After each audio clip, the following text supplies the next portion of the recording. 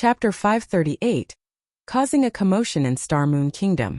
The appearance of the intermediate armor kits immediately caused a commotion. News about the candlelight trading firm spread like a pandemic throughout the entire Star Moon Kingdom. In just a dozen minutes or so, the initially fading hype over the candlelight trading firm surged once more. Players throughout the kingdom were behaving even more wildly than before. The Lightstone was merely common goods. Although it was of significant help to players, it did not provide any direct improvements towards a player's strength. It belonged to the category of support items. However, the intermediate mana armor kit was different. This was an item whose sole purpose was to increase a player's attributes. Moreover, it provided a considerable increase upon receiving news regarding this matter. Many elite parties and teams that were out in the field immediately dropped what they were doing and rushed back to their respective cities. They made a straight dash to the candlelight trading firm to purchase the intermediate mana armor kits. If they were even a little too slow, other players would no doubt buy out the kits.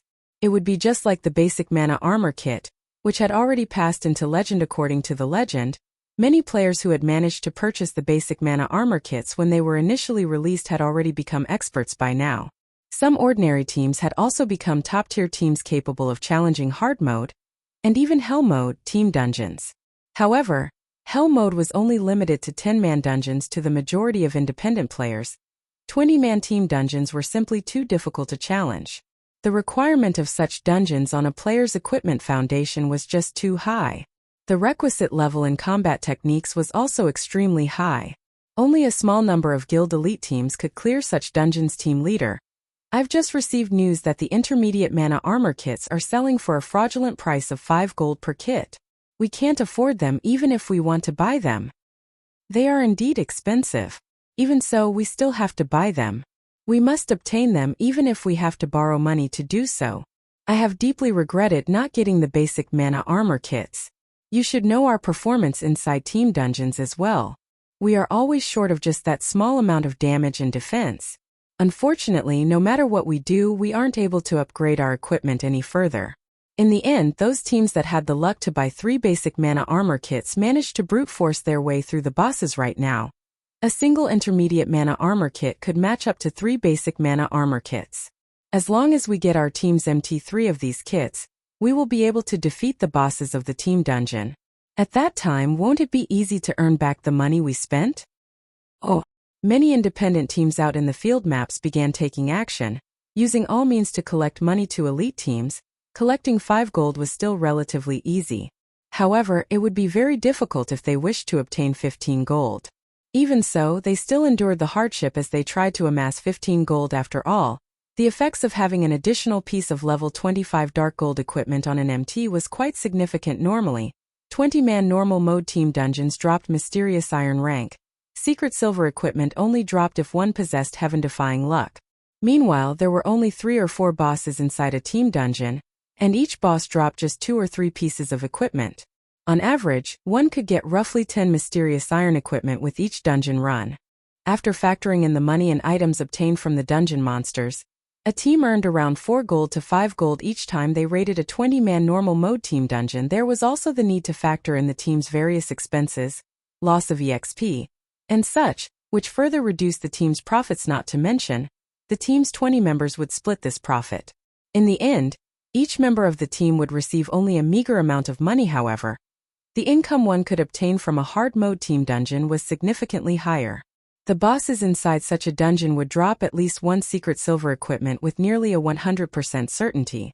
There was even the possibility of bosses dropping 2 or 3 pieces of secret silver equipment at the same time. Even the monsters of the dungeon had a fixed chance of dropping mysterious iron equipment. Another point was that only hard mode team dungeons dropped certain necessary raw materials. After adding up the various types of income, a team would typically earn at least 10 gold from every dungeon run. More than double that of normal mode team dungeons. If a team managed to clear a normal mode team dungeon, they would be able to sate their hunger at most.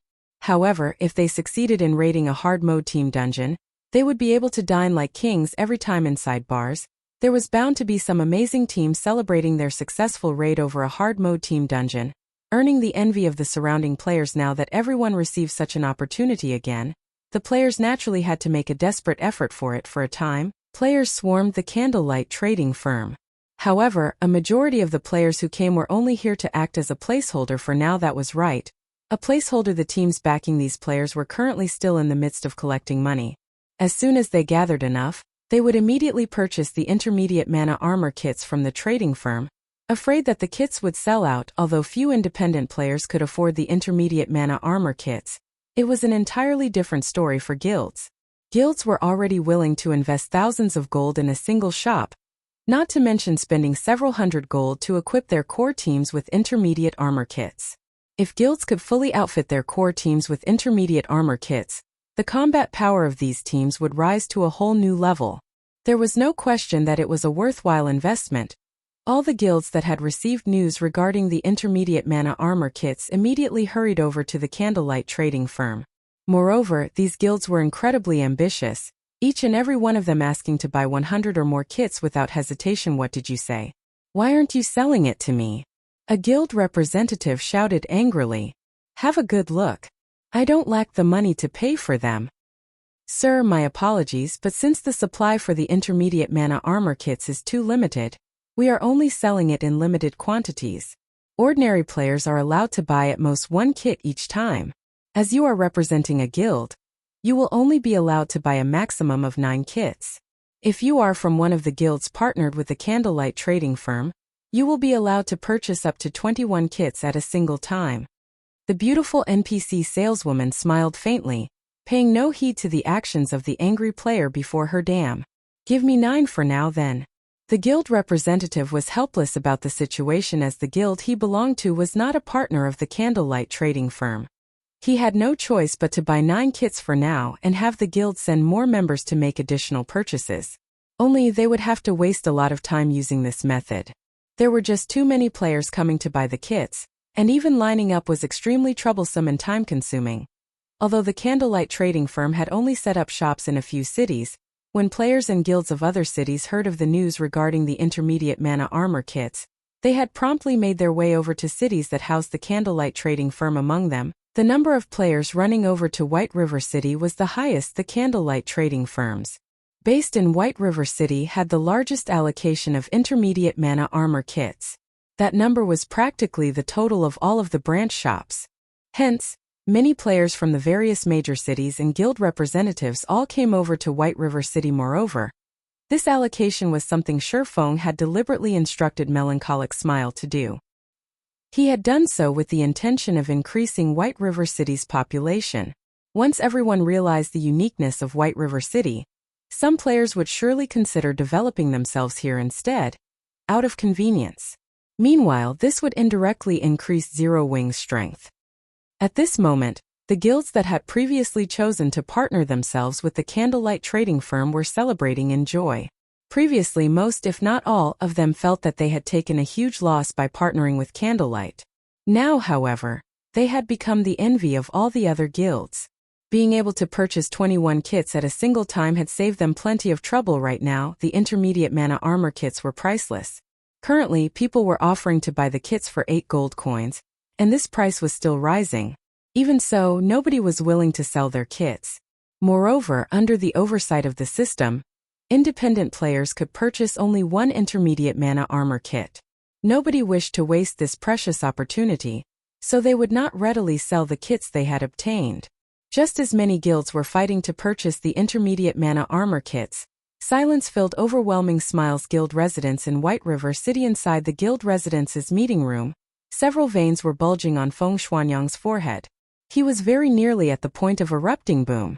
Boom! Boom! Feng Xuanyang violently slammed his fists down on the wooden table, and after a few consecutive blows, even the wooden table shattered. Young Master Feng, you must calm down. Calm down. How do you want me to calm down? Feng Xuanyang's eyes had already turned blood red by now. If possible, he wished he could devour the candlelight trading firm whole, right this instant. In order to purchase the lightstones in large quantities, he had invested another 100 million of his own money. Meanwhile, he had done so with the intention of earning back the 50 million he had previously lost. He had even thrown in all the earnings of the overwhelming trading firm into the mix. But all he had accomplished was purchasing a bunch of goods that had a seemingly endless supply. The most infuriating part was that, upon receiving news regarding the candlelight trading firm, his superiors had immediately ordered him to buy 300 intermediate mana armor kits. However, where was he supposed to get so many coins? 300 kits would cost 1,500 gold. Previously, he had indeed possessed this amount of money. Now, however, it was already gone. Chapter 539 Dominant Force. Young Master Feng, if there really is no other way, then let's sell the lightstones we bought cheaply. This way we can get back most of the money we lost. Sell them cheaply? Feng Xianyang pondered. He had indeed thought about this method before. However, who would want to buy them? Currently, everyone had their eyes on the intermediate mana armor kits, throwing everything they had into accumulating money. Since the appearance of the intermediate mana armor kits, even the exchange rate for coins had risen significantly. How could anyone possibly bother to buy lightstones? Even if someone were to buy his lightstones, just how many could he possibly sell? He had a full 10,000 stacks piled up in his hands right now. Forget it. If I have to make a loss, so be it. I have to complete the task the higher-ups gave me. Sell the lightstones at a 20% discount, then. Sell as many as you can. Even if we can't sell them all, we can at least make some trouble for the candlelight trading firm. Feng Xianyang sighed. The management of Underworld was extremely strict. If he did not complete his assignment, the consequences would be very severe.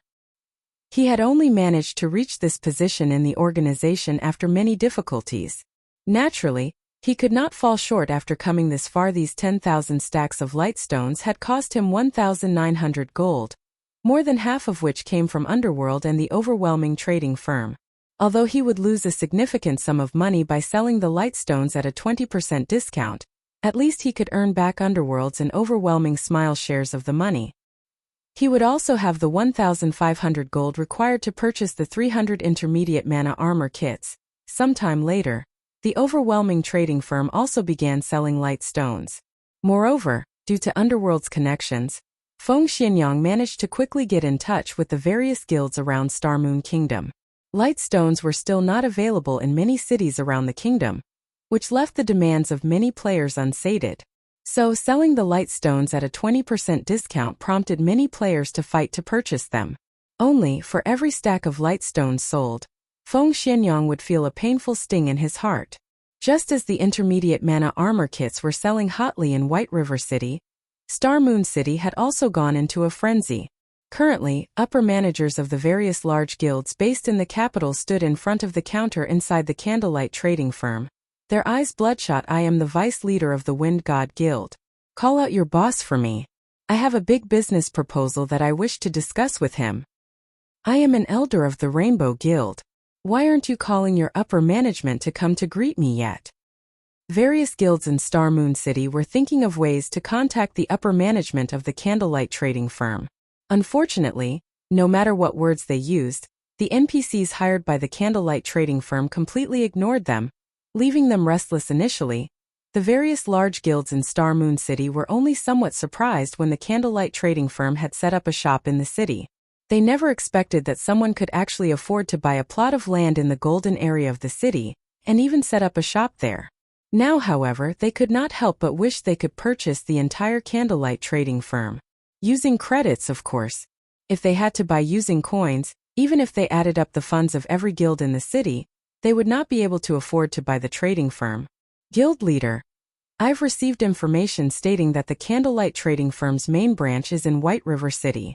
Although the firm has set up a shop in the capital, its management seems to be based at White River City. A graceful and elegant female elementalist reported to the strong and dignified-looking man beside her. Meanwhile, inside a coffee shop a short distance away from the candlelight trading firm, many male players had promptly shifted their gaze to this tall beauty upon noticing hair. In this day and age, with the popularity of nutrition and fitness, one could easily find handsome men and beautiful women. However, it was still extremely difficult if one wished to have a top-tier beauty accompany them inside the game. Not to mention that beauty appeared to be that man's young secretary. Bro, when do you think we can live like that guy? A level 24 Guardian Knight muttered enviously. What nonsense are you spouting? The level 25 Ranger beside the Guardian Knight scoffed. Do you know who that man is? Isn't he just a little rich? What's there to be proud of? If I had that kind of money, beauties would surely throw themselves at me. I could also look for a group of little secretaries to play God's domain with me. The Guardian Knight replied with disdain. Look at yourself. It's no wonder you've been in this pitiful state all your life. The level 25 ranger slowly explained. Let me tell you, that man is not just some useless Prince Charming. He is someone who has achieved success due to his own efforts. Moreover, he's only 34 years old. I am also certain that you have heard of his name before. What's he called? The Guardian Knight asked. Curious lies the Star Alliance's guild leader, Galaxy Past. The ranger laughed. He then looked towards the woman standing beside Galaxy Past, adding, that beauty is also no ordinary person. She is Purple Eye. She was ranked 931st in the latest God's Domain ranking list. Although her rank is lower than Red Feather's, her strength is even superior to his. Do you think you can hire such a beautiful expert as your secretary just because you have money? The Guardian Knight fell silent, no longer daring to speak another word. Star Alliance was currently one of the 2 top guilds in Star Moon City. However, as Ouroboros recently had a change in leadership and was facing problems with internal strife, Star Alliance had more or less become Star Moon City's #1 guild. He would simply be seeking his own death if he dared to fool around with Galaxy Past's little secretary inside Star Moon City. He might even end up returning to level 0 in the very next day. Guild leader, do you think they are talking about you? Purple Eye laughed. How could it possibly be me? They are clearly talking about the great beauty at my side. Galaxy Past laughed. Alright, ignore them. We have more important matters to address. Now that the intermediate mana armor kit has appeared, nobody in Star Moon Kingdom can afford to sit still and do nothing. It seems that we'll have to make a trip to White River City. Star Moon Kingdom's eastern region has always been secretly controlled by that mysterious organization named Underworld. We have always minded our own business. If we head over to their territory right now, I'm afraid that it would bring about negative effects. Purple Eye warned. I don't care. If we let Underworld monopolize the intermediate mana armor kits, what will we do about our development then? A cold glint flashed across Galaxy Past's eyes as he said. In reality, Underworld has long since been an eyesore. Unfortunately, the organization's strength is altogether too massive and extensive. It has spread its influence across multiple kingdoms, and even into the Black Dragon Empire. So, before this, I would only avoid looking for trouble with Underworld if possible. However, if Underworld thinks it can monopolize the intermediate mana armor kits, they can think again. The impact of the intermediate mana armor kits was too massive. Just being able to have every member of their core team receive the attributes of an extra piece of level 25 dark gold equipment was already very frightening. Moreover, these kits would not drop upon death. If they could equip even their guild's elite members with these kits, their guild would practically be invincible. Meanwhile, inside Ouroboros' guild residence. Snow, are you really going to go? Zhao Yueru asked, her brows knitted together. We've just managed to stabilize the situation over here recently. If you head over to White River City, it would be troublesome if someone tries something in Star Moon City while you are away. Yueru, you should know that I don't wish to leave at such a time either.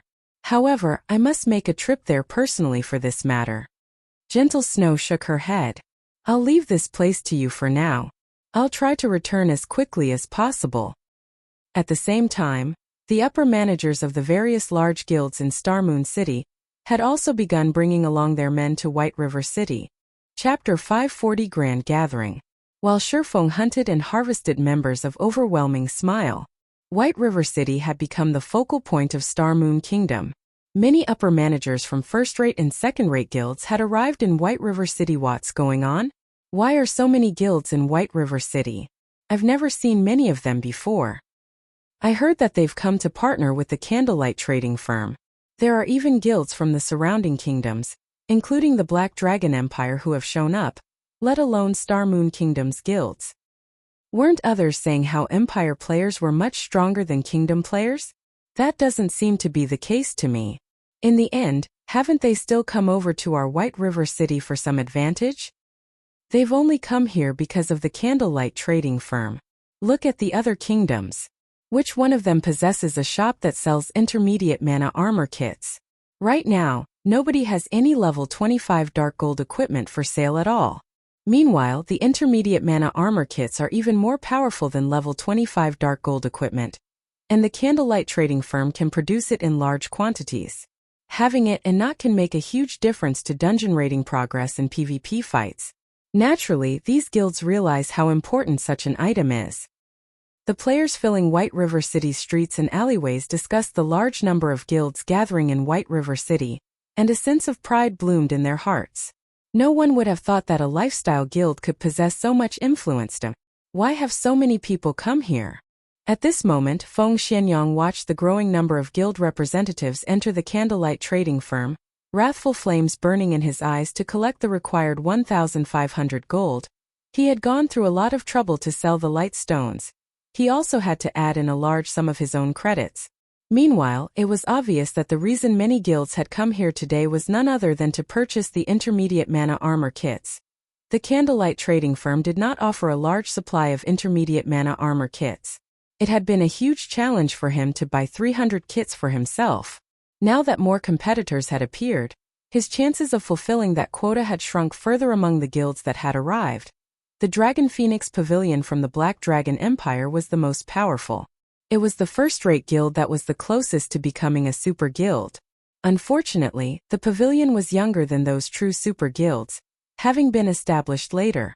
Otherwise, it would have joined the super guild's ranks by now. Meanwhile, the force and financial prowess backing the Dragon Phoenix Pavilion was no less than that of an organization like Underworld. Currently, the pavilion was the Black Dragon Empire's #1 guild. Other first-rate guilds stood no chance against it.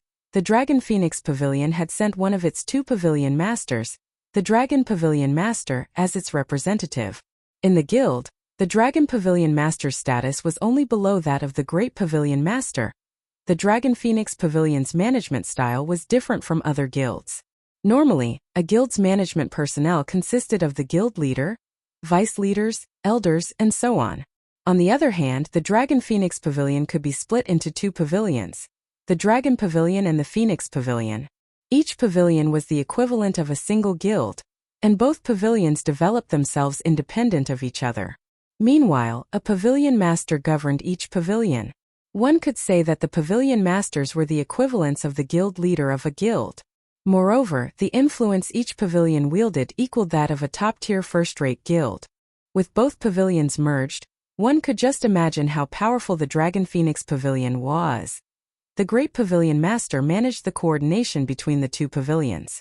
This Great Pavilion Master was extremely mysterious and secretive. Even until now, there had yet to be anyone who knew the Great Pavilion Master's identity. However, the fact that this person was capable of managing 2 first-rate guilds at the same time showed how capable they were. Young Master Feng, we should be celebrating, the slightly chubby man beside Feng Xianyang said, smiling. Celebratory alcohol? What are you trying to say? Feng Xianyang frowned, saying, with so many competitors here right now, how will I possibly be able to buy 300 intermediate mana armor kits? Young Master Feng, hasn't our initial goal been to defeat the candlelight trading firm and establish our own trade empire in White River City? Celebratory alcohol slowly explained. If only little fish and shrimp visit the firm, it would indeed be a good thing for the candlelight trading firm. However, those who have arrived are all tigers and leopards. This is not good news for the trading firm. Think about it. The people that have shown up are either here to purchase the candlelight trading firm or seek a partnership. However, who doesn't want to monopolize the intermediate mana armor kits for themselves? It is especially true for the people from the Dragon Phoenix Pavilion. In order to become a true super guild, the pavilion has ignored all costs and recruited a large number of experts. They even managed to recruit 5 of last year's top 10 newcomers to the virtual gaming world. Not to mention experts who have already been famous for many years. Currently, the intermediate mana armor kit is the perfect item for the Dragon Phoenix Pavilion to advance itself. Naturally, the guild will not let go of this chance to obtain the kit for itself. The other guilds should feel the same. However, young Master Feng, you have personally seen the personality of the candlelight trading firm's manager. Even Miss Yulan was helpless against her. One can just imagine what kind of response these newly arrived guilds will receive. At that time, things will definitely end on a sour note, and the candlelight trading firm will make enemies of the various guilds. At that time, not only will we have the opportunity to complete the task given by the higher-ups, But we can also take the opportunity to deal with the candlelight trading firm. When celebratory alcohol finished speaking, realization dawned upon Feng Xuanyang. Right. We'll have a good show to watch this time. Feng Xuanyang began laughing madly on the surface. Although this seemed like a grand gathering, in reality, it was a festival of murder. If the candlelight trading firm offended the guilds that had arrived, these guilds would hold nothing back to suppress the candlelight trading firm. If Underworld added fuel to the fire, who would dare to supply the candlelight trading firm? Who would dare sell their materials to the candlelight trading firm? Any guild or workshop that did would lose any hope of succeeding in God's domain. Even if the candlelight trading firm were only a lifestyle guild and could not be dealt with like a combat guild, it could not survive without materials, forging designs, recipes, and other such items. Sooner or later, the items that were highly sought after now would become obsolete. At that time, the candlelight trading firm would be finished. Big Sis melancholic. There are so many guilds in the first floor's hall today that I nearly lost count. There are over 100 guilds who registered to meet with us to discuss business. Among them, there are over a dozen first-rate guilds. It also seems that they have come with bad intentions. What should we do? One of Melancholic Smile's female assistants asked nervously. No ordinary player would ever have dreamed such a scene. Star Moon Kingdom only had several first-rate guilds. Now, not only had every one of these first-rate guilds arrived, but there were even first-rate and second-rate guilds from other kingdoms and empires as well. I understand. Have the NPCs welcome them for now.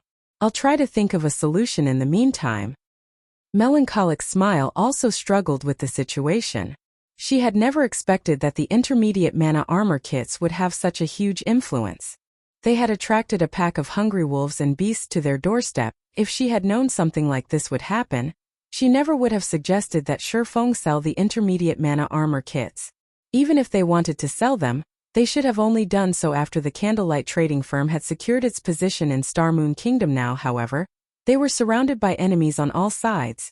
Although Melancholic Smile really wished to solve this problem by herself, she could not come up with any ideas. This situation was different than the previous one she had handled with the guilds.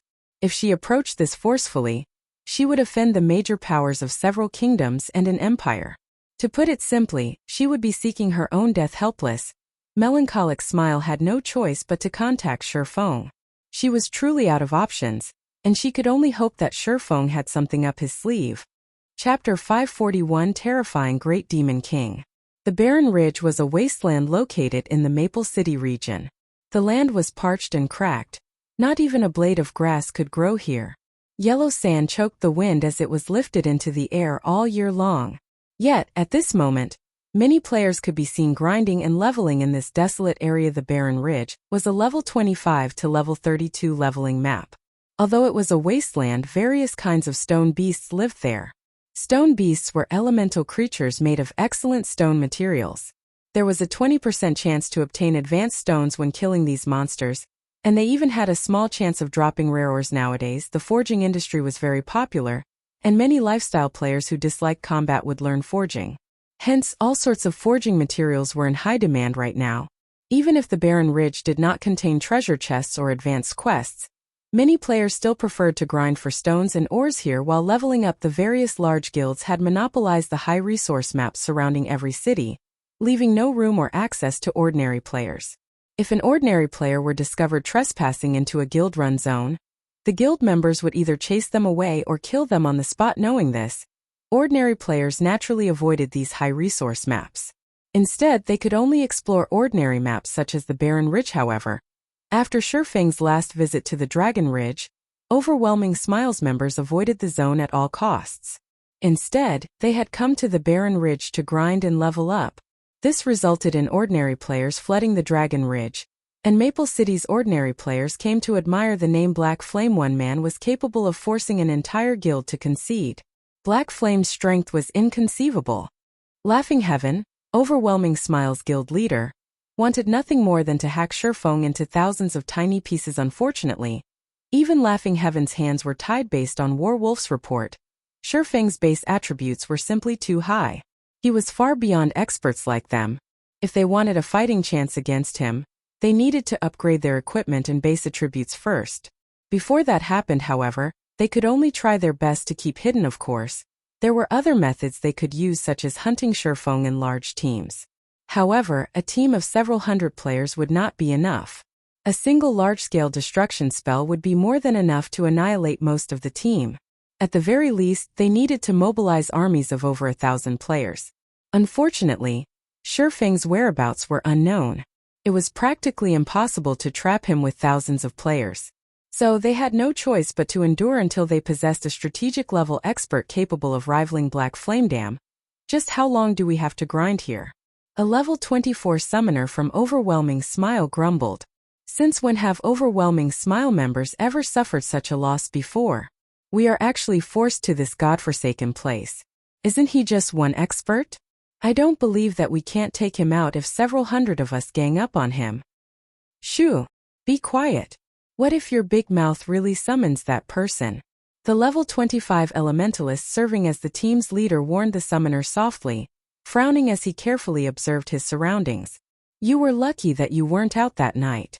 If you experienced that volcanic power, you would know that even a team of hundreds of players would be no different than ants.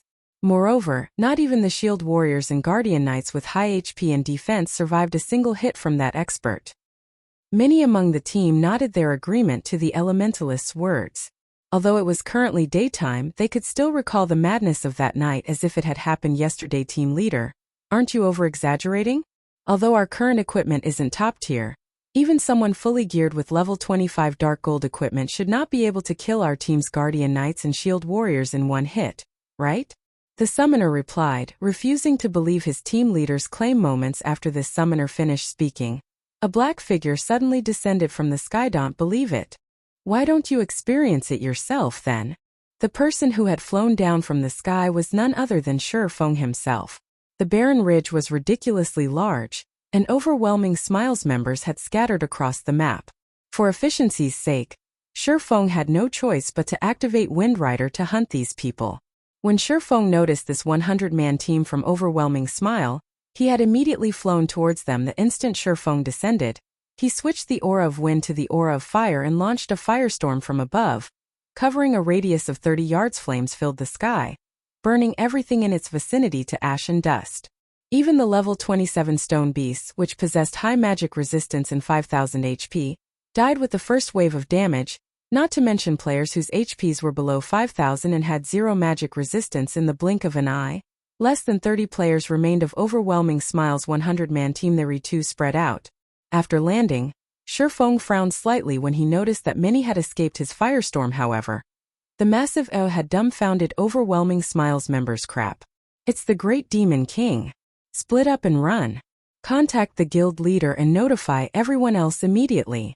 The Elementalist team leader responded quickly as he shouted in the team chat. Team leader, what should we be afraid of? He's just one person. Watch me take care of him. Although the summoner was also stunned by Shurfeng's firestorm, he quickly began chanting an incantation and summoned a flame beast, ordering it to attack the newcomer. The flame beast was a fire-type elemental creature possessing extremely high flame damage. Moreover, it also had a very powerful skill, self-detonate. When activated, the flame beast would self-destruct and cause 300% damage to all enemies within a radius of 10 yards. It was a considerably powerful AoE skill.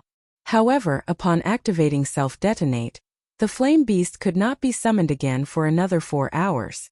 So, self-detonate was not a skill that could be used to grind monsters die. The summoner controlled the flame beast to dash towards Shurfeng. However, when the flame beast was only 10 yards away from Shurfeng, a streak of black light penetrated the elemental's body. The flame beast began to dissipate instantly. Impossible. Terror gripped the summon upon losing control over his flame beast. The flame beast was the strongest summoned creature he could currently call forth, and it had an HP of 10,000. Yet, before it could even get close to Shurfeng, it was already killed. Even the summoner had not seen how his flame beast had died. To end the battle quickly, Shurfeng activated Defensive Blade and Purgatory's power, increasing his attack range and damage. To Shurfeng, the flame beast's 10,000 HP and attack range of 10 yards was nothing. By the time the summoner had reacted, he had discovered that he could not move his body. Someone stood right in front of him, and although this person hid his appearance behind a black cloak, his imposing aura and horrifically cold killing intent shattered any thoughts of resistance the summoner had. The summoner was truly and thoroughly terrified. Is this even a human? He finally understood why his team leader had sounded so unsettled. Just mentioning the name Black Flame was a huge taboo in the blink of an eye. Shifeng's figure disappeared. Am I hallucinating? Before the summoner could say anything, his vision began to gray. Suddenly, his body fell to the ground. When did he even attack me? In a short moment, overwhelming Smile's 100-man team had been annihilated. You wasted too much time. They should have already contacted their guildmates by now. It will probably be more difficult to find other members now. Shifeng sighed as he looked at the loot scattered across the ground. He still had a long way to go to collect 5,000 life force points. Just as Shifeng finished gathering the drops and was about to search for the next batch of life force points, he received a call from Melancholic Smile. Chapter 542 Manager. White River City. Inside the Candlelight Trading Firm's first-floor reception hall. Currently, the upper managers from various guilds occupied the large reception hall. Among the guilds present, the weakest were second-rate guilds, while the strongest guild was close to becoming a super guild. Some of these guilds were allies while others were enemies. Hence, the reception hall's atmosphere was extraordinarily intense. Even the NPC beauty receiving these people felt uncomfortable. I didn't think Guild Leader Snow would show up as well. It is indeed a rare sight, Galaxy Pass said, laughing as he glanced at Gentle Snow sitting a short distance away. I heard that you have a mountain of work to do back at Ouroboros and that Chao Chunghua is trying to split up the guild. Chao Chunghua has many of his supporters stationed in Star Moon City. Guild Leader Snow, is it really a good idea for you to be here right now? There is no reason for Guild Leader Galaxy to worry. Ouroboros is getting by quite well right now. Otherwise, why would I come here? Gentle Snow did not reveal a trace of weakness as she replied. On the contrary, aren't you, Guild Leader Galaxy, having a bad time right now? I've heard that Star Alliance's branch in the Lion Kingdom has suffered a major loss, losing over 10,000 people in a single guild war. In the end, you even allowed others to profit. First-rate guilds would usually develop themselves in several major regions. Naturally, the Star Alliance was no exception. The Lion Kingdom was west of the Star Moon Kingdom. Though the kingdom only occupied half as much area as the Star Moon Kingdom, the kingdom's player population was still significant. 2 first-rate guilds and multiple second-rate guilds constantly fought over the Lion Kingdom. The Star Alliance was one of the 2 first-rate guilds. However, in order to fight over a treasure, many of the guilds in the Lion Kingdom had gone all out. In the end, the Star Alliance had suffered heavy losses. To make matters worse, the other first-rate guild had snatched the treasure despite Gentle Snow striking a sore spot. Galaxy Pass did not grow angry. Instead, he laughed and said, as expected of Guild Leader Snow, you really are well informed. You truly do possess some of your brother's aura from when he controlled Ouroboros. Unfortunately, the Ouroboros of today is not the Ouroboros of the past. Purple Eye, the beautiful female elementalist sitting beside Galaxy Pass, on the other hand, radiated an intense killing intent as she glared at Gentle Snow. Want to make a move? Gentle Snow laughed. Suddenly, a frightening aura surged forth. Smiling at Purple Eye, she said, I heard that the Star Alliance possesses 5 great experts, and they are Galaxy Pass, Red Feather, Flourishing Willow, Flying Jade, and Purple Eye. Among them, Flying Jade is the most mysterious, and Purple Eye is the strongest. I really want to know if this rumor is true. Let's put it to the test, then. Purple Eye provoked, showing no intention of backing off for a time. It felt as if the temperature in the reception hall had fallen by a few degrees. Ouroboros and the Star Alliance were known enemies. Both guilds had competed against each other for over a dozen years. And at this point, their rivalry would not stop until one of them was wiped out of existence. Hence, the standoff between the 2 guilds did not seem out of place to anyone watching. The many guild representatives promptly moved to the side, hoping to watch the fight between the 2 beauties. Meanwhile, sitting at the forefront of the reception hall, a robust man resembling Zhang Fei suddenly turned to the handsome and dashing youth seated beside him, respectfully saying, Pavilion Master, this subordinate will go and remind them of where they are lest they ruin Pavilion Master's good mood. Saying so, this robust man strode towards Gentle Snow and Purple Eye. Suddenly, however, a single hand halted his advance. Forget it. Doing nothing but waiting here is quite boring. Watching them fight will be a nice change of pace, the dashing youth said, smiling faintly. Understood. The robust man returned to his seat. Everyone present had seen the handsome youth's actions. And though that high and mighty attitude of his displeased the other guild representatives, nobody felt that the youth's attitude was inappropriate.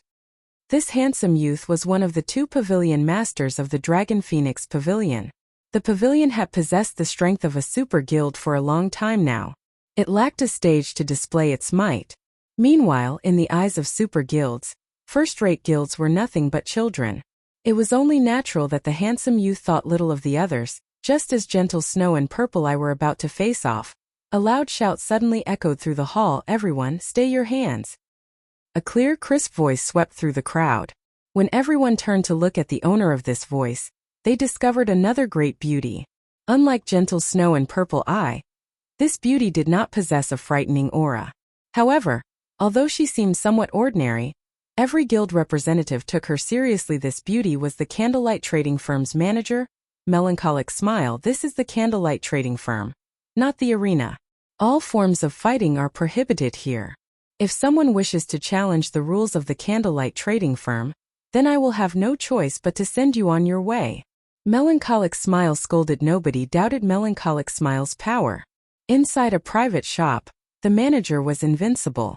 The manager of the shop could teleport someone out with a single thought and bar that person from entering the building ever again. Sure enough, she is indeed formidable. It is no wonder why she can ignore even Underworld.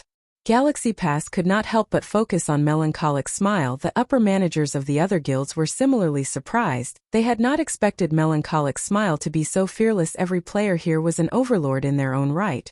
Their status and identities were extraordinary. It was especially true for the first-rate guilds present.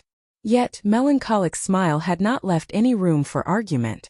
Her mighty attitude was exactly as the information they received stated. So much so that she appeared even more overwhelming than before. At Melancholic Smile's appearance, Gentle Snow and Purple Eye glanced at each other before turning away. Everyone had come here today to do business. Nothing good would come from provoking the Candlelight Trading Firm. Peace returned to the reception hall, and everyone began to observe Melancholic Smile. Although she did not emit any sort of aura, there were not many people who had the courage to reproach 2 first-rate guilds. After all, the Candlelight Trading Firm was but a single lifestyle guild. Without any combat power of its own, it would have no choice but to purchase its materials from combat guilds. One could say that the trading firm's survival relied on combat guilds. Moreover, as the game progressed, the trading firm would require more precious materials. At that time, the firm's reliance on combat guilds would grow stronger. Hence, it was not a good idea for the firm to offend powerful combat guilds. At this moment, the Dragon Pavilion Master seated at the forefront of the hall opened his mouth and said, "Miss Melancholic, since you have arrived, shouldn't it be about time to begin our discussion?" Everyone nodded their agreement to the Dragon Pavilion Master's words. They had waited for quite some time now, and they had only waited for so long out of respect for the Candlelight Trading Firm's prestige. Now that its manager had arrived, it was only natural that they began discussing business. Certainly. However, a manager like myself does not have the power to make the decisions you are all looking for. Melancholic Smile shook her head. What are you trying to say? Various representatives asked, curious. Are you saying that you're not going to do business with us? What a joke. They had come from so far and had spent a significant sum on teleportation fees. Now that they were told that there was nothing to discuss, was the Candlelight Trading Firm just toying with them? Suddenly, the temperature in the reception hall dropped sharply. Not a single person present was someone that should be easily offended. Not only were they powerful experts, but the influence they commanded was also frightening. Standing by the side, Melancholic Smile's assistant felt her legs grow weak, her complexion paling. To an ordinary player like herself, this pressure was immense. Fortunately for the female assistant, everyone focused not on her, but on Melancholic Smile instead. However, even Melancholic Smile did not feel too well right now. This was her first time experiencing such an immense pressure, so much so that even her hand trembled slightly. She found it astonishing. This was merely a virtual reality game, yet she could still feel such intensity. She nearly lost her breath. I am only the manager of the Candlelight Trading Firm. Only my boss can make decisions regarding the business you wish to discuss. If you are really interested in working with us, then you'll be able to meet my boss if you wait for a little while longer. After Melancholic Smile finished speaking, she turned and left the reception hall for a time. Silence overtook the reception hall, although they had long since guessed that Melancholic Smile was not the candlelight trading firm's proprietor. Hearing her statement had surprised them, since Melancholic Smile had been able to establish such a powerful trading firm. The force backing her would naturally be extraordinary. Moreover, nobody present had yet to uncover the tiniest bit of information about this hidden backer. One could just imagine this mysterious backer's power. Chapter 543: The Boss Behind the Scenes. Just as everyone inside the reception hall pondered the identity of the candlelight trading firm's true boss, Shifeng finally arrived in White River City. Overwhelming Smile's reaction this time was really fast. I just ambushed one group, and it immediately became difficult to find any players. Shifeng had originally intended to collect more life force points after Melancholic Smile had contacted him. However, he never expected Overwhelming Smile to have such decisive precautions. In the end, he had to give up on his endeavor. It was indeed possible for a single top-tier expert to delay the development of an entire guild. However, it was not possible for a person to single-handedly annihilate a large guild, particularly a cautious guild. Otherwise, many guilds would have long since fallen into ruin. After returning to White River City, Shifeng noticed that both the number and quality of players had increased significantly. I wonder what has happened to Zero Wing's recruitment? Shifeng then called up the guild system. Shifeng had busied himself with the candlelight trading firm. He had paid no attention to Zero Wing. He had left the guild's management to Aqua Rose and Blackie. If the two of them had not encountered any major issues, they normally would not contact him. So, Shifeng was not all that worried that anything had happened to the guild while he had been away. Currently, Zero Wing was White River City's publicly acknowledged #1 guild. It stood at the very forefront in every aspect. Although Zero Wing continued to wage war on Overwhelming Smile, and plenty of battles still occurred between both guilds every day, with the candlelight trading firm's financial support, this kind of expenditure was practically negligible. On the contrary, the ongoing war had stimulated guild members' motivation, allowing them to improve their combat techniques continuously. They had even made a huge profit through killing their enemies, killing two birds with one stone. Upon opening the guild system panel, Shifeng suddenly noticed that the guild's population had greatly increased. Previously, the member count had balanced around 40,000. Now, however, there were already more than 50,000 players in Zero Wing. Moreover, this number continued to rise throughout this time. Zero Wing had never changed its recruitment standards. On the contrary, the minimum requirements had been raised further in order to increase the quality of the new players. However, instead of seeing a decline in the number of players joining the guild, the opposite had happened. 50,000 people? Shifeng pondered the situation during the initial stages of God's Domain. A guild with 50,000 members could definitely be considered a large guild. Normally, such guilds would split its members and develop themselves in multiple cities. Even for a major city like White River City, having 50,000 members at a time was about the limit. As for why there was a limit, it was because there was a limit to the number of high-resource areas available. Once the player population reached a certain level, the high-resource areas would reach full capacity. Any increase in the player population would result in the decrease in their development speed. Hence, large guilds would usually assign their members to various cities, allowing their members to develop quickly. Zero Wing already had 50,000 members. Moreover, the players Zero Wing recruited all had strong techniques. Even if they had not reached the standards of an elite player, they were not too far. Overall, Zero Wing was stronger than second-rate guilds, and only slightly inferior to first-rate guilds. Not even first-rate guilds could match Zero Wing's top combatants. Naturally, Zero Wing required more resources to strengthen itself. It seems that I have to begin development in other cities earlier than expected. Shifeng had never expected for Zero Wing to develop so quickly. His initial plan to expand Zero Wing to other cities would not have begun for another month. He had also expected for Zero Wing's member count to reach 50,000 only 2 or 3 weeks after that. Now, however, he had to initiate his plan ahead of time. For now, however, I need to deal with the candlelight trading firm's problem. Shifeng then contacted Aqua Rose guild leader. Do you need something?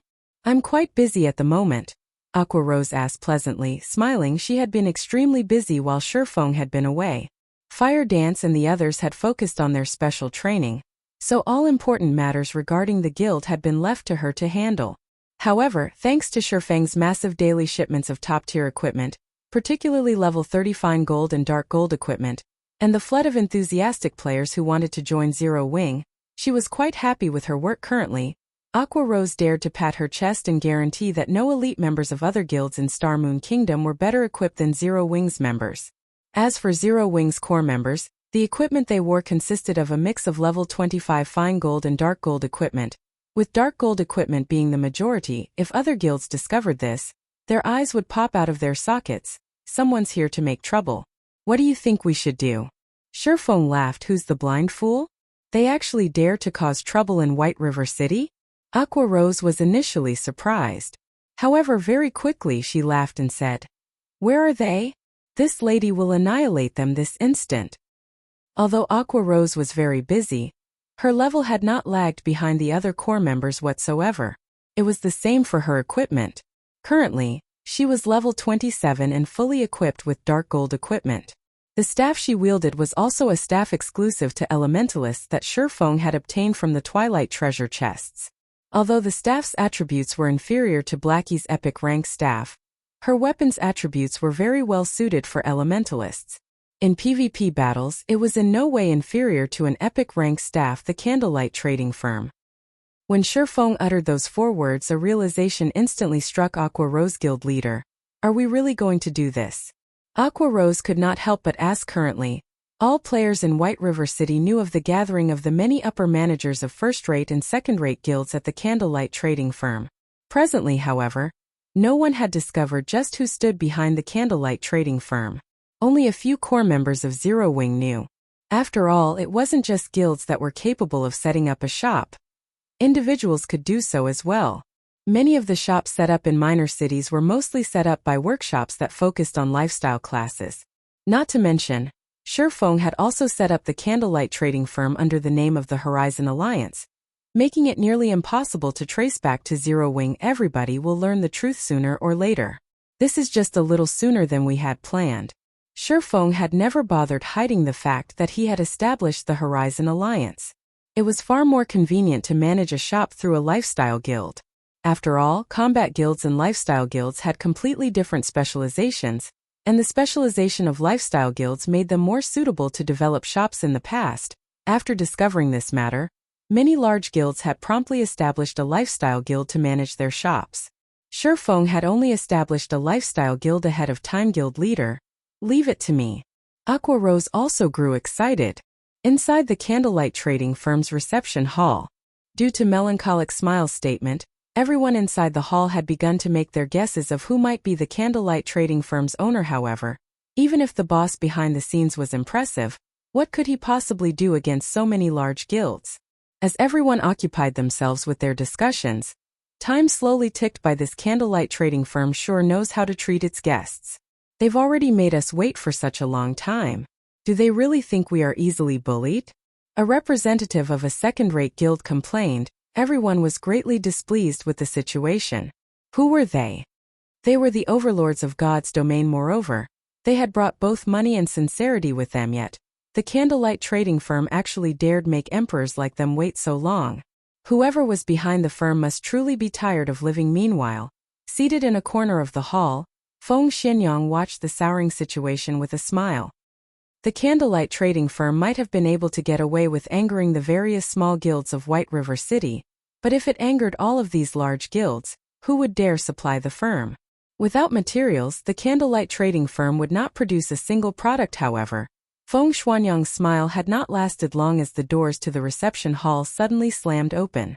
In the next moment, a large group of players, roughly 100, marched into the hall. These players all radiated imposing auras. Not a single one looked ordinary, and they were all level 26 or above. Judging from the dazzling glow effect on their equipment, the most inferior equipment they had was fine gold ranked, with the majority of their equipment consisting of dark gold rank on their chests. Every player wore a 6-winged silver emblem. This was none other than Zero Wing's guild emblem. Sorry, I made you all wait for me. Shifeng suddenly crossed the reception hall's threshold, smiling. Sweeping a glance over everyone present, he laughed and said, I'm the owner of the Candlelight trading firm Black Flame. Chapter 544 Devour Everything. Zero Wing's arrival had silenced the reception hall. At this moment, practically every guild representative in the hall focused on Shifeng. Why does it have to be him? So that's the case. It is no wonder the candlelight trading firm set up its headquarters in White River City. Everyone suddenly came to a realization, however, at the same time. The upper managers of the various large guilds re-evaluated their impression of Zero Wing. The majority of the people present had not understood Zero Wing's true strength. They had only read some reports about the guild before arriving in White River City. Each guild had investigated the various guilds residing in White River City. The reports had contained a lot of information about Zero Wing. Moreover, after the guild's intelligence agents' detailed investigation of the number 1 guild in White River City, they had quite the high evaluation of Zero Wing. Practically every agent had evaluated Zero Wing as a guild that was above a second-rate guild, but below a first-rate guild. Meanwhile, Zero Wing's guild leader, Black Flame, was even Star Moon Kingdom's number 1 expert. Up till today, Black Flame had yet to suffer a single defeat. Even Overwhelming Smile, the guild secretly supported by Underworld, could only hold the position of number 2 in White River City. When everyone had received these reports, they had simply laughed it off and placed no particular importance on Zero Wing. Now, however, the upper managers of the various large guilds even considered firing those intelligence agents of theirs. Just what had they investigated? How can Zero Wing be so powerful? Galaxy Pass's expression became grim when he saw the members of Zero Wing guild leader, the woman standing beside Black Flame. Isn't she Aqua Rose? An indescribable bitterness welled up in Purple Eye's heart when she saw Aqua Rose. They were old acquaintances. In the past, Aqua Rose had once invited her to join Twilight Echo. However, she had rejected the offer. She had been greatly shocked to find out that Aqua Rose had left Twilight Echo. Twilight Echo was an even stronger guild than the Star Alliance. However, Aqua Rose had left it without hesitation. Moreover, she had even joined a newly established and unknown guild after the fact. When Purple Eye had received this news, she even thought she had heard wrong. She had also felt it was somewhat unfortunate. A capable gamer such as Aqua Rose had taken such a foolish route. Now, however, it would seem that Aqua Rose's decision had not been the wrong one. At all, a guild with a single expert was not particularly frightening. However, it was a different story if said guild possessed a large group of experts. Moreover, looking at the nearly 100 people who had entered the hall, each one of them wore equipment that could rival the best equipment the Star Alliance had to offer, so much so that the best-geared members of the Star Alliance were even inferior to some of Zero Wing's core members. Furthermore, the Star Alliance could only scrape together, at most, enough equipment to gear a team of 20 players. It was absolutely impossible for them to equip a 100-man team. One could just imagine how powerful Zero Wing's background was. Moreover, Aqua Rose's current equipment actually consisted of only dark gold equipment. As for the dark red staff in her hand, Purple Eye could not even begin to imagine its rank. However, judging from the amount of pressure it emitted, it was most likely above dark gold rank. Now that Zero Wing had displayed its strength, even Gentle Snow, who was very familiar with Zero Wing, was surprised, not to mention the Star Alliance, which was also a Star Moon Kingdom guild. Regarding this revelation, Gentle Snow could only reveal a bitter smile. She did not know whether she should rejoice or lament right now. Previously, when Shifeng had offered to annex Ouroboros, she had thought that he was being wildly arrogant. However, looking at this dazzling and imposing 100-man team, there might not be a second guild in all of Star Moon Kingdom capable of building up such a team. With the 2 first-rate guilds of Star Moon Kingdom reacting in such a way, there was no need to mention the guilds that had come from a foreign country. Pavilion Master, this Zero Wing seems quite amazing. It has actually obtained so much dark gold equipment. Every one of these players also seem extraordinary, with a few even radiating dangerous auras. A blue-haired girl with bright eyes and slender eyebrows sitting beside the Dragon Pavilion Master exclaimed, giggling. Contrary to her words, her actions made it seem as if she did not take Zero Wing seriously at all as expected of the number 1 guild of White River City. It really does possess an impressive number of experts. The equipment it possesses is even more surprising. Only it is a pity that such good equipment is actually being wasted on these people, the handsome youth stated, his gaze revealing a hint of greed. He could not help but admit that the equipment worn by Zero Wing's members was indeed amazing. Even the Dragon Phoenix Pavilion did not have so much top-tier equipment, much less first-rate guilds. If he could snatch all of it away, at that time the Dragon Phoenix Pavilion would definitely become a bona fide super guild. It might even become even more powerful than a few current super guilds. Pavilion Master. Should I secretly rob them all? The robust man named Blood Dragon asked softly. Let's discuss it first. The handsome youth waved his hand. Faintly smiling, he said, whether it is the Candlelight Trading Firm's intermediate mana armor kits or Zero Wings equipment, it seems that my trip to White River City has not been wasted. If I deal with this matter properly, the great Pavilion Master will definitely be pleased. Pavilion Master is truly wise. At that time I want to see just how the Phoenix Pavilion plans to contend with our Dragon Pavilion.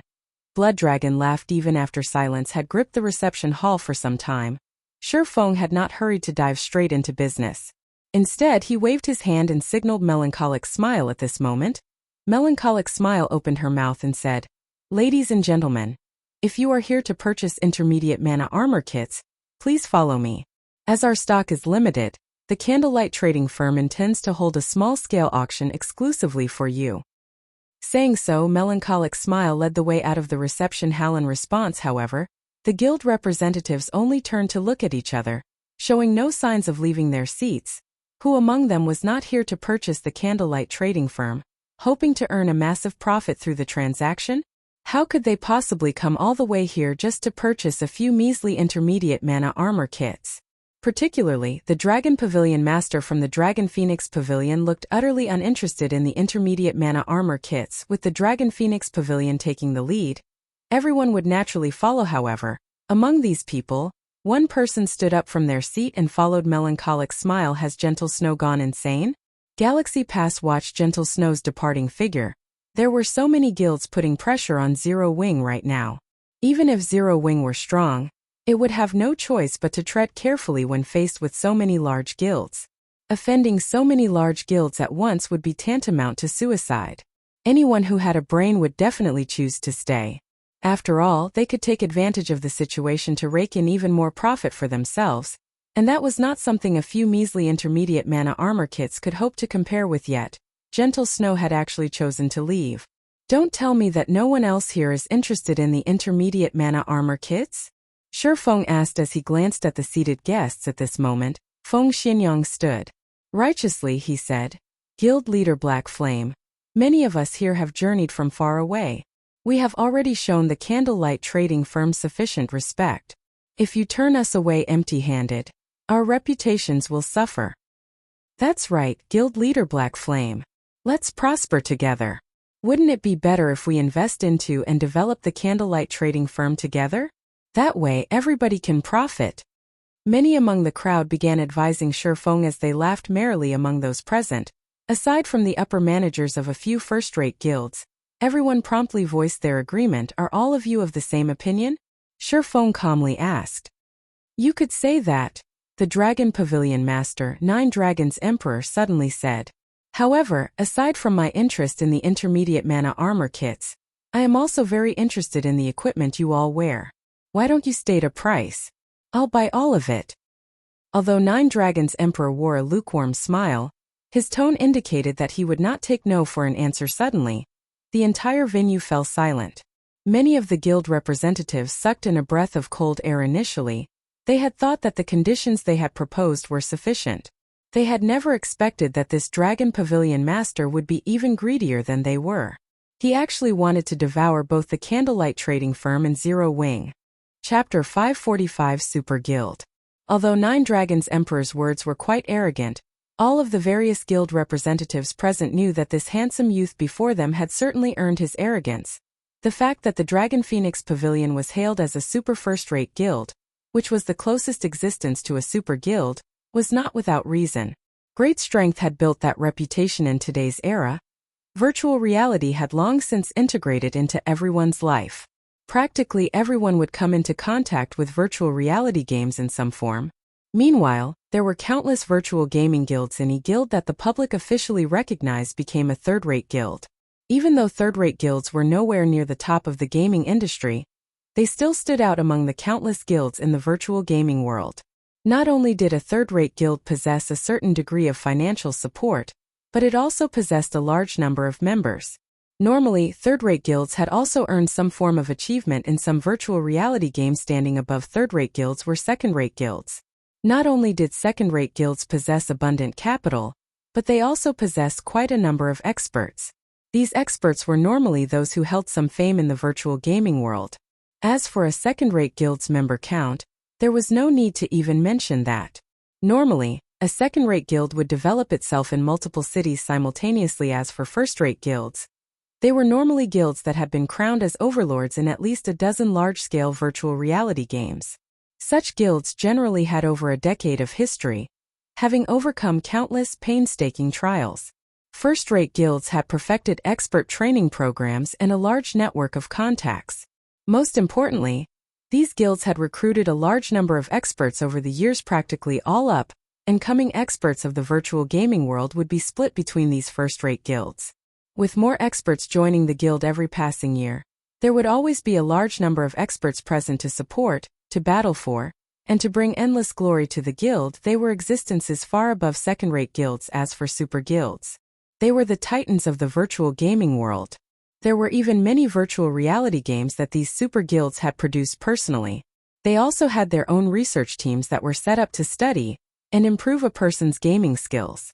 Super guilds had no shortage of ordinary experts. Aside from recruiting some experts who possessed extraordinary talents, they would usually nurture their own army of experts. As for the various major competitions held in the virtual gaming world, these super guilds organized practically all of them. Meanwhile, the majority of the top-tier experts that had emerged from these competitions every year were usually experts that these super guilds had nurtured. Take Purple Eye and Aqua Rose for example. Both had been nurtured by the same super guild.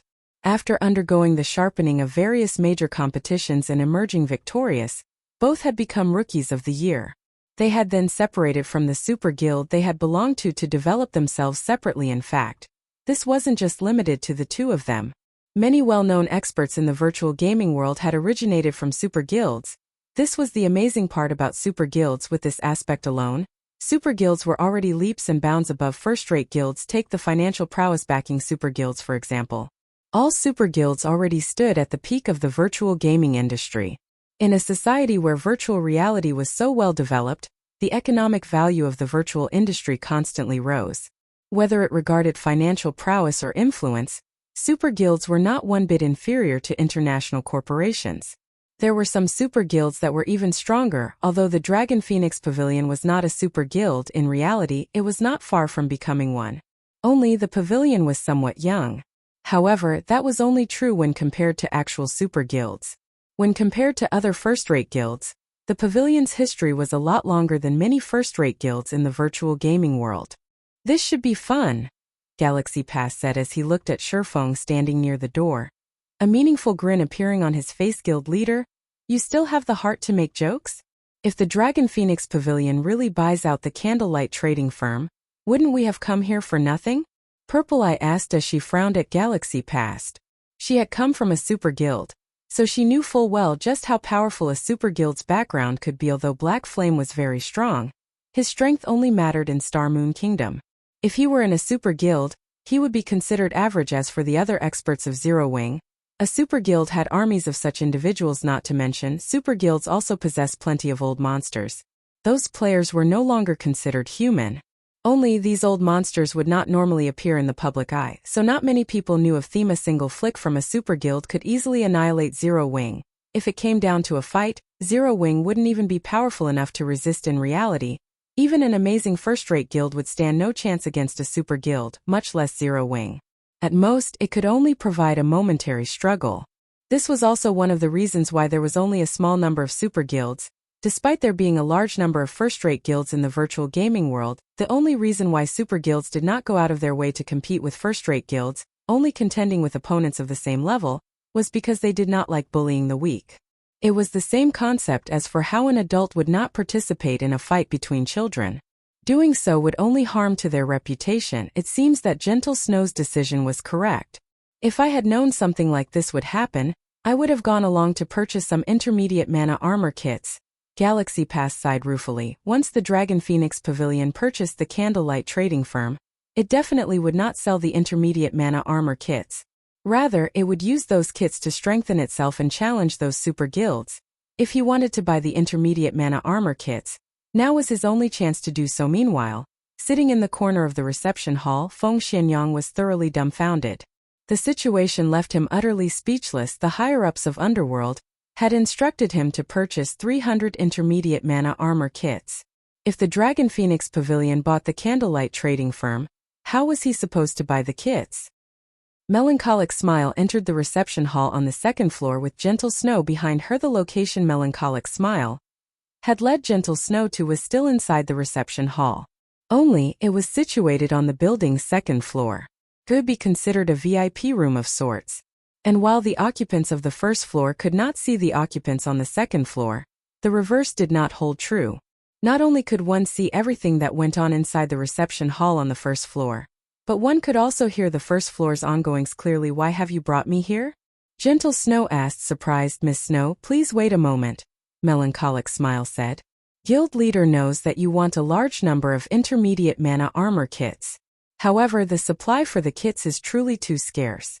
As the demand for it is very high, he plans to hold an auction for the kits. Meanwhile, the auction will be held right here. As soon as he sends away the guild representatives below, the auction will begin. Send them away? Gentle Snow could not help but glance at the Nine Dragons Emperor. She had seen the Nine Dragons Emperor many times before, so she knew this man's temper. He was the very definition of the word hypocrite. If both sides were on equal footing, then there wouldn't be a problem with discussing business. However, if the other side's strength were inferior to his, only a painful slaughter awaited them. Nine Dragons Emperor was also willing to do whatever it took to achieve his goals, and that included unscrupulous means. Hence, very few people were willing to deal with him. However, it was also this personality that had allowed him to reach the position of Pavilion Master in a super first-rate guild. It was not easy for one to reach the position of Pavilion Master. Knowing a few tricks was far from enough. One also needed strength and ability. Otherwise, one would not be able to secure their position even if they did manage to obtain it. The fact that Nine Dragons Emperor had held his position firmly for so many years spoke volumes about his strength. Hopefully, he wouldn't do anything stupid, Gentle Snow said somewhat worriedly as she glanced at Shifeng.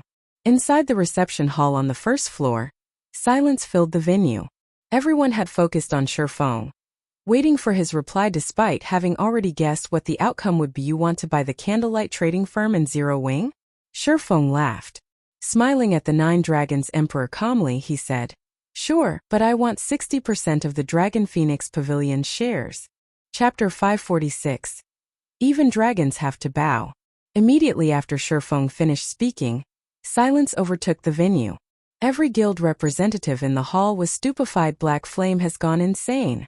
They all stared at Shifeng with dropped jaws. Who was the Nine Dragons Emperor? He was the Pavilion Master of the Heavenly Dragon Pavilion. He stood at the very top of the Dragon Phoenix Pavilion. With a single word, he could easily bring an end to the existence of any second-rate guild in the virtual gaming world. Moreover, the Nine Dragons Emperor was famed for being vicious and merciless. There was once a vice leader of an ordinary first-rate guild, who had competed against the Nine Dragons Emperor in an auction for an item. Enraged, Nine Dragons had sent a notice to the first-rate guild and demanded that the vice leader in question grovel and apologize to him, as well as return the item in question. Otherwise, he would take action against this first-rate guild. How could an ordinary first-rate guild possibly hope to contend with the Dragon Phoenix Pavilion? Furthermore, the first-rate guild in question had many competitors. Nine Dragons had only needed to give the word, and many other first-rate guilds would have joined hands to take out the offending guild. Having no other option, the first-rate guild sent for the vice leader in question to apologize and offer the item. In the end, however, the Dragon Phoenix Pavilion still annihilated the first-rate guild, forcing the guild to migrate to a different virtual reality game currently. Although Shifeng had not outright stated that he refused to sell, the price he demanded was the same as slapping the Nine Dragons Emperor in the face. Although Nine Dragons was one of the two pavilion masters of the Dragon Phoenix Pavilion, he only possessed less than 10%. The majority of the pavilion shares remained in the Great Pavilion Master's hand. Shifeng's demand of 60% of the pavilion shares was no different than demanding ownership of the Dragon Phoenix Pavilion and a position above even his. The Nine Dragons Empress. This Black Flame is exactly as the rumors made him out to be. He is simply fearless. Galaxy Pass could not help but voice his admiration throughout God's domain. Other than those super guilds and a few guilds with extremely powerful corporations backing them, there were no guilds that dared provoke the Dragon Phoenix Pavilion. Even the upper echelons of super guilds would consider their options carefully before humiliating this pavilion master. Although a virtual reality game was only a game, where there were people, there was bound to be conflict. The Nine Dragons Emperor was the face of the Dragon Phoenix Pavilion. Even if Shifeng refused to give in to Nine Dragons' coercion, he should have handled the situation with a more delicate hand. Yet Shifeng had thrown all pretenses out the window and made a mockery of the Nine Dragons Emperor. Even if it were just for his reputation's sake, the Dragon Phoenix Pavilion would now go all out to destroy him. Hence, Galaxy Pass truly admired Shifeng's courage. He should have shown some restraint and refrained from such an impulsive comeback. If he could have endured the humiliation he has suffered today in order to retaliate another day, he would have gained more of my respect. However, with him acting like a boorish fellow, Zero Wing is truly finished this time. Purple, I said as she glanced at Shifeng. She then turned to look at Aqua Rose, silently lamenting as she said, "It seems that Aqua Rose has still made the wrong decision. In the end, a small guild will only ever be a small guild. Though it might triumph temporarily, it could not make it last." Meanwhile, in the second-floor reception room, "Your guild leader has gone insane. That's the Dragon Phoenix Pavilion. Moreover, that's the Nine Dragons Emperor he is provoking. Just what is going through your guild leader's head? Even if Nine Dragons doesn't take offense, if word spreads, the Dragon Phoenix Pavilion will definitely try to annihilate Zero Wing with everything it has to restore its reputation." Gentle Snow exclaimed as she stared at Melancholic Smile. Based on what she understood of Shifeng, the man was not ignorant. On the contrary, he was quite shrewd with great foresight. Now, he had actually offended the Dragon Phoenix Pavilion. She had no idea why Shifeng had done such a thing. "Even I don't know what he is trying to do." Melancholic Smile shook her head. She then said, "However, after hearing the guild leader's words, I can't help but feel proud. Why are they allowed to bully us, while we are not allowed to resist?" Gentle Snow failed to think of a response. Although he was not in the wrong, there was a price to pay for those words. Similarly, the precondition for resisting was to have sufficient strength. Although Zero Wing was relatively powerful, it was still far from a titanic existence like the Dragon Phoenix Pavilion. Challenging the pavilion at his point was simply suicide. Meanwhile, back in the first-floor reception hall, even the Nine Dragons Emperor himself was stunned. He had never expected Shifeng to be so foolish. Even the heavens would laugh at such folly. However, Nine Dragons could not find it in himself to laugh. Instead, his expression shifted slightly as a cold, killing intent flashed in his eyes. However, this killing intent quickly disappeared. In the next moment, a bright, dazzling smile appeared on the Nine Dragons Emperor's face. "Since guild leader Black Flame has no intentions of selling, I won't overstay my welcome. Goodbye." The Nine Dragons Emperor smiled. He then left the reception hall with his subordinates. Everyone else in the reception hall turned to look at each other. What had just happened? That's it. Wasn't he supposed to warn Zero Wing and teach them a lesson? Purple, let's leave as well then. At this moment, Galaxy Pass smiled faintly as he prepared to leave the building. Guild leader, are we not going to negotiate with Zero Wing? Are we just leaving? Purple, I asked curiously. It had taken quite some effort to embark on this trip. After all, Galaxy Pass was the guild leader of the Star Alliance. If he left White River City without obtaining even the tiniest harvest, he would become a laughingstock. It will be meaningless. If even the Dragon Phoenix Pavilion has been treated in such a way, do you think Black Flame will agree to sell the Candlelight trading firm to us? Galaxy Pass shook his head. He then explained, also, a war is going to begin in White River City, so don't you think we should return quickly? War. Purple, I suddenly came to a realization. Although Nine Dragons Emperor had left the building peacefully and had not made any vicious remarks, in reality, killing intent filled his heart. It would have been foolish of him to reveal his thoughts inside the Candlelight trading firm. Inside this shop, Black Flame's words were law. Anyone who dared spout profanities inside the building would only be sentenced to death. Only a brain-dead fool would risk that just to sate his pride. Most likely, the Nine Dragons Emperor would notify his subordinates, instructing them to annihilate Zero Wing the moment he returned to the Black Dragon Empire. He would not give Black Flame the chance to react. Ha ha ha. Black Flame, so even you will have such a day. Feng Xianyang grinned like a drunk fool at this point. There was no doubt that the Dragon Phoenix Pavilion would obliterate Zero Wing. However, based on the Dragon Phoenix Pavilion's prestige, it would abhor remaining in a small location like White River City. Once Zero Wing was annihilated, Overwhelming Smile would automatically become the #1 guild of White River City without even needing him to expend any effort afterward. The various guild representatives promptly left the candlelight trading firm. Not a single guild chose to stay behind at this moment. Aqua Rose turned to Shifeng, wearing a grim expression as she said, "Guild leader, now that you have provoked the Dragon Phoenix Pavilion, the pavilion will not let us off the hook." The pavilion's background is also not something first-rate guilds like the Star Alliance and Ouroboros could hope to compare with. They have countless experts in their midst. They also have plenty of great experts who are famous in the virtual gaming world. If they dispatch a large number of experts to ambush our guildmates, the resulting death count will far surpass that of our war with Overwhelming Smile. Even Underworld was already capable of dispatching over 200 battle-experienced experts, not to mention the Dragon Phoenix Pavilion. The pavilion most likely had plenty of top-tier experts as well. It was simply not in existence that Zero Wing could contend with within the region of White River City. Even a dragon has to bow before Zero Wing. You should prepare. There will be fun to be had soon, Shifeng laughed. He then left the first-floor reception hall and headed to the VIP room on the second floor naturally. Shifeng had his own reasons for slapping the Dragon Phoenix Pavilion's face. The first reason, it had felt awesome. He was an expert who had set foot into the flowing water realm. He was even geared with a complete Tier 1 set equipment and fragmented legendary and epic ranked rings. He even wielded a magic weapon. So, how could he possibly concede to a pavilion master of a super first-rate guild? In the past, even a real super guild had to cower in fear when facing the Midnight Tea Party, a 20-man independent team. Currently, he was in possession of weapons and equipment that were far superior to anyone else's. He also had several large-scale destruction spells. Not to mention, White River City was his home ground. Why wouldn't he challenge a super first-rate guild? As for the second reason, it was to forge the guild. If one wanted to improve on their skills, they only needed to do one thing: fight.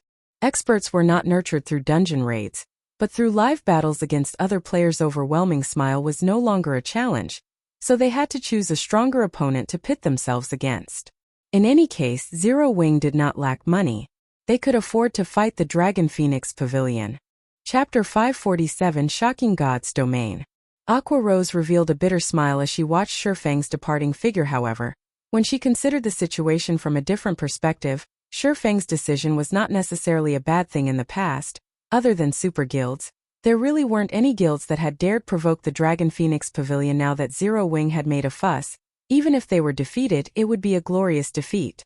Moreover, suffering defeat in God's domain did not equal annihilation. God's domain was not as simple as other virtual reality games.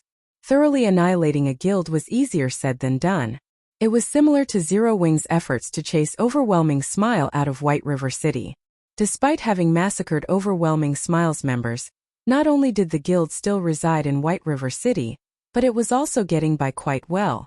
Only, the guild was forced to maintain a low profile, and its development had slowed significantly. Although the Dragon Phoenix Pavilion had a lot of experts, and its financial prowess was enormous, it would not be able to extinguish Zero Wing in White River City easily. Not to mention, Zero Wing also had the candlelight trading firm supplying it with coins. Alright, let's head back and prepare. White River City won't be so peaceful from now on. Saying so, Aqua Rose left the candlelight trading firm with Zero Wing's core members. Meanwhile, inside the VIP room on the second floor, Shifeng had already begun to discuss business with Gentle Snow Guild leader Black Flame. This move of yours is truly incomprehensible, Gentle Snow said, confusion plastered on her snow-white face.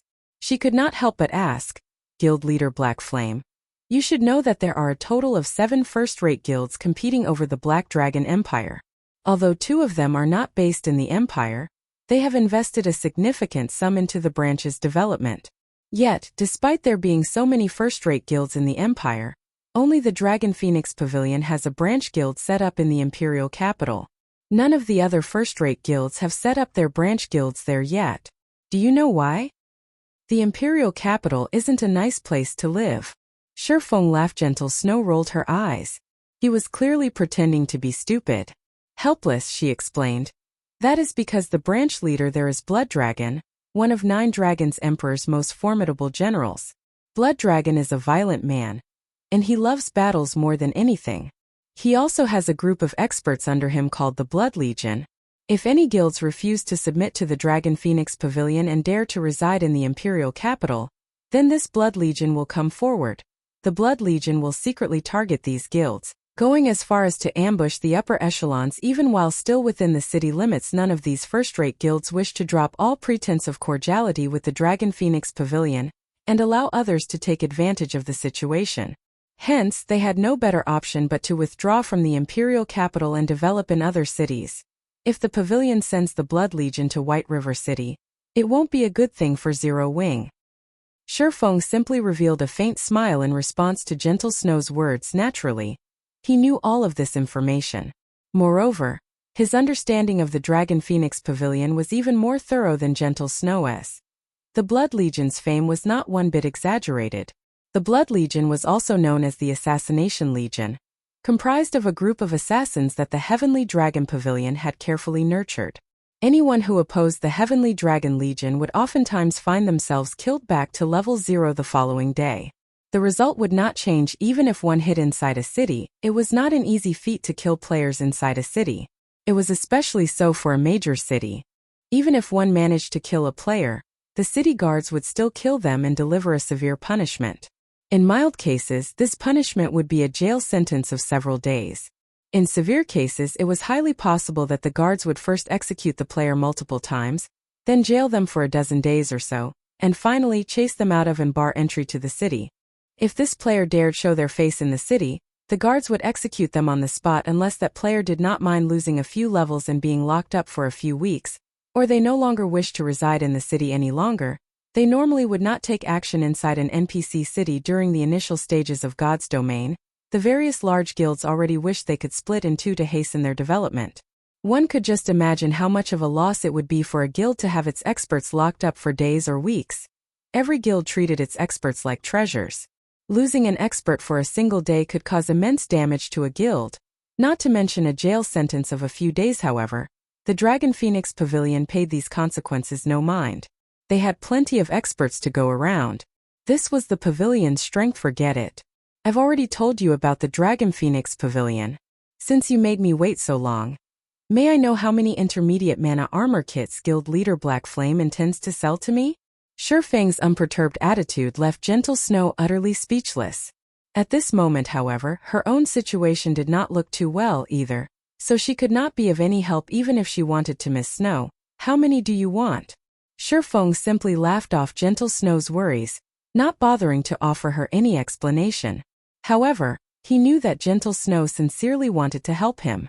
He also understood that she was currently powerless to help him. Hearing Shifeng's question, Gentle Snow pondered for a moment before asking softly, "Do you have enough to gear a 50-man team?" Everybody knew how precious the intermediate mana armor kits were. Even partnered guilds were only allowed to purchase 21 kits at a time. That amount was only sufficient to gear 9 players at most. Beyond that, it was extremely difficult to obtain any more kits, as all those who had managed to purchase them refused to part with them. It was impossible for any guild, other than Zero Wing, to obtain a sufficient number of intermediate mana armor kits to gear a 50-man team fully. Okay, but the Candlelight Trading Firm requires a large amount of rare materials. In the future, I will require Ouroboros to sell the majority of the materials it obtains to the Candlelight Trading Firm. Shifeng said. Currently, Zero Wing was still capable of meeting the Candlelight Trading Firm's demand. However, as the firm developed, the materials it required would increase. At that time, Zero Wing alone would not be enough to satisfy the demand of the Candlelight Trading Firm. However, if a first-rate guild like Ouroboros supplied the firm, there would no longer be any problems. Once I return, I'll instruct my subordinates to send you the materials. Gentle Snow nodded in agreement. In any case, she was tight on money right now. If she could convert some of the guild's materials into coins, it would help her greatly. After Shifeng and Gentle Snow concluded their trade, the matter of Zero Wing's guild leader Black Flame, provoking the Dragon Phoenix Pavilion, had already spread throughout God's domain as a super first-rate guild. Any minor matter relating to the Dragon Phoenix Pavilion would receive the attention of the various large guilds in the virtual gaming world, not to mention a major incident such as a guild openly insulting them. For a time, everyone began to pay attention to the Star Moon Kingdom, to Zero Wing, and to Black Flame. Crap, Black Flame must have gone insane. He actually dared to slap the Dragon Phoenix Pavilion in the face. Does he not want to play God's Domain anymore? What do you know? Black Flame is super amazing. He is a titled expert on the God's Domain ranking list. He has his own pride, naturally, so how could he possibly hand over the candlelight trading firm he had built by himself? I wonder what the Dragon Phoenix Pavilion will do. Isn't it obvious? If Dragon Phoenix Pavilion does not flatten a guild like Zero Wing, will it still qualify to be called a super first-rate guild? News and talk of the conflict between the Dragon Phoenix Pavilion and Zero Wing filled God's Domain's forums. As for super guilds, they too had fun watching from the sidelines. Currently, while all of God's Domain was in an uproar, the atmosphere inside one of White River City's high-class restaurants was extremely awkward. Pavilion Master, leave this matter to this subordinate. I will give Black Flame more than what he bargained for. The robust blood dragon requested respectfully. I never expected to encounter such a blind fool in this far-off city. Now every player in God's Domain knows of this incident. The great Pavilion Master has even sent me a message personally, telling me to deal with this matter as visibly as possible, and show those super guilds that the Dragon Phoenix Pavilion is no longer just a super first-rate guild. Rather, it is a super guild that stands on equal footing. Nine Dragons Emperor said, a bone-chilling glint flashing in his eyes. Curling up his lips, he said, since the great Pavilion Master has issued the command, we cannot take this matter lightly. Notify the War Dragon Legion and have them meet us here immediately. I want to destroy Zero Wing's guild residence personally. Chapter 548 War Dragon Legion. The War Dragon Legion? Blood Dragon could not help but suck in a breath of cold air when he heard this name. The Dragon Phoenix Pavilion was divided into two pavilions, the Heavenly Dragon Pavilion and the Phoenix Pavilion. Both pavilions had their own strongest legions. The Heavenly Dragon Pavilion's strongest force was the War Dragon Legion. The Dragon Phoenix Pavilion nurtured its own experts internally. Among these experts, only the best of the best were allowed into the War Dragon Legion. One could say that the War Dragon Legion was the strongest legion specially established to contend with super guilds. Blood Dragon had also come from the War Dragon Legion. Who wouldn't be shocked by the Nine Dragons Emperor summoning the War Dragon Legion? Pavilion Master, aren't we just dealing with a small guild? Is there really a need for such a commotion? Chaos Dancer, the beautiful woman seated beside Nine Dragons Emperor, advised. In fact, we can rely on the Blood Legion to get rid of Zero Wing. If we expose the strength of the War Dragon Legion right now, won't we waste a trump card that we could use against those super guilds in the future? It doesn't matter. Since joining God's Domain, the Dragon Phoenix Pavilion has yet to achieve anything significant. Now that everyone is watching the Dragon Phoenix Pavilion, it is a good opportunity for an excellent performance, Nine Dragons Emperor said, smiling playfully. Moreover, Zero Wing's reputation is not insignificant. If we can finish off Zero Wing swiftly, it will serve as a shock to some of those weaklings and let everyone know that the Dragon Phoenix Pavilion is no longer a super first-rate guild, but a true super guild. Understood. This subordinate will notify the War Dragon Legion immediately. Chaos Dance then began contacting the War Dragon Legion. Time passed little by little while the Dragon Phoenix Pavilion prepared to deal with Zero Wing. Other guilds did not idle and do nothing. Every one of them gathered their members in White River City for a time. Experts swarmed White River City despite it obviously being daytime. The number of players filling the streets surpassed even nighttime. Among all these players, aside from those that large guilds had sent, there were plenty of ordinary players who had hurried over from other cities. Players throughout God's Domain knew about the Dragon Phoenix Pavilion's intentions to take out Zero Wing. Although this was clearly a one-sided battle, many players still wanted to witness the Dragon Phoenix Pavilion's strength. Hence, many ordinary players had hurried to White River City to watch the show. However, it was also this reason that boosted the candlelight trading firm's business. Among the items sold by the firm, lightstones were the most popular. The candlelight trading firm's income had practically recovered to its peak, earning nearly 1,000 gold in 1 hour as a result. Melancholic Smile and the others at the candlelight trading firm focus fully on their work. Old 5. I heard that Black Flame defeated you and Old 6, even after you two cooperated. This incident has not impressed the higher-ups, and they've started to look down on our 7 ghosts. When the Dragon Phoenix Pavilion deals with Zero Wing, we need to deal with this matter properly. A thin, middle-aged man with bronze skin said seriously. Brother 3, rest assured. I will not damage our reputation, 5th ghost said, killing intent flashing in his eyes previously. Even though he had worked with 6th ghost, Black Flame still defeated them. Moreover, they had even lost all of their equipment upon dying, and had been barred from entering the game for 2 whole days. By now, they had both become laughingstocks in Underworld. This time, in order to restore the 7 ghosts' reputation, they needed to avenge themselves properly and complete the tasks the higher-ups had given them all as long as you know it. Our task is very simple this time. Assist young Master Feng in obtaining 300 intermediate mana armor kits. It will be even better if we can obtain even more equipment and kits. However, since the Dragon Phoenix Pavilion is spearheading this matter, it is best if we keep a low profile. So first let's focus on getting the 300 intermediate mana armor kits, the thin man 3rd ghost said. This time, to ensure we complete our task, I have even called Old 4 and Old 7 to help us. With the 5 of us, we should be able to take down Black Flame easily. The only thing we have to worry about is the pavilion itself. It is best if we form a proper plan. On this point, Brother 3rd Ghost, please rest assured.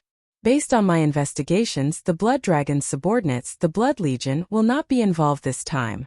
The 9 Dragons Emperor has called in the War Dragon Legion instead.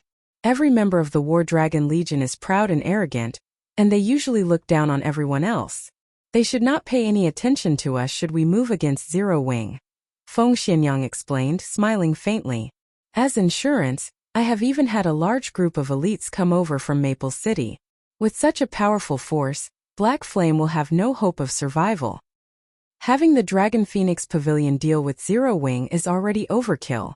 Adding us into the mix, Black Flame will die with a 100% certainty. Even if he is even more powerful than we suspect, he will have to consider his options carefully. At that time, he will willingly hand over the 300 intermediate mana armor kits. 5th Ghost laughed coldly. If he refuses, then I'll give him a taste of what it feels like to wish for death.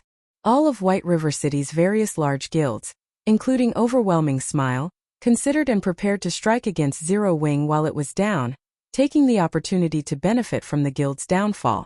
Meanwhile, in a high-class bar a short distance from Zero Wing's guild residence, many upper managers of guilds had gathered. The entire 3-story building was packed full of players.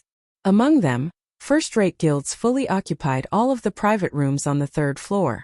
From these rooms, one could clearly see every movement around Zero Wing's guild residence. Guild leader, don't you think that Zero Wing is acting strangely? Even now they are still so carefree. They have not taken any precautionary measures at all. Is this Black Flame pretending to be a fool? Or is he actually one? Purple Eye frowned as she watched Zero Wing's guild residence through the window. There's nothing surprising about this. Black Flame simply does not understand the 9 Dragons Emperor's character. Look at the people inside the bar, for example. Aren't most of them members of first-rate guilds? Meanwhile, a newly established guild like Zero Wing, and a newcomer to the virtual gaming world like Black Flame, don't know 9 Dragons' style of conduct. Thus, he continues with his carefree manner, Galaxy Pass said, laughing. Downing a mouthful of flame beer, he continued. The 9 Dragons Emperor is someone who conducts himself with a lofty tone and does not play his cards according to common sense.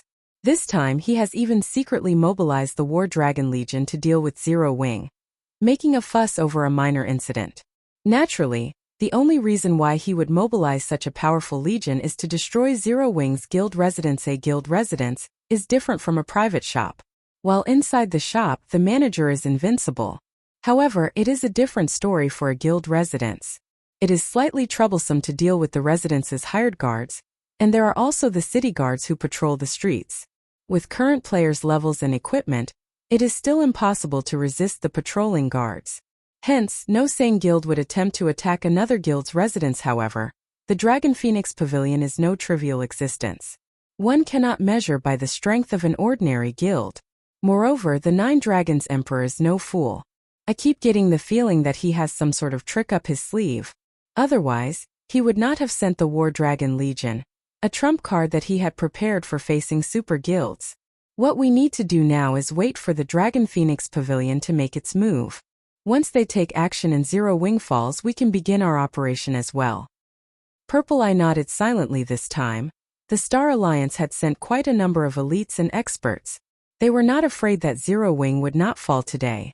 Instead, it was only a matter of how much profit they could gain. However, the various large guilds, including the Dragon Phoenix Pavilion, was ignorant of one point. Sherfeng was a reincarnator. Moreover, he had also been the guild leader of a second-rate guild in the past. In order to survive in God's domain's harsh conditions, he had endured relentless pain and suffering, as far as understanding massive existences like the Nine Dragons Emperor. The Nine Dragons Emperor most likely did not have a better understanding than Sherfeng. Chapter 549 Leave None Alive. Inside the meeting room in Zero Wing's guild residence. Zero Wing's core members filled the large meeting room. Everyone could feel the tension in the air. War was imminent. Although Zero Wing had succeeded in suppressing Overwhelming Smile in White River City, their current enemy, the Dragon Phoenix Pavilion, was a lot stronger than Overwhelming Smile. The two guilds were on entirely different levels. Every player present fully understood how severe of a situation they were in. They also knew that it was highly unlikely that they would overcome this hurdle. Seated on the guild leader's throne, Sherfeng suddenly asked, "You must think that I am a fool, right?" However, the only answer he received was silence. Not a single person answered his question. Everyone only stared at their guild leader, who was shrouded in mystery. Quietly, "I know the answer even without you saying a word." Sherfeng laughed. Casual and relaxed, he said, "Everyone must think that I have gone insane, that I overestimate myself by challenging a super first-rate guild like the Dragon Phoenix Pavilion. Until now, aside from super guilds, not a single guild dares to make an enemy of the Dragon Phoenix Pavilion. Do you know why? The reason is very simple. They are simply too strong. They are strong enough that other guilds despair at the thought of them as an enemy. I believe that you should know all that at this time. Many guilds have already begun to prepare to take advantage of our misfortune. Every one of them is closely eyeing us like prey. There is not a single guild out there that thinks we might come out of this on top. They all believe that we will lose without a doubt, and that our names will soon be wiped from God's domain. Do you know why? I'll tell you why. Since the very beginning, whether it is the Dragon Phoenix Pavilion or the various other first-rate guilds, none of these people have seen us as equals. Since the very beginning, they have thought of us as weak. So they have come to bully us, to drink our blood and eat our flesh, to destroy us. However, I will warn them now. They will be disappointed, since there has never been a guild courageous enough to challenge the Dragon Phoenix Pavilion. Then today, we will be the first to make history. We will show everyone that Zero Wing is not a guild they can afford to provoke. If they wish to plunder our corpses, they'll have to seek permission from the swords in our hands first. The battle is to the strong.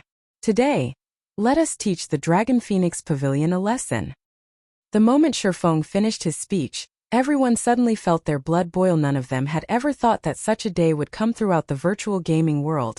Other than super guilds, there had never been a guild daring enough to provoke and challenge the Dragon Phoenix Pavilion. However, Zero Wing dared. Moreover, Zero Wing's guild leader himself led this challenge. Isn't it just a super first-rate guild? I've long since grown tired of looking at their faces. Today, I'll use them to release some stress. Cola laughed excitedly. Ha ha ha. Guild leader, I've been waiting for you to say that. I'm bored of battling Overwhelming Smile constantly. The Dragon Phoenix Pavilion has arrived at just the right time. It just so happens that I can use them to test my recent improvement. Blackie licked his lips, revealing an eager grin. Guild leader, tell us how we should deal with the Dragon Phoenix Pavilion. I want to be the first one to have a go at them. Flying Shadow said excitedly, this is seriously insane. Aqua Rose shook her head helplessly. In the next moment, however, she smiled and said, but I like it. For a time, every Zero Wing member in the meeting room talked and laughed with each other. The heavy atmosphere from before vanishing the Dragon Phoenix Pavilion was indeed strong. However, they were not a bunch of weak and powerless noobs either. Since the Dragon Phoenix Pavilion dared to oppress them using force, they would show the pavilion that it had chosen a wrong opponent. They would let the pavilion know that the opponent it was about to face was not a weak little cub, but rather, It was a ferocious beast with sharp fangs and claws. If I am not mistaken, it is highly possible that the Dragon Phoenix Pavilion will strike once the sun sets. Fire Dance, how are the preparations going on your side? Shifeng asked as he turned to the sharp and mesmerizing Fire Dance. Based on Shifeng's understanding of Nine Dragons Emperor, there was an 80% chance that he intended to destroy Zero Wings Guild residence. If a guild residence were destroyed, it could not be repaired within 10 days' time. Moreover, if a guild residence were destroyed, all members of the corresponding guild within the city would receive a penalty. Not only would all members lose a level, but their EXP gain would also be halved for the following 10 days. The guild's popularity would drop by 50,000 points as well. Moreover, after the destroyed guild residence was reconstructed, the quality of the guild quests the guild would receive would be significantly affected. The best time to destroy a guild residence was at night. Players' greatest foe when trying to destroy an enemy guild residence was not other players, but the patrolling NPC city guards. These city guards were no trivial matter. They were all level 150 NPCs. To players, they were nightmares. These NPCs only needed one hit to finish off the current players of God's domain. However, the number of patrolling city guards would change depending on the time of day. During the day, these NPCs always patrolled in groups of 20. By the time night arrived, however, that number would decrease to 10. If a guild attacked an enemy guild residence at night, it could notably lessen its losses. That way, the guild would have more combat power to spare for destroying the enemy guild residence. Meanwhile, since Shifeng dared to provoke the Dragon Phoenix Pavilion, he had naturally prepared if one wished to destroy a guild residence. Aside from the city guards, there were also the hired guards inside the guild residence to contend with. Although the hired guards were not as powerful as the level 150 city guards, they were still genuine level 50 NPCs. Meanwhile, depending on the employed NPC's strength, the asking price of said NPC would vary. Tier 0 guards cost 5 silver per day, whereas Tier 1 guards cost 30 silver per day. When hiring these guards, one had to prepay 10 days of their services. Shifeng was a viscount, and all this time, he had been hiring a mix of 50 Tier 1 and Tier 0 guards to defend Zero Wings Guild residence. However, seeing as the Dragon Phoenix Pavilion led this assault, he had not hesitated to replace all of his guards with Tier 1 NPCs. In any case, what he had was money in addition, since early on Shifeng had told everyone in the guild to focus on raising their reputation. Hence, at this moment in time, there were also many people within the guild who had high reputation. For example, Fire Dance, Aqua Rose, Blackie, and several other core members of Zero Wing did not lack reputation points. Although they had yet to become viscounts like Shifeng, they were barons, and every one of them was capable of hiring 10 level 50 Tier 1 NPCs in total. They had over 200 Tier 1 NPCs employed right now. This was a very powerful force. It's done. They all are hiding and lying in wait. Fire Dance nodded, a playful smile appearing on her face. Time slowly ticked by while everyone waited for the start of the battle. Night arrived in God's domain. Currently, players clogged the streets neighboring Zero Wings Guild Residence Pavilion. Master, all 1,000 men from the War Dragon Legion are in position. A valiant and extraordinary-looking youth reported to Nine Dragons Emperor. The War Dragon Legion was the strongest force in the Heavenly Dragon Pavilion's arsenal. As of today, it had never been used to deal with any guild less than a super guild. The Legion consisted of 1,000 players, and every one of these players wore level 25 fine gold equipment. A few even had level 25 dark gold equipment. These legionnaires' levels also ranged from level 27 to level 28. These players were definitely at the peak of God's domain in terms of levels. Every member also radiated a sharp and penetrating aura. Although the War Dragon Legion consisted of 1,000 members, they felt like an army of tens of thousands that was capable of mass destruction. Meanwhile, among these players, the man reporting to Nine Dragons Emperor was even more extraordinary. He was the War Dragon Legion's commander, Martial Dragon. He was a level 28 berserker, and the majority of his equipment consisted of level 25 dark gold equipment. The great sword he wielded was also of indiscernible quality. However, judging by the blade's capability of even tearing apart air, one could tell that it was an exceptional item with a single glance. Aside from the War Dragon Legion's 1,000 players, the Dragon Phoenix Pavilion had also dispatched close to 10,000 elite players. These elite players were all level 25 and above. It was a truly shocking sight. Only a first-rate guild would be capable of dispatching so many elite players. Were it not for the transportation fees, This number would have most likely been several times higher. Many players involuntarily trembled when they saw the Dragon Phoenix Pavilion's war formation from afar. This was the power of the Dragon Phoenix Pavilion. Regarding both financial prowess and manpower, ordinary first-rate guilds simply could not compare to the Dragon Phoenix Pavilion. Ha ha ha. Zero Wing is truly finished this time. Sitting in a third-floor private room of a high-class bar, Feng Xianyang felt indescribable joy well up in his heart when he saw the pavilion's armyates as expected of Martial Dragon, the commander of the War Dragon Legion. I can feel that terrifying aura of his even from such a distance. Fear filled Fifth Ghost's heart when he looked at the valiant Martial Dragon. Martial Dragon is a true mutant. He is not human at all. Even our boss has said so. Otherwise, he would not be capable of becoming the War Dragon Legion's commander. If we encounter him, it is best that we avoid provoking him. Third Ghost reminded his brothers in arms. Meanwhile, standing on the street, Nine Dragons' Emperor swept a glance over the army before him. In the next moment he waved his hand and pointed at Zero Wing's guild residence. Very calmly he said, "Go! Leave none alive." Chapter 550 Exceeding Expectations. Under Nine Dragons' Emperor's command, the members of the Dragon Phoenix Pavilion charged towards Zero Wing's guild residence. The pavilion's army's attack was organized. A majority of the pavilion's elite players were positioned in the front of the army, whereas the War Dragon Legion occupied the middle, and the remaining elite players took up the rear. These players were further separated into groups. However, unlike guild wars that usually involve thousands of players, the Dragon Phoenix Pavilion had grouped its members into parties of 6. Each party consisted of MTs, healers, and ranged and melee damage dealers.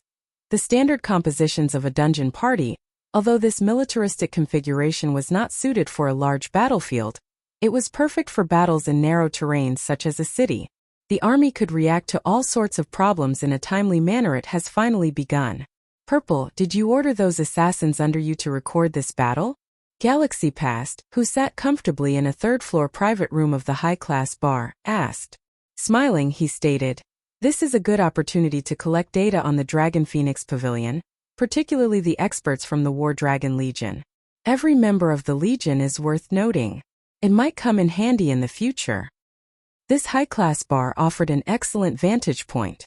He could see practically everything that occurred around Zero Wing's residence. However, Galaxy Pass was still not satisfied with this.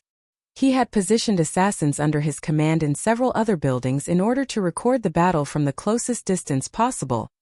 Just how strong was the Dragon Phoenix Pavilion? Particularly, how was the pavilion's strength after joining God's domain? Other than a few upper managers of the Dragon Phoenix Pavilion, nobody knew the answer to these questions. Now that the pavilion launched an assault on Zero Wing's residence, it was clear to see that their strength was nothing to scoff at. Otherwise, every large guild would have already attacked guild residences that they found to be an eyesore. Instead of letting those guilds with little strength live this long, just the patrolling guards were enough trouble. The hired guards were no trivial matter either. They all were level 50 NPCs. To current players, these level 50 NPCs were still too powerful to handle. However, the truly troublesome issue was the players of the guild itself. Zero Wing had definitely taken some precautionary measures. It was normal for around 20 to 30,000 players to defend the guild residence at all times. Even if the Dragon Phoenix Pavilion had deployed the War Dragon Legion, Zero Wing's guild residence would not be so easily destroyed. The pavilion would have to reveal some of its true capabilities, and this was precisely what Galaxy Past, and all of the other large guilds watching, wanted to witness. As God's domain was still in its early stages, there had yet to be any major conflicts between the various first-rate guilds, super guilds, and the Dragon Phoenix Pavilion. However, that would not necessarily remain the case in the future. It was better to prepare ahead of time. Hence, the Star Alliance wasn't the only guild to send a large group of assassins to record the battle. Many other guilds had also dispatched their assassins, all of them hoping to uncover even the smallest detail about the Dragon Phoenix Pavilion's background. Meanwhile, inside Zero Wing's residence, the guild's members had long since prepared for the upcoming war. Every one of them stood waiting inside the guild residence. Guild leader, they've arrived. Initial estimates put their number somewhere over 10,000, with the weakest among them being elite players. Their equipment is also a match for our elite members. Aqua Rose reported. Everyone's heart skipped a beat upon hearing Aqua Rose's report. Although Zero Wing had 50,000 members, They only had around 14,500 elites. Yet, the Dragon Phoenix Pavilion had casually mustered a force of 10,000 elite players. This was simply too frightening. Sure enough, the pavilion is both rich and powerful, Shifeng laughed. This situation did not surprise him. After all, the Dragon Phoenix Pavilion was a super first-rate guild. Even though White River City was not the pavilion's home ground, it would still be child's play for it to obliterate a second-rate guild. Move out then. Coordinate your attacks with the NPCs. Core members, your main goal is to fend off the pavilion's War Dragon Legion. As for the enemy elites, they are just cannon fodder. Don't worry about them. Yes, sir. Everyone from Zero Wing unsheathed their weapons as a single unit, preparing to meet the oncoming threat this time. Shifeng did not bother to send for many members to defend the guild residence. The defending players consisted only of Zero Wing's elite and core members with a total just over 14,000 players. It was not because Shifeng did not want more people defending the residence.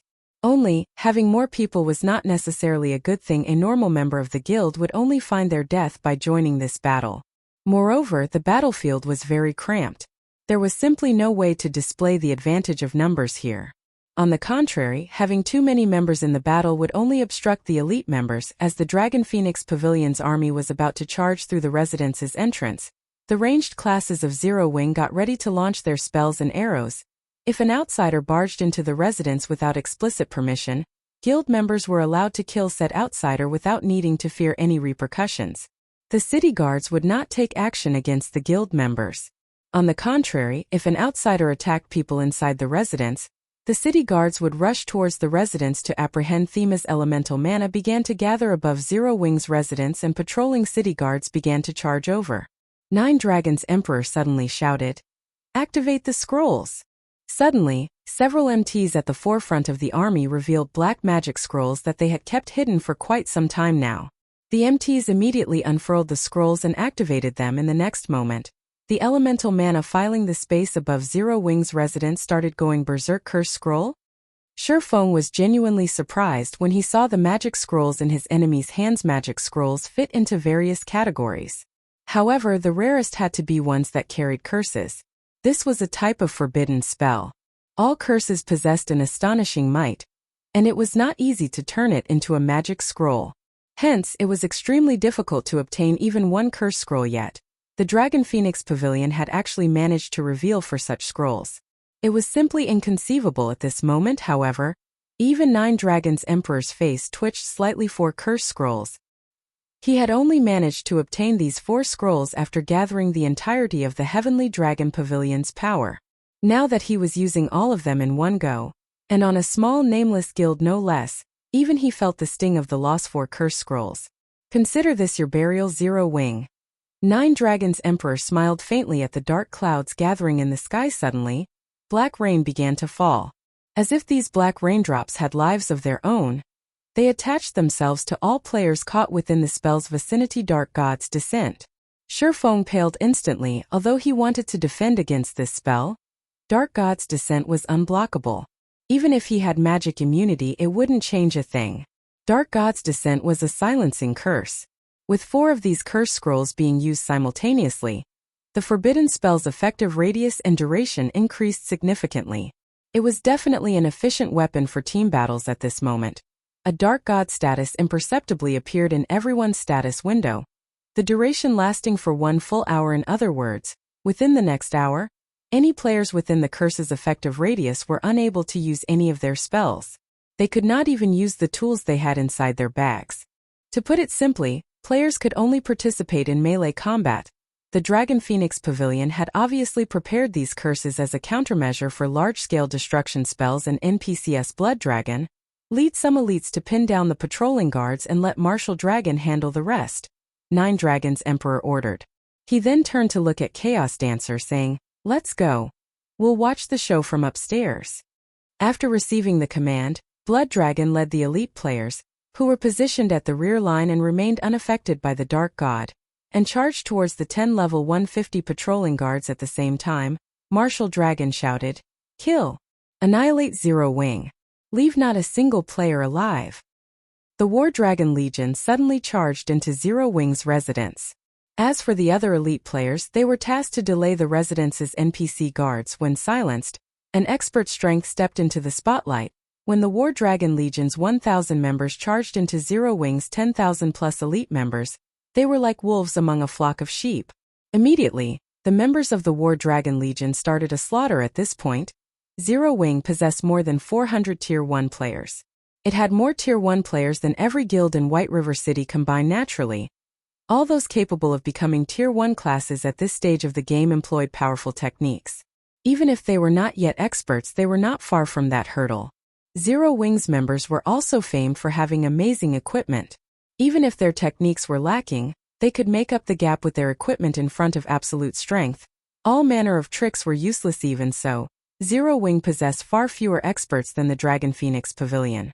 Not to mention, the members of the War Dragon Legion were experts who had undergone careful screening. Do you think we're that easily bullied? All guards to the lines! Sherfone commanded suddenly. An additional 200 Tier 1 NPCs emerged from the guild hall. Moreover, these Tier 1 NPCs were all melee classes. Chapter 551 Fleeting Scene.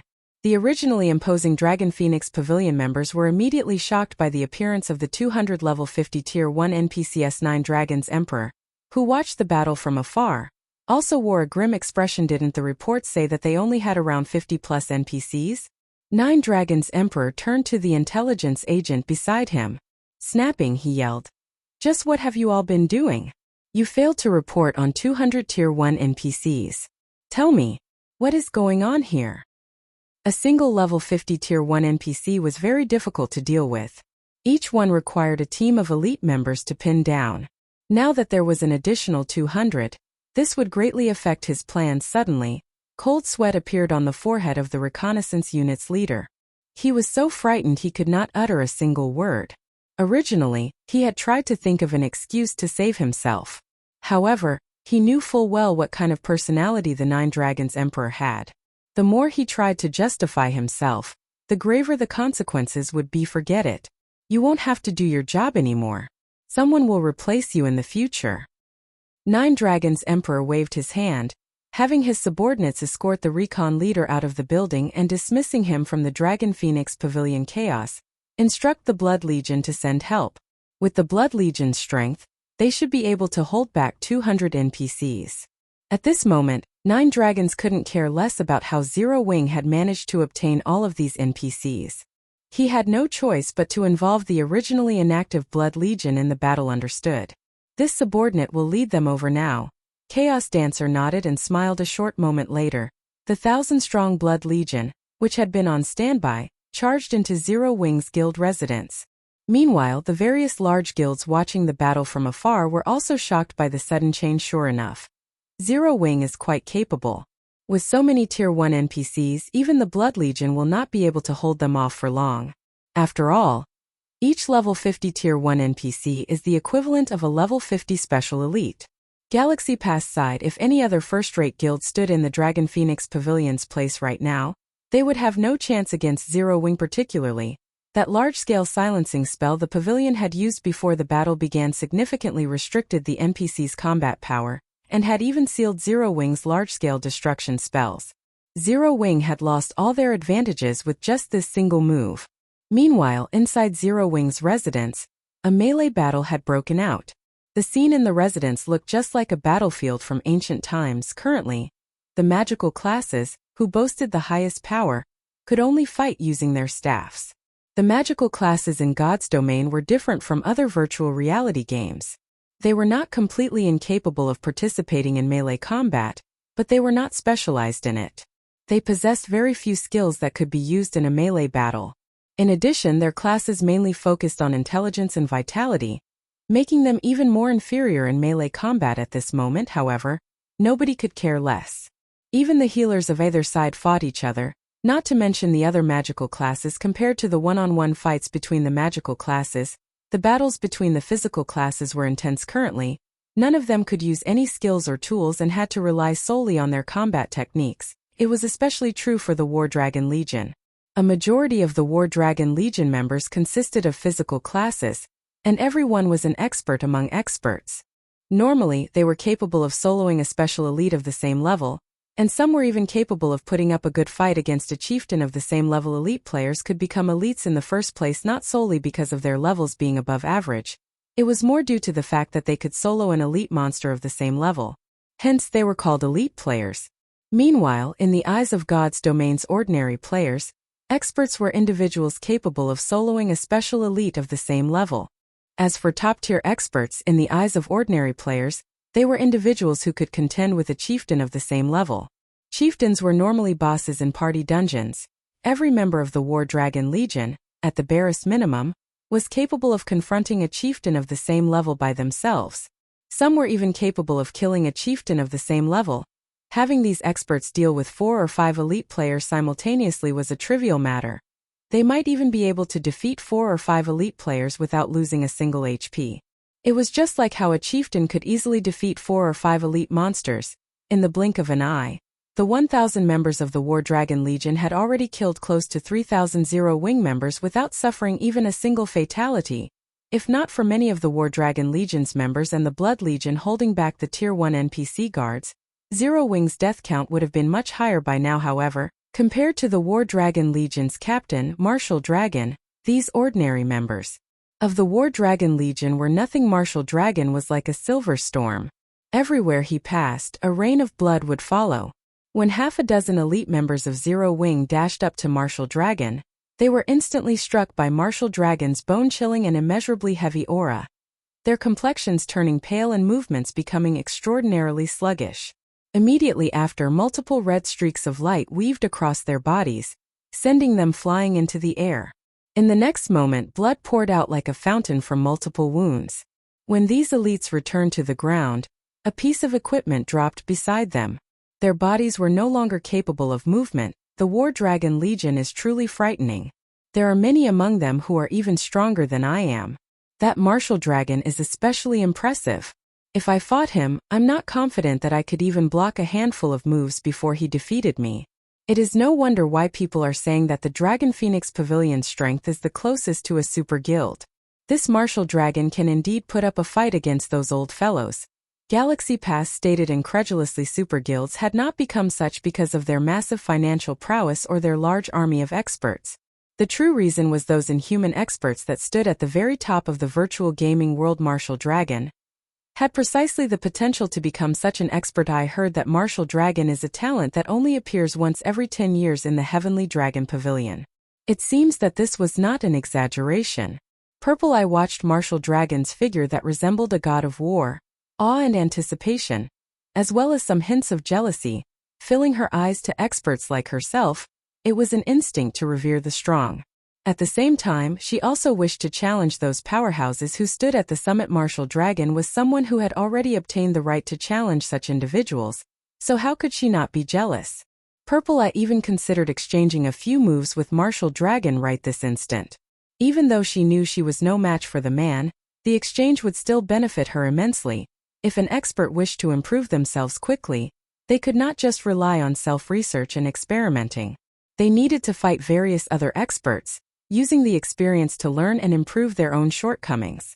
Only then could they improve quickly. While Purple Eye focused on Martial Dragon's every move, hoping to learn something through his actions, she suddenly noticed Martial Dragon's gaze shift to another location, his eyes revealing both traces of shock and excitement. Turning to look where Martial Dragon had shifted his attention to, Purple Eye similarly found herself shocked. Who is that person? Purple Eye's small mouth widened as if she had just seen a ghost. She had just watched 3 War Dragon Legion members die instantly. That's right.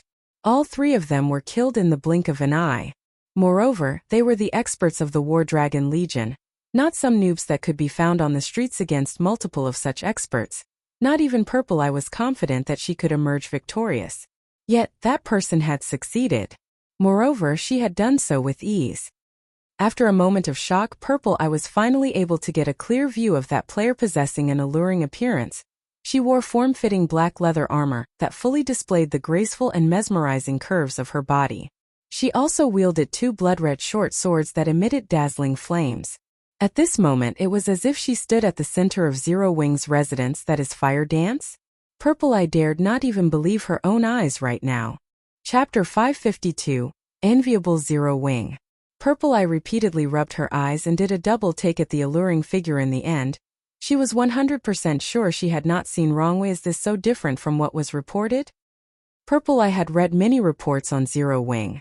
The Star Alliance had gathered on every noteworthy expert in Zero Wing. There were also videos of every one of these noteworthy experts. Fire Dance was one of the few most noteworthy experts in Zero Wing, hence, Purple Eye had a very good understanding of Fire Dance's strength. However, the data on Fire Dance had only noted her as a top-tier expert and that she was only barely able to contend with a chieftain of the same level. Hence, Purple Eye had not placed any importance on Fire Dance at all. Only Aqua Rose could be considered a worthy foe for her. Fire Dance had not even ranked on her list now. However, Fire Dance had easily defeated 3 top-tier experts.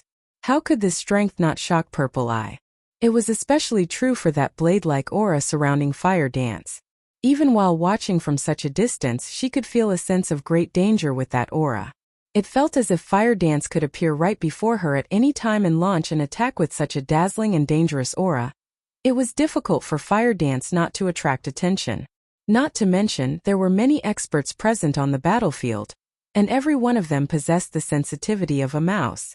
These experts detected the source of the danger instantly. 4 of the War Dragon Legion members closest to Fire Dance charged towards Fire Dance simultaneously. As if they had planned this, they coordinated their actions perfectly, launching an attack from all sides facing the encirclement of the 4 Legionnaires. Fire Dance's figure swayed slightly. In the next moment, only an afterimage remained in her place, denying the Legionnaires their chance to strike. Immediately, she dashed towards the closest level 27 assassin, the 2 flame-red short swords in her hands transforming into multiple blades of light that struck like vipers. As a member of the War Dragon Legion, the assassin was no ordinary player. When faced with this sudden attack, instead of retreating, he advanced. The assassin quickly saw through the trajectory of Fire Dance's short swords.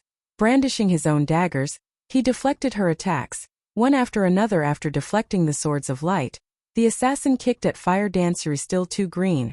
The assassin's sneered attacks were not limited to the player's weapons. A player could use their body to attack as well. However, most players had adopted the mindset that one could only launch melee attacks with their weapons, nothing else. Hence, they would normally focus their attention on an enemy's weapons and hands. This unexpected kick right now would cost Fire Dance her life. At this moment, however, a berserker, who was a short distance away from the assassin, shouted, "Little Six, behind you!" Thanks to the warning, the assassin called Little Six suddenly noticed that he had only kicked an afterimage behind. Little Six suddenly felt his back grow cold. His many years of combat experience and acute senses alerted him that someone was behind him. Immediately, he tried to bend his body forward in an attempt to dodge the incoming attack. However, Fire Dance did not use her short swords to attack at all.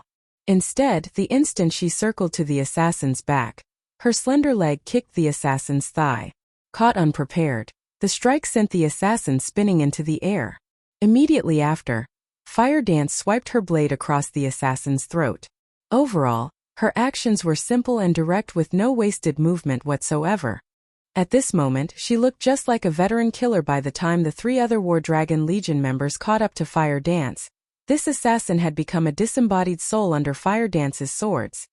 Although the entire process seemed slow, in reality, everything had happened in the blink of an eye. In the time it took Fire Dance to steal the assassin's life, the Legionnaires had only crossed a distance of 10 yards when the 3 Legionnaires arrived before the female player. They slid to a halt, their eyes locked onto Fire Dance's seductive body. At this moment, they no longer dared to approach this charming, yet deadly assassin casually. "Purple, why haven't I heard anything about this Fire Dance? She can actually slaughter 3 War Dragon Legion members so easily." Even now, facing 4 Legionnaires simultaneously, she dealt with one of them swiftly. Could she be a new talent that some super guild has recently nurtured? Galaxy Past asked, unable to help his shock as the guild leader of a first-rate guild. He was very well informed regarding the virtual gaming world. Even so, from the information he had received, there was no news about a character named Fire Dance. However, his knowledge of super guild's activities was limited. As Purple Eye was someone who had come from a super guild, she should have a better understanding of super guilds. Moreover, judging from how Fire Dance had defeated the members of the War Dragon Legion so efficiently, she definitely wasn't someone new to gaming. Normally, only experts nurtured by super guilds possess such outstanding skills. Guild leader. Although I too think that she might be a new talent from some super guild, from what I have seen of her techniques, I can say with certainty that no super guild has nurtured her. Her every move looks more like she is fighting a real battle. Her attacks do not resemble combat techniques used in a virtual reality game. Purple, I said. A bitter smile on her face that makes sense. Galaxy Past nodded. A hint of jealousy surfacing in his heart. Why was he jealous? It was because Fire Dance wasn't the only person performing exceptionally on this battlefield.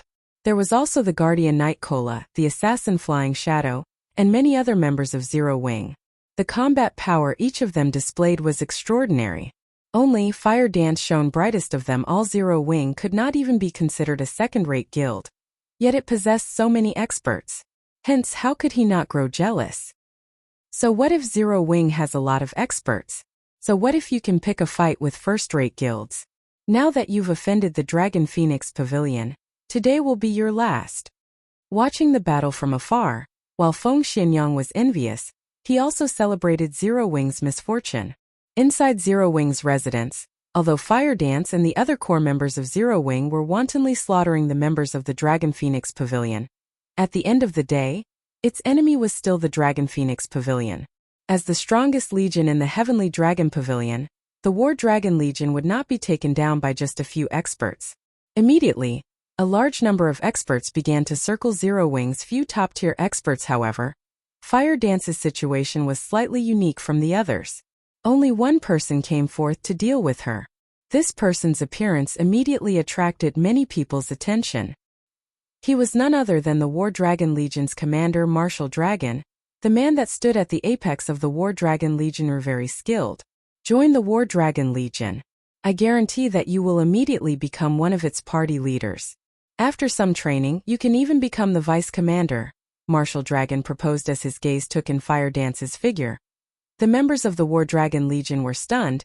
They had never thought that Martial Dragon's evaluation of Fire Dance would be so high as to offer her the position of Vice Commander. The highest position in the Heavenly Dragon Pavilion belonged to the Pavilion Master, and following that was the Commander of the War Dragon Legion. As for the Vice Commander, that person would definitely be the third most influential person within the Heavenly Dragon Pavilion. There were countless experts within the Heavenly Dragon Pavilion hoping to climb the ladder to become the Vice Commander. And now, that position was already at Fire Dance's fingertips. You sure are insincere. I am the commander of Zero Wing's core team. Why should I head over to your side to become a measly little Vice Commander? Fire Dance revealed a playful smile. She was not interested in the position of Vice Commander in the slightest. It seems you still do not know what significance the position of Vice Commander holds, nor do you know the significance of the position of Commander. Then, I'll show you just what the Commander of the War Dragon Legion is. Martial Dragon was not at all angered by Fire Dance's refusal. Unsheathing his blood-red greatsword, step after step, he slowly walked towards Fire Dance. With every step that Martial Dragon took, the aura surrounding his body grew stronger. The instant Martial Dragon reached 10 yards away from Fire Dance, the latter almost retreated several steps instinctually, increasing the distance between them. At this moment, Fire Dance's expression had become extraordinarily grim, as if she were greeting a great enemy. Oh, sure enough, I wasn't mistaken. You are able to see it, Martial Dragon laughed, becoming more satisfied with Fire Dance. Chapter 553. The difference of top-tier equipment. How about it? This should be sufficient to convince you to join the War Dragon Legion, right? Martial Dragon asked once again this time. Instead of replying, Fire Dance quietly stared Martial Dragon. Just what kind of monster is this person? Why did I feel that death was right before me when he was still 10 yards away? After undergoing special training for a time, Fire Dance's strength had undergone a qualitative improvement. Lei Bao's training had especially helped her improve her control over her own body. Her senses had become far more sensitive as well. Meanwhile, as Fire Dance stared Martial Dragon, she felt as if she stood before a towering mountain. Particularly, when Martial Dragon was only 10 yards away from her, it felt like that towering mountain had instantly appeared above her and physically pressed down on her. At that very instant, she felt as if her life was no longer under her control. This feeling was different from the pressure she normally felt when facing a powerful enemy. It felt as if everything within a 10-yard radius of Martial Dragon was completely under the Berserker's control. Fire Dance could not believe it. She could not figure out just how Martial Dragon had achieved such a feat. Martial Dragon was clearly a Berserker. Aside from a few specific skills, a Berserker's normal attack range was limited to 5 or 6 yards. Moreover, the Dark God's descent had silenced everyone, and none of them could use any skills. Yet, Martial Dragon had an attack range of 10 yards, and could even inflict a feeling of impending doom. Even Fire Dance began to wonder if she was hallucinating due to her fatigue from her recent training. However, ever since she had started playing God's Domain, her senses had not led her astray, so how could she possibly be mistaken now? Hence, Fire Dance immediately retreated from Martial Dragon. However, dragging on this fight was not a solution. After giving it some thought, Fire Dance gritted her teeth as she prepared to test herself against Martial Dragon. In the next moment, Fire Dance transformed into a black shadow as she dashed towards Martial Dragon. In terms of attributes, Fire Dance was confident that she was superior to Martial Dragon for no reason other than the Tier 1 set equipment for assassins, the Dark Melody set equipment that Shurfeng had given her. After equipping this set, not only had her attributes received a massive boost, but she was also able to display her combat power more efficiently in front of absolute strength. All manner of trickery was useless regarding techniques. Fire Dance and the others had already improved significantly due to Lei Bao and Shurfeng's training. They could be considered super first-rate experts. In actual combat, they were definitely superior to the ordinary members of the War Dragon Legion.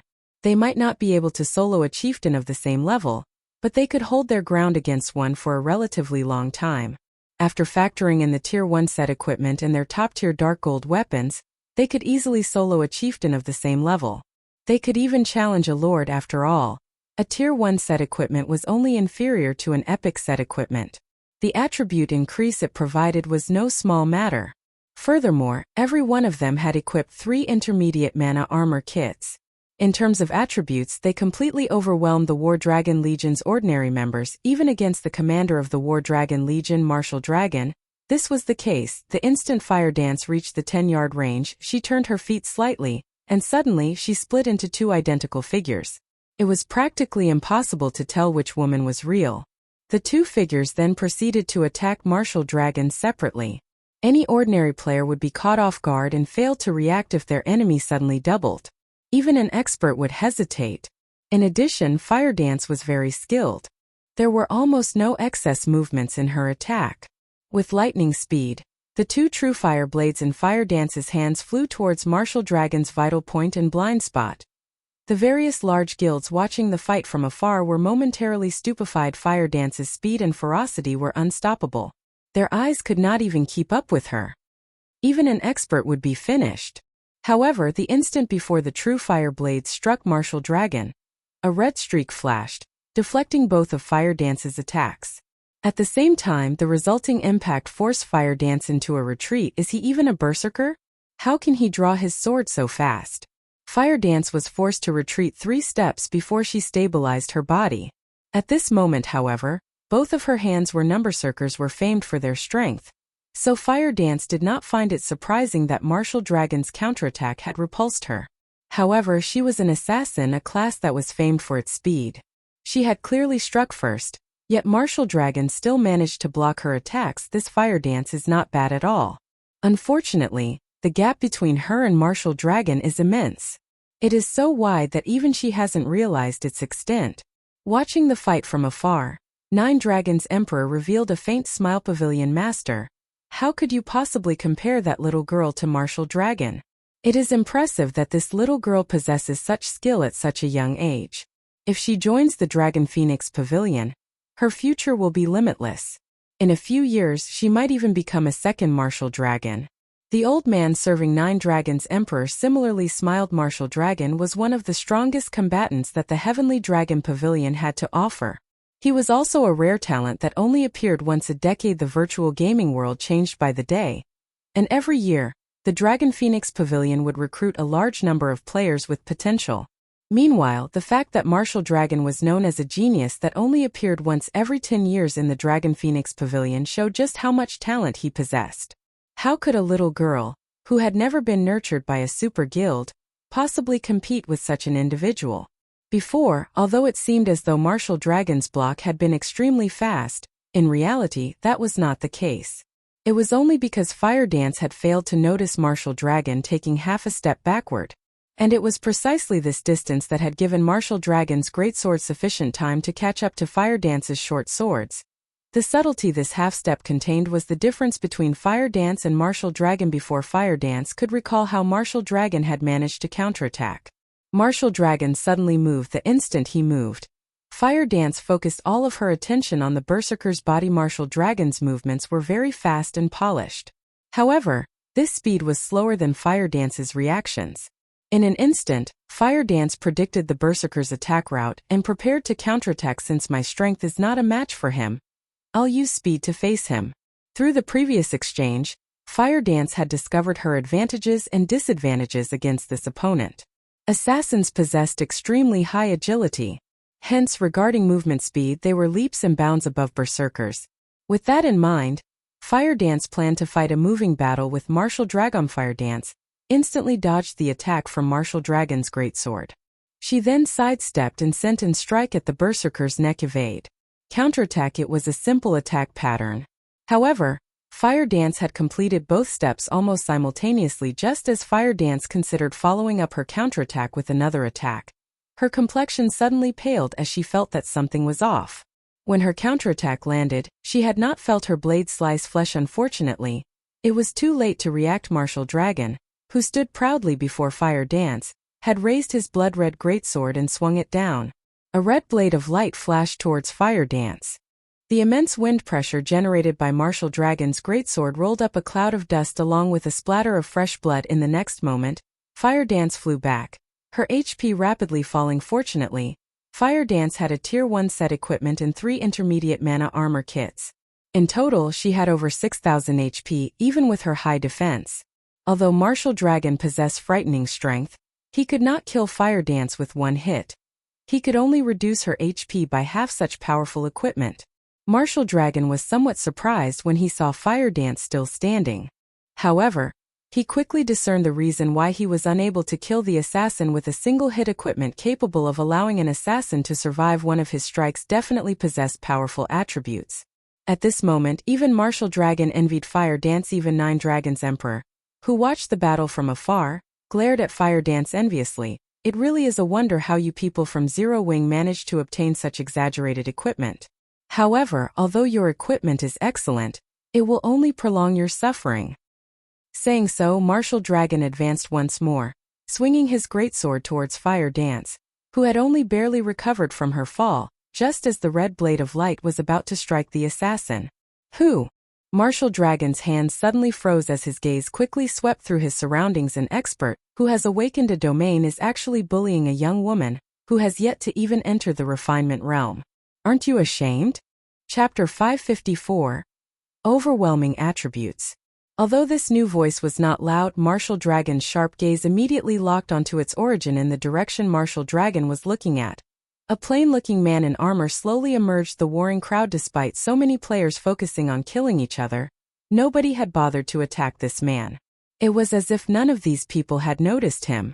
Everyone was still focused on dealing with their own opponents. Only when this man's black sword pierced through the backs of the Dragon Phoenix Pavilion's elites did these elites notice the man's existence. By then, however, it was too late. Since the war had begun, nobody had noticed that this ordinary-looking man had killed many War Dragon Legionnaires and Dragon Phoenix Pavilion elites. He was practically a god of silent death. One hit Azura. Surprise and excitement filled Martial Dragon's eyes as they landed on Shurfeng. Sure enough, your reputation is well deserved. You really do possess some ability. A technique that could allow one to move unnoticed was no trivial matter. The concept might sound very simple, but when it came to its realization, not many could achieve it. This required a combination of special breathing techniques and footwork. Not to mention, Shurfeng even wielded this technique with such ease despite having met many experts in the past. Martial Dragon had never encountered one capable of such a technique. One could say that such a technique was extremely convenient in a group battle since this technique could allow a player to avoid attention. Then it could naturally be used in reverse as well, forcing others to focus on oneself. Martial Dragon had originally intended to finish off Fire Dance with his last attack. However, Due to that sudden surge of killing intent from Shifeng, Martial Dragon felt as if someone had suddenly appeared behind him. Martial Dragon had no choice but to halt his attack in order to respond to the new enemy, allowing Fire Dance to escape with her life as a result. Fire Dance, go deal with someone else. Leave him to me. Shifeng sent Fire Dance a private message. Guild leader, be careful. Fire Dance nodded. Although Fire Dance was reluctant, she turned and moved to deal with other enemies. Martial Dragon glanced at Fire Dance's departing figure, not bothering to chase after the assassin. Instead, he focused his attention on the slowly approaching Shifeng. What's going on with Martial Dragon? Fire Dance was within his grasp. Why didn't he finish her off before moving on to deal with Black Flame? Feng Xianyang, who watched the fight from afar, shouted with frustration and confusion. His hatred for Zero Wing ran deep, and he wanted nothing more than to kill Zero Wing's upper managers hundreds of times. If not for Zero Wing, he would not have encountered so many problems. He would have long since become the hidden overlord of Star Moon Kingdom's eastern region, rather than ending up in his current dire state. He even had to obey the Seven Ghosts. Young Master Feng, Martial Dragon is not at fault here.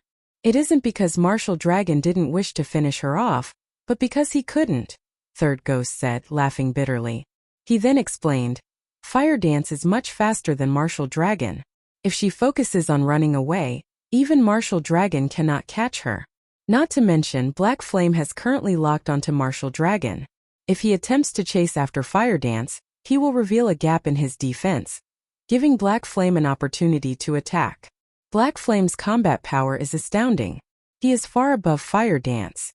Moreover, that technique that makes others ignore his presence is also the perfect technique for assassinations. If Martial Dragon focused on Fire Dance, it is very likely that he would feel the bite of Black Flame's sword. How could Martial Dragon possibly dare to focus on Fire Dance? Then, are you saying that there is a possibility that Black Flame will defeat Martial Dragon? Resentment boiled up in Feng Xianyang as he listened to Third Ghost's words. In the beginning, Black Flame had been a nobody, insignificant. While he was a member of Underworld, Black Flame had spoiled his good fortune many times. Yet, the more he fought Black Flame, the more he discovered how helpless he was against the man. At this point, he could do practically nothing against Black Flame. Chuckling, Third Ghost confidently said, Martial Dragon is very powerful. I only said that Black Flame had a chance against Martial Dragon while he was distracted. However, if Martial Dragon focuses on his opponent, Black Flame has almost no chance of emerging victorious. What do you mean? Feng Xianyang asked curiously. This is something I heard from Boss First Ghost, but it seems that Martial Dragon has already awakened his domain. In a direct confrontation, it is simply impossible to defeat Martial Dragon. Even if we, the Seven Ghosts, work together, it is unlikely that we could defeat Martial Dragon in a head-on clash. When Third Ghost uttered the word domain, reverence appeared on his face. Domain. Within a certain range, the wielder of the domain could achieve absolute control. One could even count the number of raindrops that fell in their domain. Only by training one's five senses to their extreme limits could one reach such a realm of control. Domains were practically a myth normally. Only the geniuses among geniuses had the possibility of grasping such a technique. One could say that domains were the dreams that countless experts sought. While Third Ghost explained the situation, Martial Dragon and Shifeng gradually approached each other. 30 yards, 20 yards, 15 yards.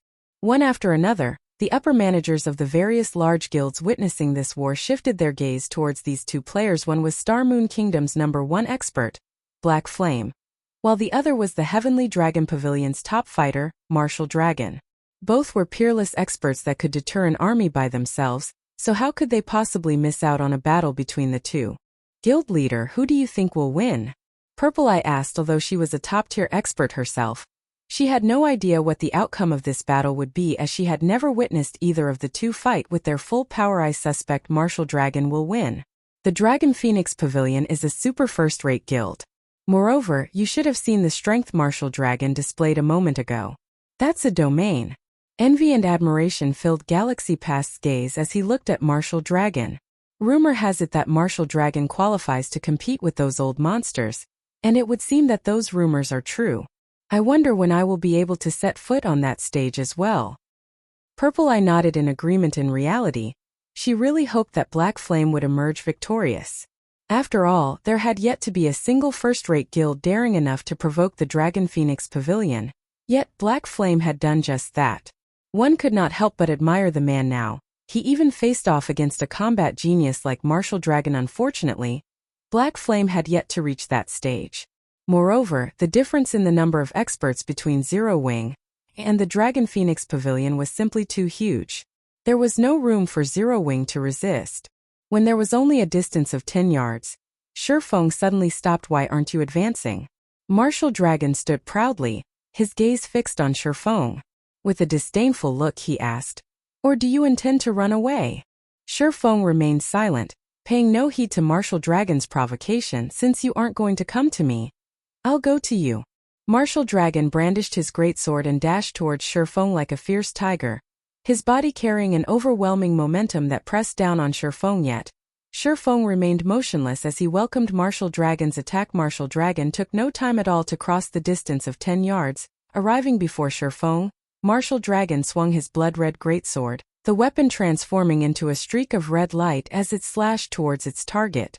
Martial Dragon's attack was both simple and crude at this time. Shifeng, who had made no effort whatsoever to dodge the oncoming attack, finally moved, the abyssal blade in his hand transforming into a streak of light as it met Martial Dragon's greatsword. Boom!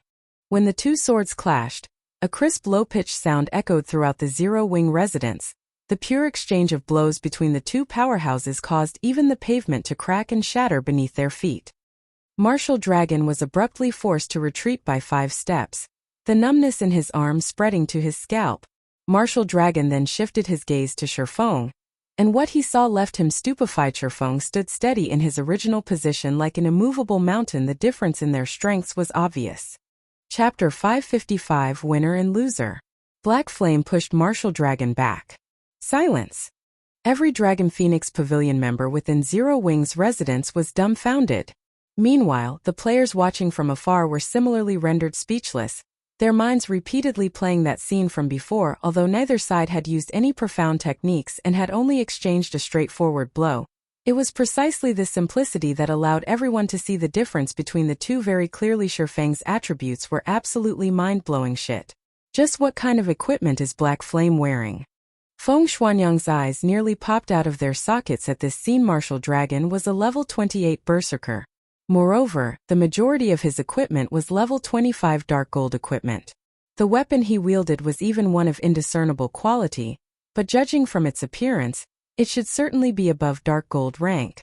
This equipment composition could definitely be among the very best in God's domain. Even if Black Flame were fully geared in dark gold equipment, he would not be that much stronger than Martial Dragon. Moreover, Black Flame was only a swordsman, a very well-balanced class in terms of attributes. Normally, a swordsman's strength would be inferior to a berserker's, and his agility would be inferior to an assassin's. Yet now Black Flame had actually managed to force back an apex berserker like Martial Dragon with a single hit. Just how outstanding was Black Flame's equipment to pull off such a feat?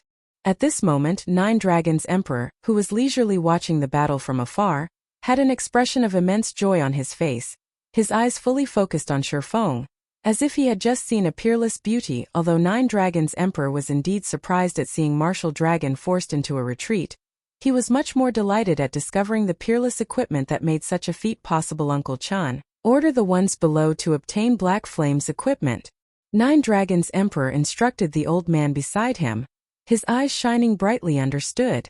The old man addressed as Uncle Chan immediately made a bow and left his position. A short moment later, the old man arrived with quick steps at the balcony of the private room, then abruptly shouted, "War Dragon Legion, listen up.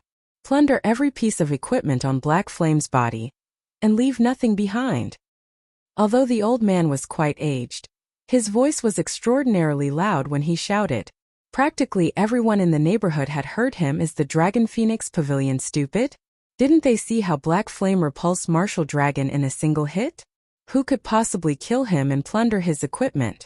Also, even if they plan on plundering someone's equipment, there shouldn't be a need to announce it publicly like that, right? Some ordinary player spectating from the sidelines ridiculed. When the members of Zero Wing heard the old man's words, they nearly spat out blood in anger.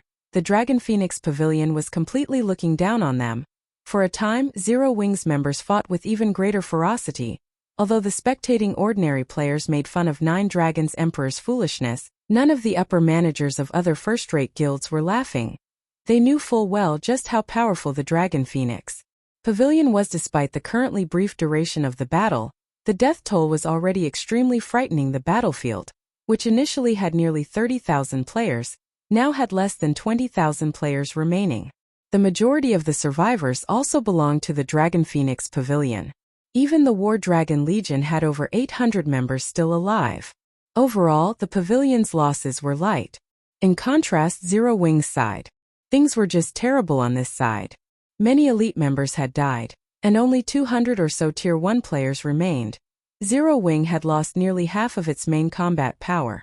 If not for the Tier 1 NPCs, Zero Wing's situation would be much uglier. The gap between the two guilds was evident at a single glance. They simply could not be compared to each other. Black Flame repulsing Martial Dragon. What was there to celebrate? These people really think Black Flame has a chance of winning. Third Ghost sneered as he looked at the distant spectating ordinary players. That was the Dragon Phoenix Pavilion Zero Wing was going up against. A super first-rate guild in the virtual gaming world. Moreover, the pavilion had even sent out its War Dragon Legion this time around. Zero Wing had no chance of victory at all. Moreover, Martial Dragon was a peerless expert who had grasped a domain. Although Black Flame had the advantage in attributes, the gap was not so great that it was impassable. Any expert would be able to discern this point very clearly. Hence, Nine Dragons Emperor did not take Black Flame seriously at all and was fully intent on obtaining the swordsman's equipment. Inside Zero Wing's residence, Martial Dragon and Shurfeng had already exchanged moves dozens of times. Every time Shurfeng attacked, he forced Martial Dragon into a retreat, chipping at Martial Dragon's HP with each exchange. At this moment, Martial Dragon's HP was down to around 90%. However, Shurfeng was not particularly happy about this situation. Neither was he angry about Nine Dragons Emperor's plan to plunder all his equipment. He only felt helpless. Although Shurfeng succeeded in suppressing Martial Dragon with his attributes, the Berserker was, after all, an expert who had grasped a domain. Since Martial Dragon knew that he could not win using brute force, he had gone with a softer approach to neutralize Shurfeng's attacks. Negating Shurfeng's power was practically impossible for ordinary experts. After all, Shurfeng was an expert who had already set foot in the flowing water realm. If one wanted to negate Shurfeng's power, they required inhuman levels of precision and confidence. The fact that Martial Dragon could achieve such a feat was all due to his domain, of course. While Shurfeng was helpless against Martial Dragon right now, the same could be said for the Berserker. After all, Shurfeng could see through his attack trajectories. Whenever Martial Dragon tried attacking Shurfeng, the latter would always take the appropriate defensive measures and force the exchange into a frontal clash between weapons. In a frontal clash, the side with lower strength would naturally receive damage and lose HP. Hence, Martial Dragon could only buy time. However, Martial Dragon was in no rush. Zero Wing was vulnerable. Fire Dance alone could not turn the situation around. This was not an arena. There was no need for players to fight one-on-one. If 3 to 5 legionnaires were insufficient, they could simply increase that number. Even if Fire Dance had powerful attributes, the War Dragon Legion could just treat her as a powerful boss and slowly grind her to death. You are the first person who has lasted this long against me. Unfortunately, this match won't go on for much longer, Martial Dragon said ruefully as he glanced at his surroundings. The number of Zero Wing members still alive was rapidly decreasing. After another 10 minutes or so, this war would come to an end. This outcome was all due to the difference in the number and quality of experts. Even with so many NPCs filling the gap, they were still far from enough indeed. This battle will not last much longer. Shurfeng's heart ached over this situation as well. The losses Zero Wing had suffered in this war was simply too massive. Yet, instead of revealing a dispirited expression, Shurfeng smiled, saying, "However, the victor in this war will still be us, Zero Wing. Do you not see the situation your guild is in right now?" Martial Dragon could not help but laugh when he heard Shurfeng's words. However, shortly after Martial Dragon had spoken, the Berserker's expression suddenly turned grave. In ambush? Martial Dragon suddenly felt a killing intent that was even more intense than when Shurfeng had revealed himself. Martial Dragon promptly tried to put some distance between Shurfeng and himself. However, Shurfeng did not allow Martial Dragon to do so. Sticking closely to the Berserker at all times in terms of speed, Martial Dragon was simply no match for Shifeng. Just as Martial Dragon faced Shifeng's barrage of attacks, the shadow of a figure suddenly appeared behind Martial Dragon's scram.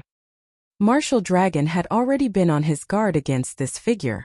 Tightening his grip on his greatsword, he swung the weapon towards his back with all his might, the weapon itself transforming into a streak of red light.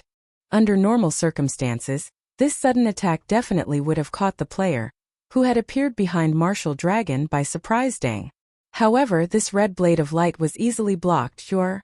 Martial Dragon finally managed to get a clear look at the ambusher and was stunned. This man had gray hair and a tall, robust body that was significantly larger than an ordinary person's.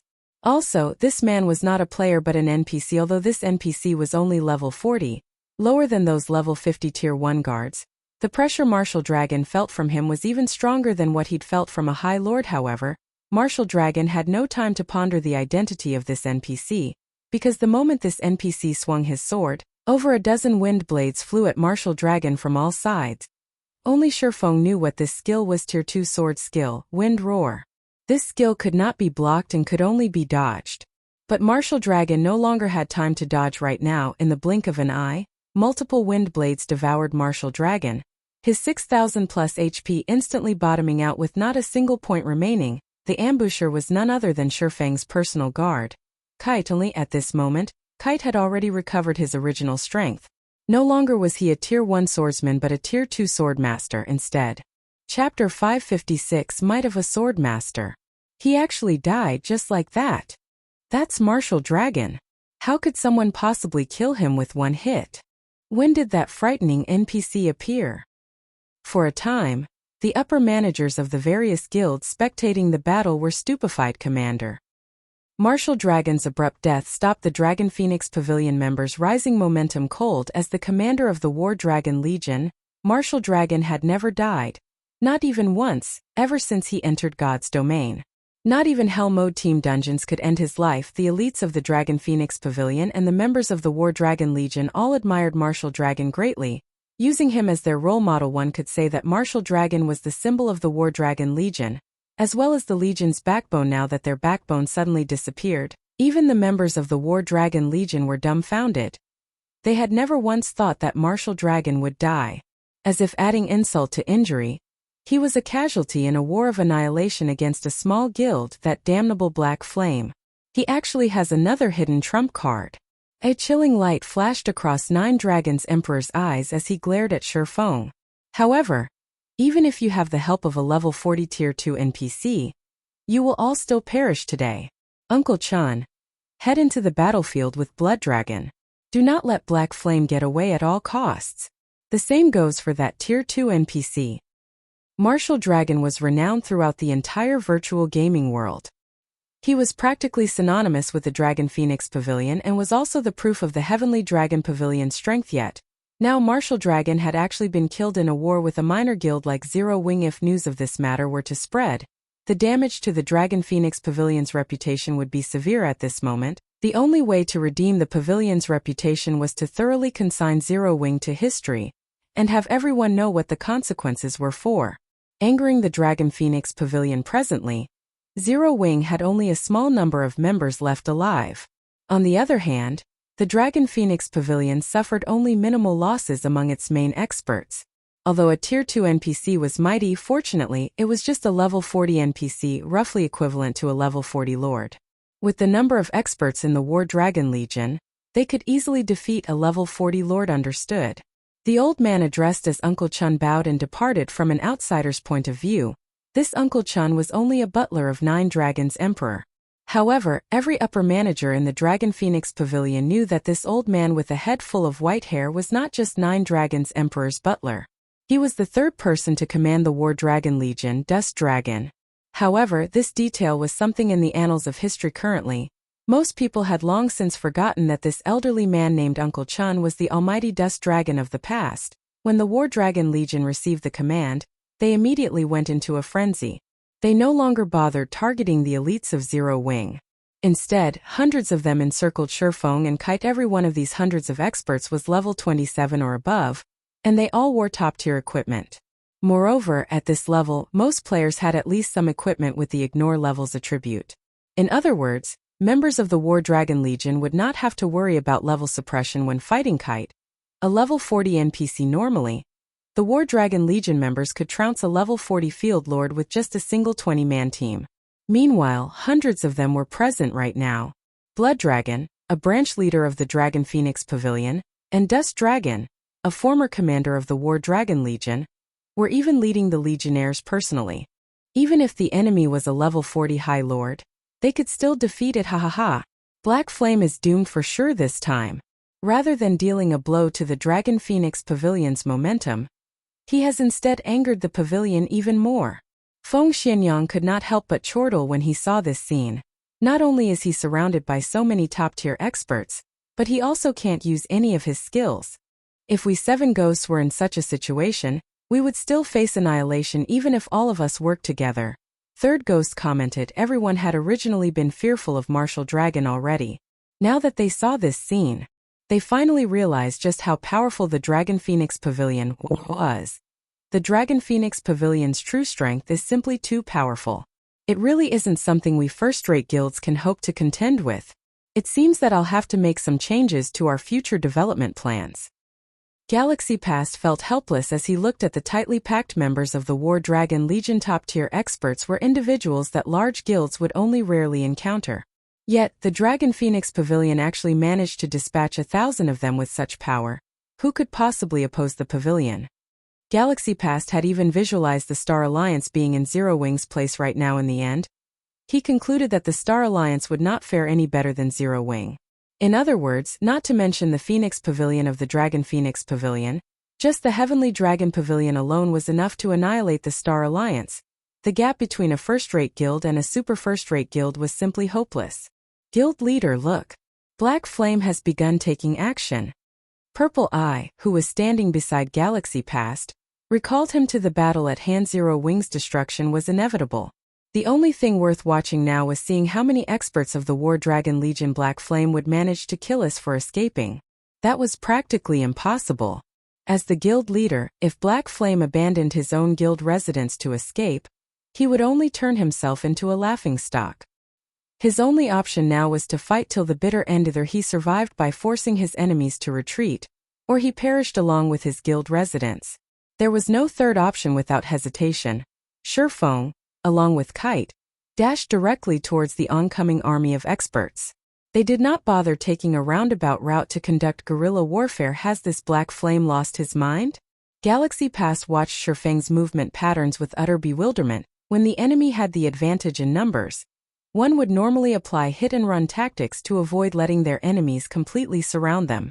Applying such guerrilla tactics would yield tremendous results, especially when one's combat power was significantly superior to the enemy's. However, Shifeng had actually taken the initiative to charge into the enemy's encirclement.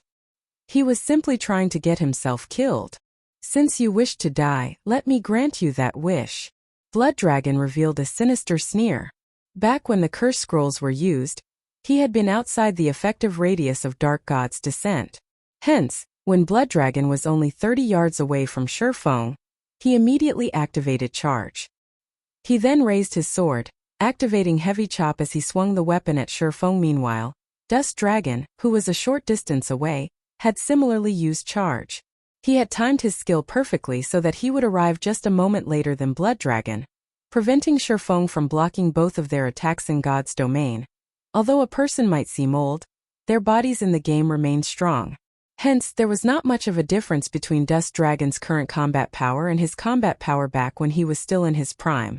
On the contrary, his combat experience far surpassed the ordinary person's. He was like a living fossil of the virtual gaming world. He had long since reached the realm of perfection in the control and usage of techniques. Looking to die?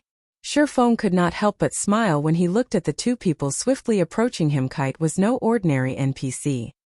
He was a dark gold ranked personal guard, and he could easily beat up a player of the same level and tier. When Kite was still a tier 1 swordsman, he was already capable of contending against a high lord of the same level. Contending against higher levels might be a different story, but with his strength back to that of a tier 2 swordmaster, he could even go toe-to-toe with a level 40 Great Lord. Now, what did a level 40 Great Lord hint at? The final boss of a level 20, 100-man Hell Mode team dungeon was only a level 20 Great Lord.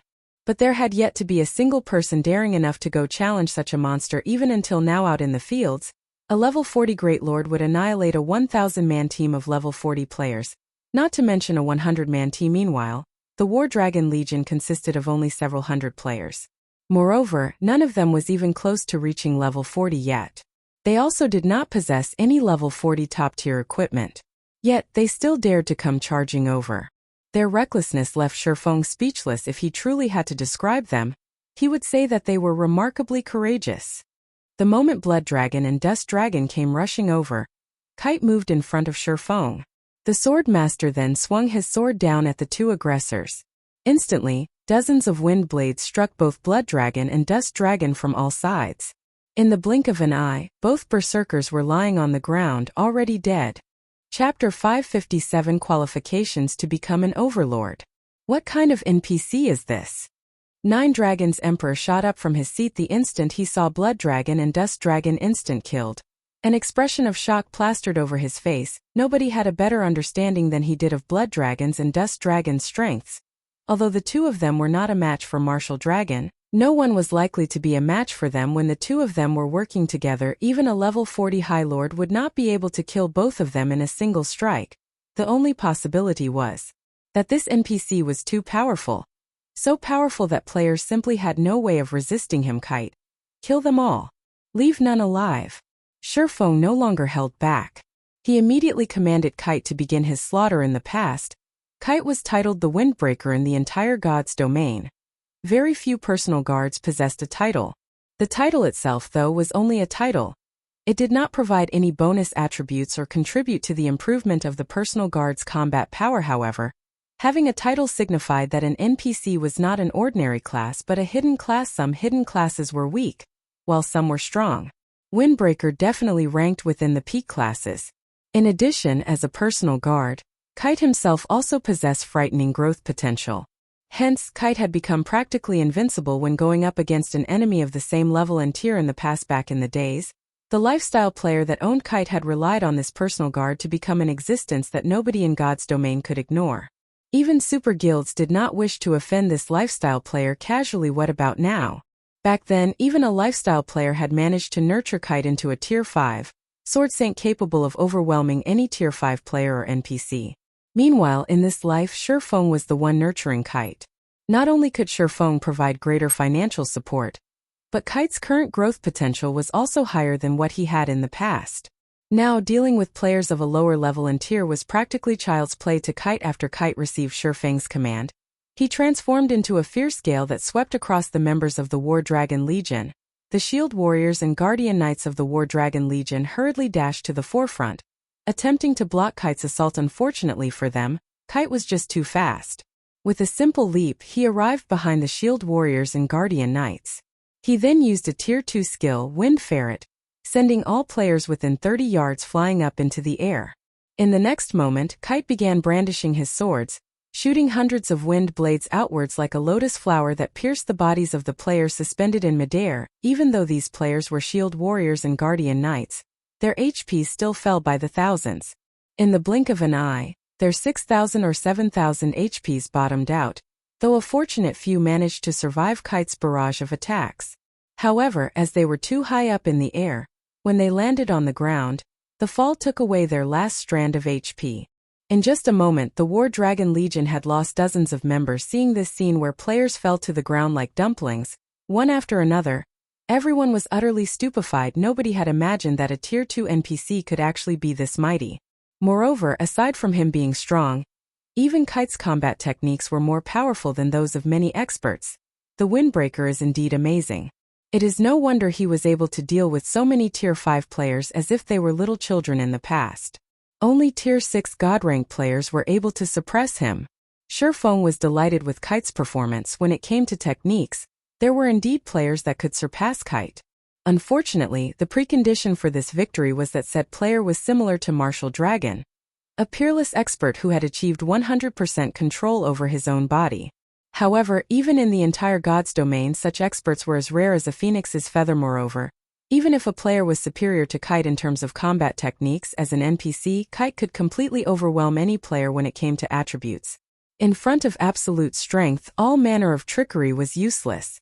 In the end, the amount of strength a player could display through their techniques was limited. It was just like how Shifeng, despite his techniques being inferior to martial dragons, was able to suppress the berserker by relying on his attributes. Only in Kite's case the NPC could trounce martial dragon, because Kite's attributes were leaps and bounds above even Shifeng's. Such great strength was already beyond martial dragon's ability to withstand. Hence, Kite was able to kill martial dragon easily while Shifeng could not in just a moment. Zero Wing had made a complete comeback from their previously disadvantaged situation to the War Dragon Legion, which had a member count of only 1,000. Having more than 100 of its experts killed was a significant loss.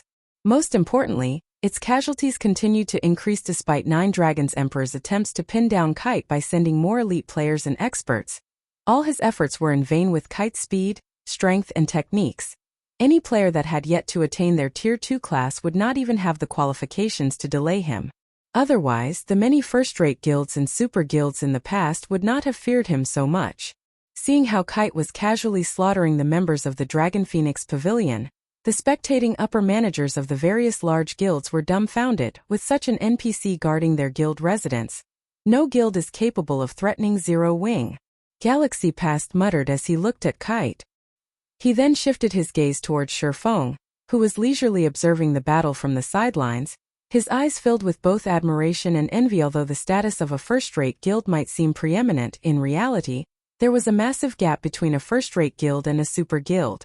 If the Star Alliance managed to anger a super guild in the future, a repeat of today's scene was highly likely. However, if the Star Alliance had an NPC like Kite guarding its guild residence at that time, it would possess the qualifications to pick a fight with a super guild. Although they still could not afford to provoke a super guild, they would no longer have to live in fear like they currently did as long as a guild's residence remained, and as long as the guild still possessed a large sum of funds and coins, then it would be a cockroach that would not die in the virtual gaming world. It was not the powerful who were considered strong. Instead, it was those who managed to survive, and was not afraid of any enemy that were deemed to be strong. After all, only by surviving would there be hope. It was just like how those super guilds had managed to survive until now. In the past, there were far more powerful existences than these super guilds. Yet, in the end, didn't they end up failing as well? Meanwhile, although Zero Wing was still weak right now, it already possessed the qualifications to become an overlord in God's domain. Hence, how could Galaxy Past not admire Shifeng? Purple, once we return, immediately mobilize the entire guild. Our Star Alliance needs an NPC like that as well. Galaxy Past's eyes were filled with desire as he looked at Kite. Purple Eye silently nodded in agreement. However, instead of looking at Kite, she was currently focused on Aqua Rose. At this moment, her eyes were filled with mixed feelings. Time slowly passed by. The battlefield grew more intense with each passing moment. Currently, only a small number of players from Zero Wing remained alive. As for the guild's most precious Tier 1 players, less than 100 remained alive. This time, however, the Dragon Phoenix Pavilion was not having a good time, either due to Kite's appearance, coupled with Shifeng silently helping out his guildmates. The War Dragon Legion's numbers fell sharply. Currently, less than 400 legionnaires remained alive. Retreat! All of you retreat! Nine Dragons Emperor sent a command to the members of the Dragon Phoenix Pavilion. No longer able to stomach this battle, Pavilion Master, Zero Wing is about to be destroyed. Are we really going to retreat right now? Rage had long since overwhelmed many of the Dragon Phoenix Pavilion's upper managers fighting in the battlefield. The Dragon Phoenix Pavilion's prestige and reputation were also at stake here. How could they possibly be willing to retreat at a time like this? I said retreat. Are you unable to understand that? Nine Dragons Emperor suddenly said in a low tone, his gloomy voice chilling even his surroundings. Nine Dragons Emperor wanted to continue fighting this war as well. He even wished he could personally step onto the battlefield. However, he was a guild leader. He needed to consider the bigger picture. Although their side still seemed to possess the numerical advantage, in reality, they were already at a disadvantage. If this situation continued, instead of Zero Wing being destroyed, they would be the ones facing complete annihilation. In order to cut their losses, they had no choice but to retreat right now. Understood? Retreat! All members retreat! The members of the Dragon Phoenix Pavilion could only sigh in dejection. Under the command of the upper managers, they swiftly withdrew from Zero Wing's guild residence. Chapter 558 After the War. 1. We won! Everyone from Zero Wing was incomparably excited, and they all began cheering loudly one after another throughout this entire war. Nobody had expected them to win. Even the large guilds watching from afar had long since made preparations to take advantage of Zero Wing's misfortune originally. Other than super guilds, nobody else dared to oppose the Dragon Phoenix Pavilion. However, they had dared moreover. They had even defeated the Dragon Phoenix Pavilion, had achieved a feat that no guild had ever imagined was possible. The Dragon Phoenix Pavilion was actually defeated. Just like that. The various large guilds spectating this battle fell silent other than shock. Everyone felt amazement despite the Dragon Phoenix Pavilion's overwhelming power. In the end, all those elite players and frightening top-tier experts suffered defeat at the hands of a single NPC guard. After we return, we must focus on developing our guild's guards. Galaxy Past had an excited expression on his face as he watched the retreating members of the Dragon Phoenix Pavilion. The true strength of a super guild was something no ordinary guild could ever hope to comprehend. Only first-rate guilds like them would know some secrets about super guilds. Although the opponent Zero Wing had defeated this time was not a super guild, the Dragon Phoenix Pavilion's strength was already on a par with those super guilds.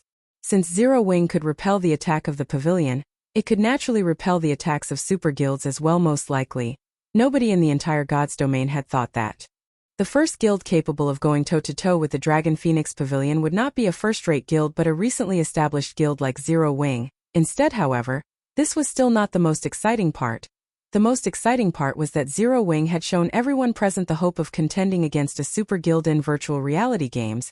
The result of a war between guilds usually depended on players. However, God's domain was different. Here, NPC guards could also determine the outcome of a guild war.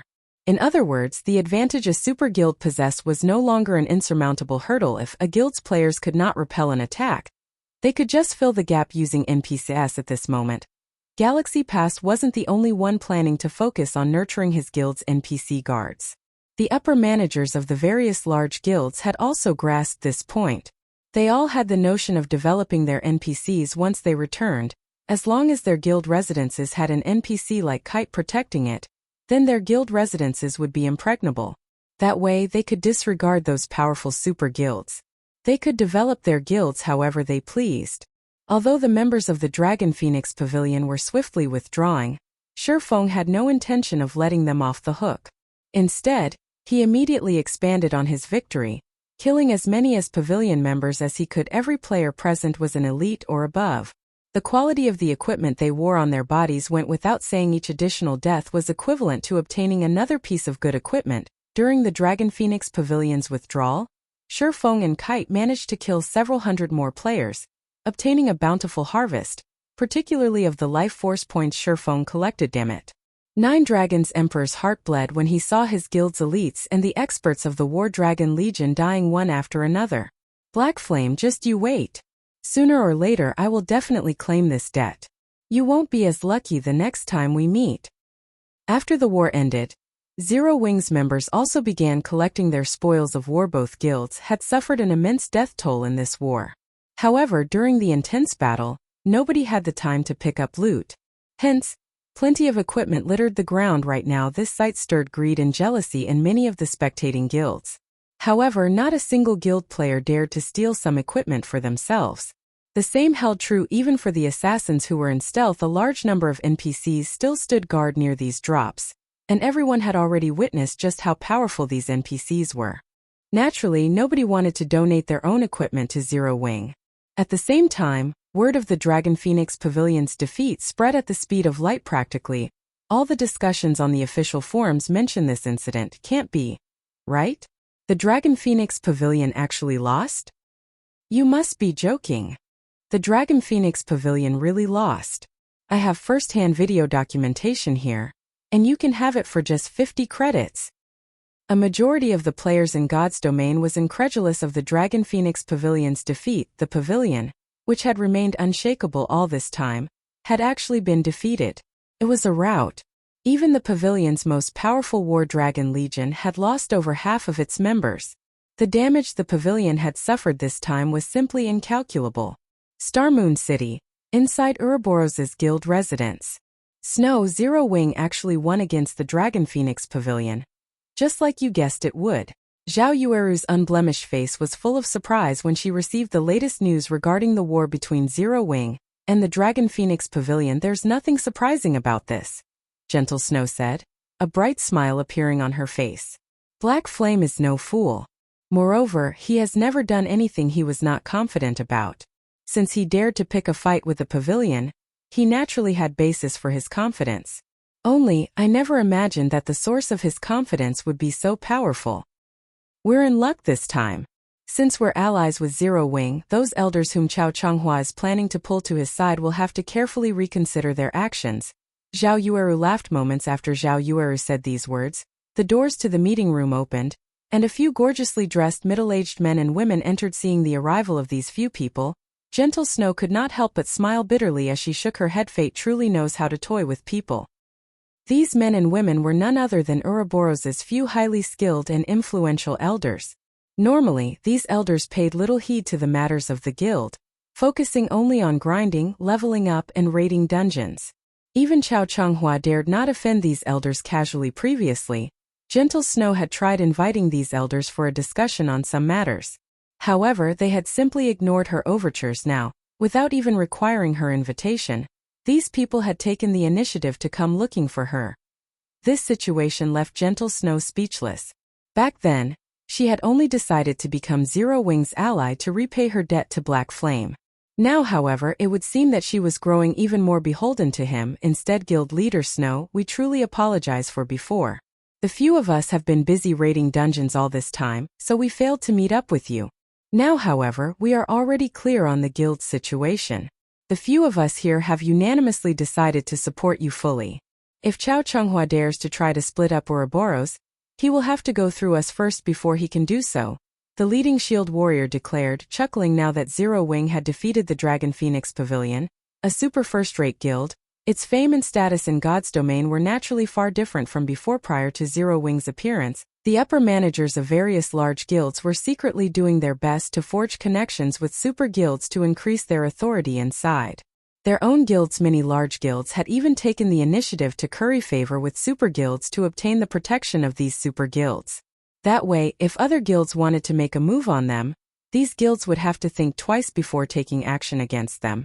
After all, nobody wished to incur the anger of a super guild. Meanwhile, now that Zero Wing had defeated the Dragon Phoenix Pavilion, the consequences were obvious. In the future, Zero Wing might very well become another super first-rate guild. When a man became powerful, those near him could ride on his coattails to success as well. Since Gentle Snow was an ally of Zero Wing, that meant that Gentle Snow had the support of what amounted to a super first-rate guild. As long as one was not a fool, they would know which side they should choose. White River City, Zero Wing's residence. Guild Leader, I've already tallied up the results of the war. Here are the statistics, Aqua Rose said, a smile on her face as she handed over a list of data to Shifeng. How could there be so many? We've really made a fortune this time. The corners of Shifeng's lips twitched slightly when he looked at the list. Chapter 559 Growing Stronger. The number of equipment on the statistical list exceeded 20,000. Most of the equipment originally belonged to the Zero Wing members who had participated in the war, so those had to be returned. In addition, they had to take into account the reward for killing enemy players as well as death subsidies. However, even after deducting all the necessary expenses, they still had over 5,000 pieces of equipment remaining initially. Shifeng thought Zero Wing would only gain a slight profit from this war. After all, Zero Wing's army of over 10,000 elites had practically suffered complete annihilation. Only a few hundred elites remained alive at the end of the war. As for the Tier 1 core members, only several dozen survived. The compensation for the losses of over 10,000 elite members and hundreds of core members was astronomical. Having a surplus of more than 5,000 pieces of equipment surpassed Shifeng's expectations entirely. We are fortunate that the pavilion members' equipment is of excellent quality. Unlike the previous battles we fought before when there were barely enough spoils of war to go around, even though our losses were not significant back then. At this moment, Aqua Rose was overjoyed. The guilds they had fought in the past were much poorer compared to the Dragon Phoenix Pavilion. The enemy guilds back then consisted mostly of ordinary players, with only a small number of elite players. The equipment they could drop was naturally of low quality. Bronze and mysterious iron equipment was considered top-tier goods for those guilds.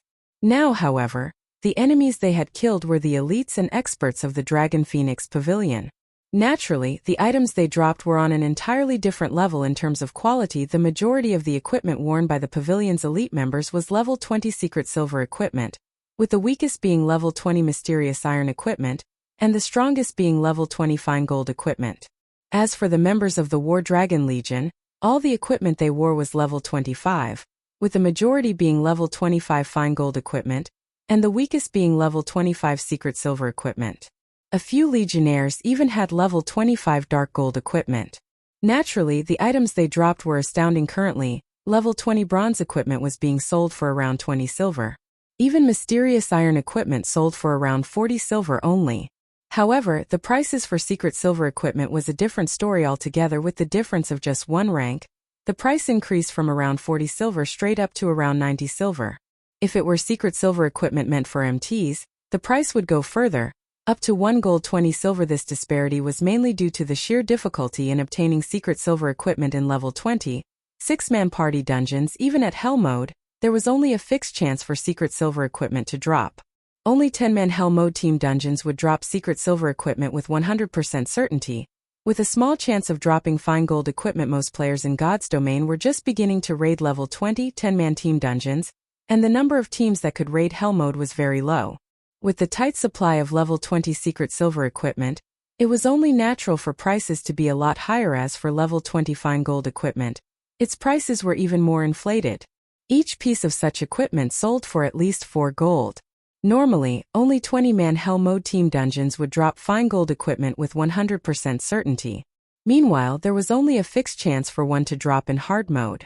Hence, fine gold equipment was much rarer, and its price much higher. If level 20 equipment was already like this, there was no need to mention level 25 equipment for equipment.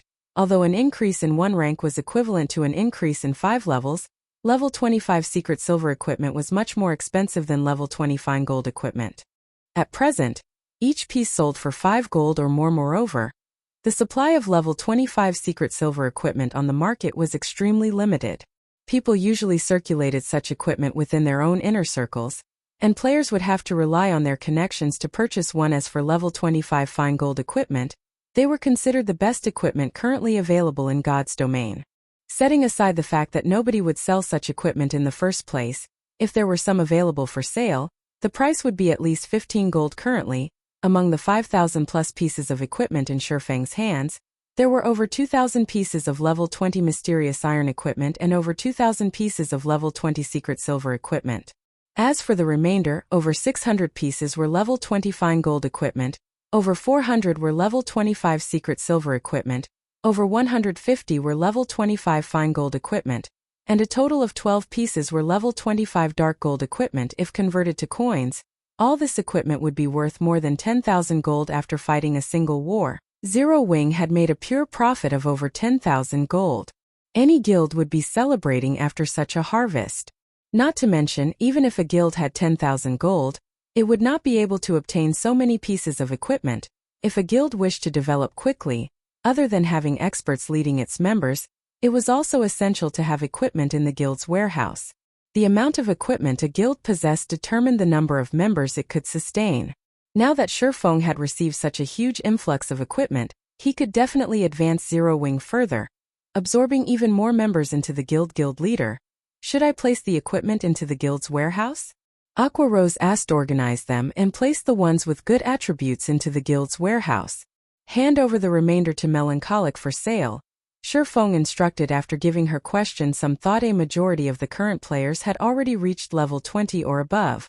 Those who hadn't reached level 20 were either new to God's Domain, or just ordinary lifestyle players. Meanwhile, all the elite members in Zero Wing were level 25 or above, whereas ordinary members were either level 23 or level 24. Hence, their demand for level 20 equipment was not particularly high. Level 20 equipment was currently considered mainstream equipment in God's Domain. Its popularity just happened to be at its peak. After more time passed, level 20 equipment would grow obsolete and lose its value.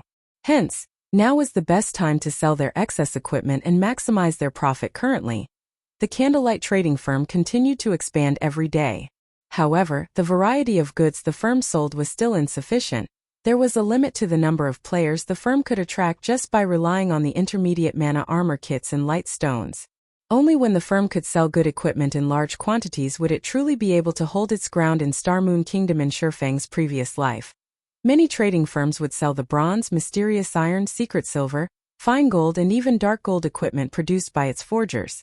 Only by following that example could the candlelight trading firm maintain its shop's competitiveness. Soon after, Shurfang logged out of the game to rest. Time passed slowly on the day after the great battle. The atmosphere surrounding White River City was no longer oppressive like before, and many players on the streets had begun talking about yesterday's war. Damn. I can't believe that, while I was at work during the day, the Dragon Phoenix Pavilion was actually defeated. I know, right? Zero Wing is OP now. If even a super first-rate guild is helpless against it, it would be even more impossible for other guilds. It is a huge pity that you did not get to watch that battle. That Dragon Phoenix Pavilion really deserves its title as a super first-rate guild. The number of experts they sent over yesterday could easily overwhelm any first-rate guild. However, Zero Wing still came out on top. Nobody could have imagined that they actually had such a powerful NPC guard. That one NPC killed hundreds of top-tier experts all by himself. My eyes nearly fell out when I saw that scene back then. Now that Zero Wing has defeated the Dragon Phoenix Pavilion, it will definitely become even more powerful in the future. I heard that Zero Wing has begun mass recruitment again. I failed their test the last time. I wonder if I can pass it this time? Previously, I thought about trying to join a super guild. Now, however, it seems that there won't be a need to do so. I'll go with you to apply for the test. The independent players filling the streets and alleyways of White River City talked fervently about Zero Wing. A fire of anticipation burning in their eyes, these players felt proud just thinking about residing in the same city as Zero Wing, a guild capable of contending against the Dragon Phoenix Pavilion.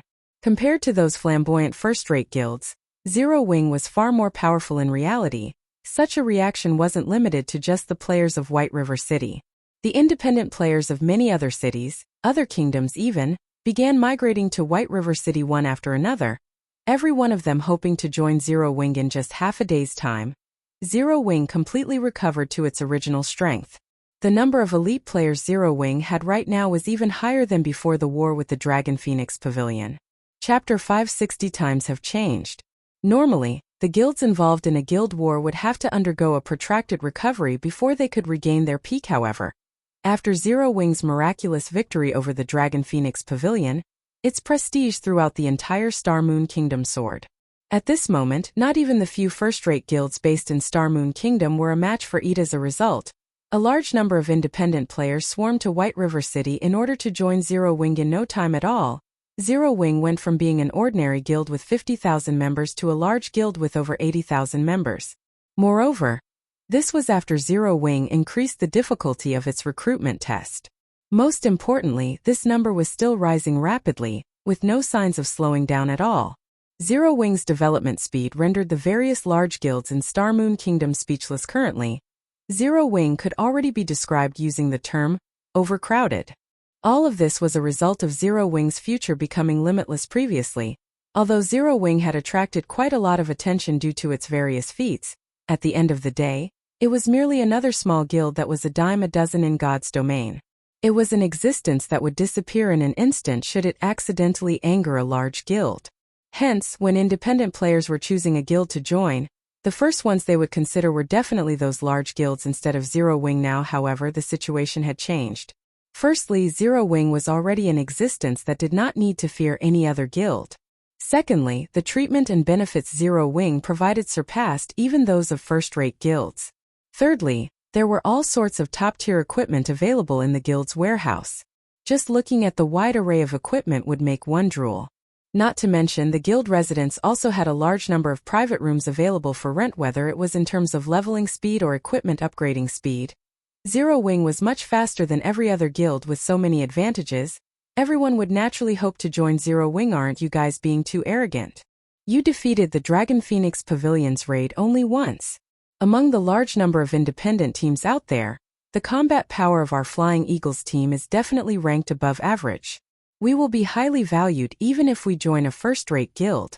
Yet, now that we are trying to join Zero Wing, only 2 of the 10 of us managed to pass your test.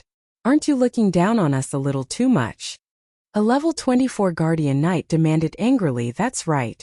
We hurried over to this place from far away, and have spent a lot of money on teleportation fees. All because we want to join Zero Wing. Can't you lower the difficulty of the test by just a little bit? A level 23 Ranger complained at the recruitment hall inside Zero Wing's residence. Many players were voicing their discontent over Zero Wing's recruitment test. This situation was giving Aqua Rose a huge headache as well. She could not understand why Shifeng suddenly decided to raise the requirements despite these already being very high before, even higher than those of first-rate guilds. Yet now Shifeng raised that bar even further. He was practically trying to drive players away from the guild. Guild leader, there are countless guilds in God's domain, and all of them are frantically trying to recruit members. Now that we have defeated the Dragon Phoenix Pavilion, we have the perfect opportunity to develop quickly. If we don't take this chance to recruit a large number of players while we are still popular, it won't be as easy to do so in the future. Can't you lower the conditions a little? Aqua Rose asked. Most of the players who had come from other cities were relatively skilled players back in their own cities. However, in order to better develop themselves, they had come all the way to White River City specifically to join Zero Wing. One could say that these players were the cream of the crop of other cities, and rejecting them right now would be such a pity. I won't change this condition no matter what. Besides, I didn't invite them over. They came of their own free will. In any case, the condition is there. Once they pass it, they can naturally join the guild. If they fail, there is nothing we can do about it. Zero Wing's resources are limited. Our guild isn't a garbage collection station. Moreover, Zero Wing is taking the path of the elite. There is no meaning in recruiting in bulk. Shifeng showed no signs of regret at all. Slowly he explained, "You have seen it for yourself. During the war with the Dragon Phoenix Pavilion, the War Dragon Legion nearly annihilated all our elites. If we did not have a large number of NPC guards to assist us, the War Dragon Legion might have wiped us out. Hence, what we need to do now is not to increase the number of members we have but to improve the quality of our members." Aqua Rose fell silent upon hearing Shifeng's words. The gap between the two sides in that war was simply too vast. Not to mention the War Dragon Legion, even the standard of the Dragon Phoenix Pavilion's elite members was significantly higher than Zero Wing's. Had the gap been smaller, Zero Wing would not have suffered such massive losses. Indeed, my mind must have been clouded before. I'll carry out your orders immediately then. After Shifeng's lecture, Aqua Rose finally realized that she'd had her head in the clouds out of joy from their victory. Zero Wing had always been taking the path of the elite. It was precisely because of this that the guild's members managed to improve their strength so quickly. Despite having only 50,000 members, there were over 13,000 elite members in the guild. This was a very frightening ratio. Moreover, Zero Wing's success in developing from a small guild with only several thousand members to a guild with more elite members than even a second-rate guild was all because every guild member received a significant share of the guild's resources, following which, Shifeng handed over all Zero Wing-related matters to Aqua Rose while he went to his forging room in the Candlelight trading firm. The demand for intermediate mana armor kits was just too high.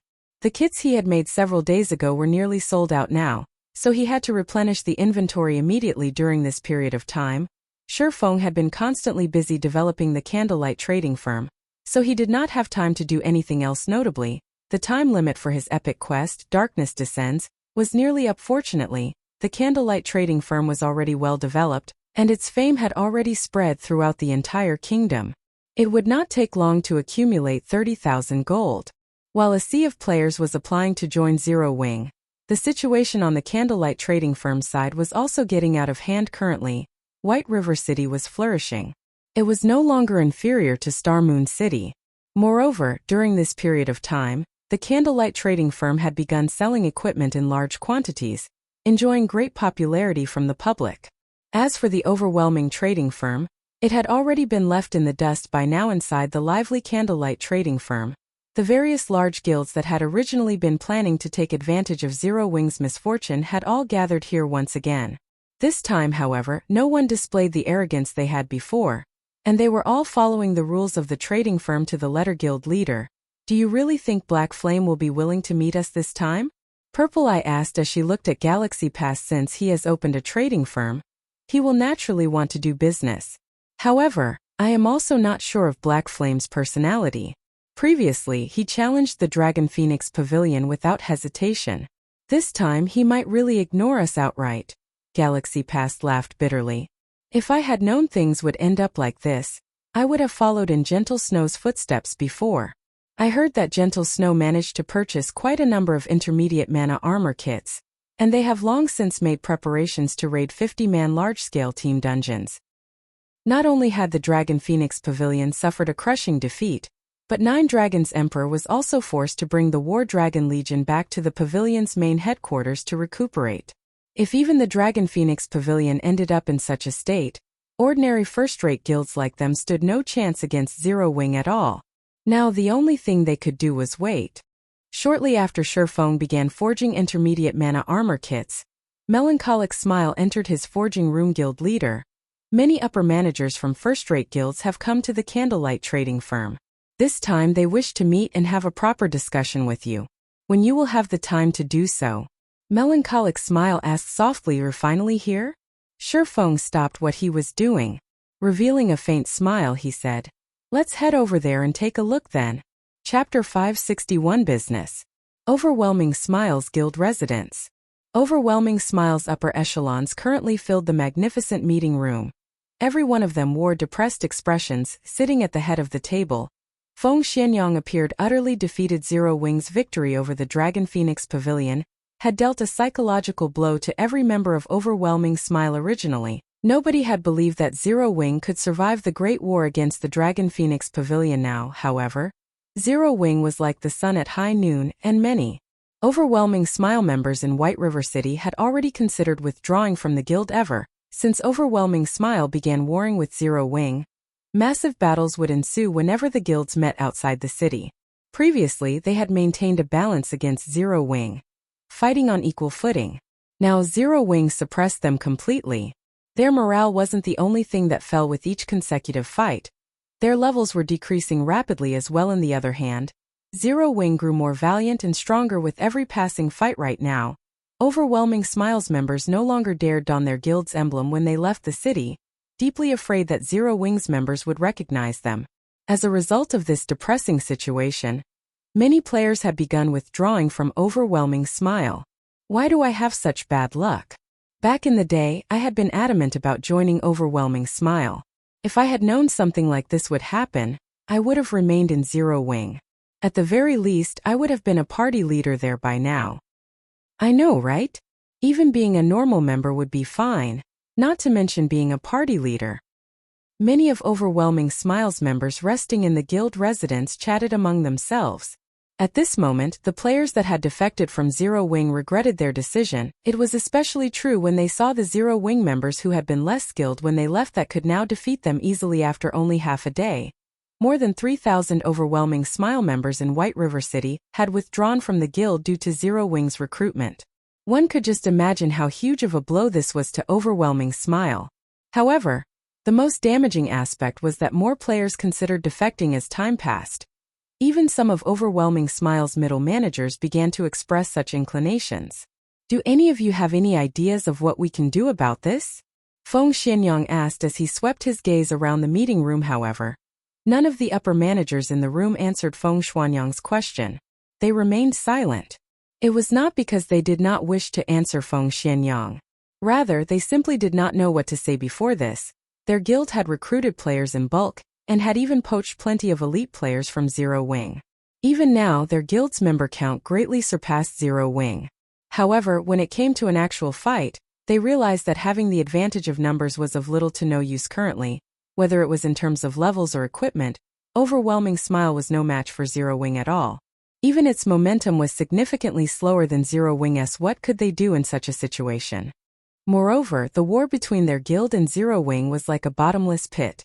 No matter how much money they tossed into that hole each day, they could not fill it. If they continued this fight, they would eventually have to disband the guild altogether. Bunch of rubbish.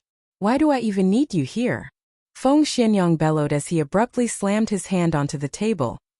Everyone in the room involuntarily lowered their heads, not daring to utter a single word. This won't do. I can't let things end just like this. Since the Dragon Phoenix Pavilion has suffered defeat, it will definitely try to restore its reputation. Think of a way to make contact with the pavilion, Feng Xianyang said, a bloody glow flashing in his eyes. Angrily, he declared, if Underworld and the Dragon Phoenix Pavilion join hands, I refuse to believe that we can't annihilate Zero Wing. Meanwhile, in the Candlelight Trading Firm's first-floor reception hall, the upper managers of various large guilds had waited, unattended, for a long time now. This time, however, none of them dared to complain. Suddenly, the doors to the reception hall opened. Everyone inside the room turned their gazes towards the entrance, discovering Shifeng and Melancholic Smile entering the hall leisurely. Immediately, the upper managers of the various large guilds went up to Shifeng and greeted him with friendly expressions on their faces. Their current attitude was completely different from what it had been in the past. I already know what your goal is by coming here. I can indeed sell you some intermediate mana armor kits. However, I have a condition. If you aren't interested in my proposal, then you may just leave, Shifeng said straightforwardly, showing no signs of appreciation everyone's compliments. Ha ha ha. Guild leader Black Flame, please don't hold back. No one will complain even if you have 10 conditions, much less one. Galaxy Pass said, laughing. Right? Guild leader Black Flame. Tell us what your condition is. As long as it is within our capabilities, we will do it. The branch leader of Emperor's Light followed up. The importance of intermediate mana armor kits to dungeon raids was extraordinary currently, although the various large guilds present no longer had many problems raiding 20-man team dungeons.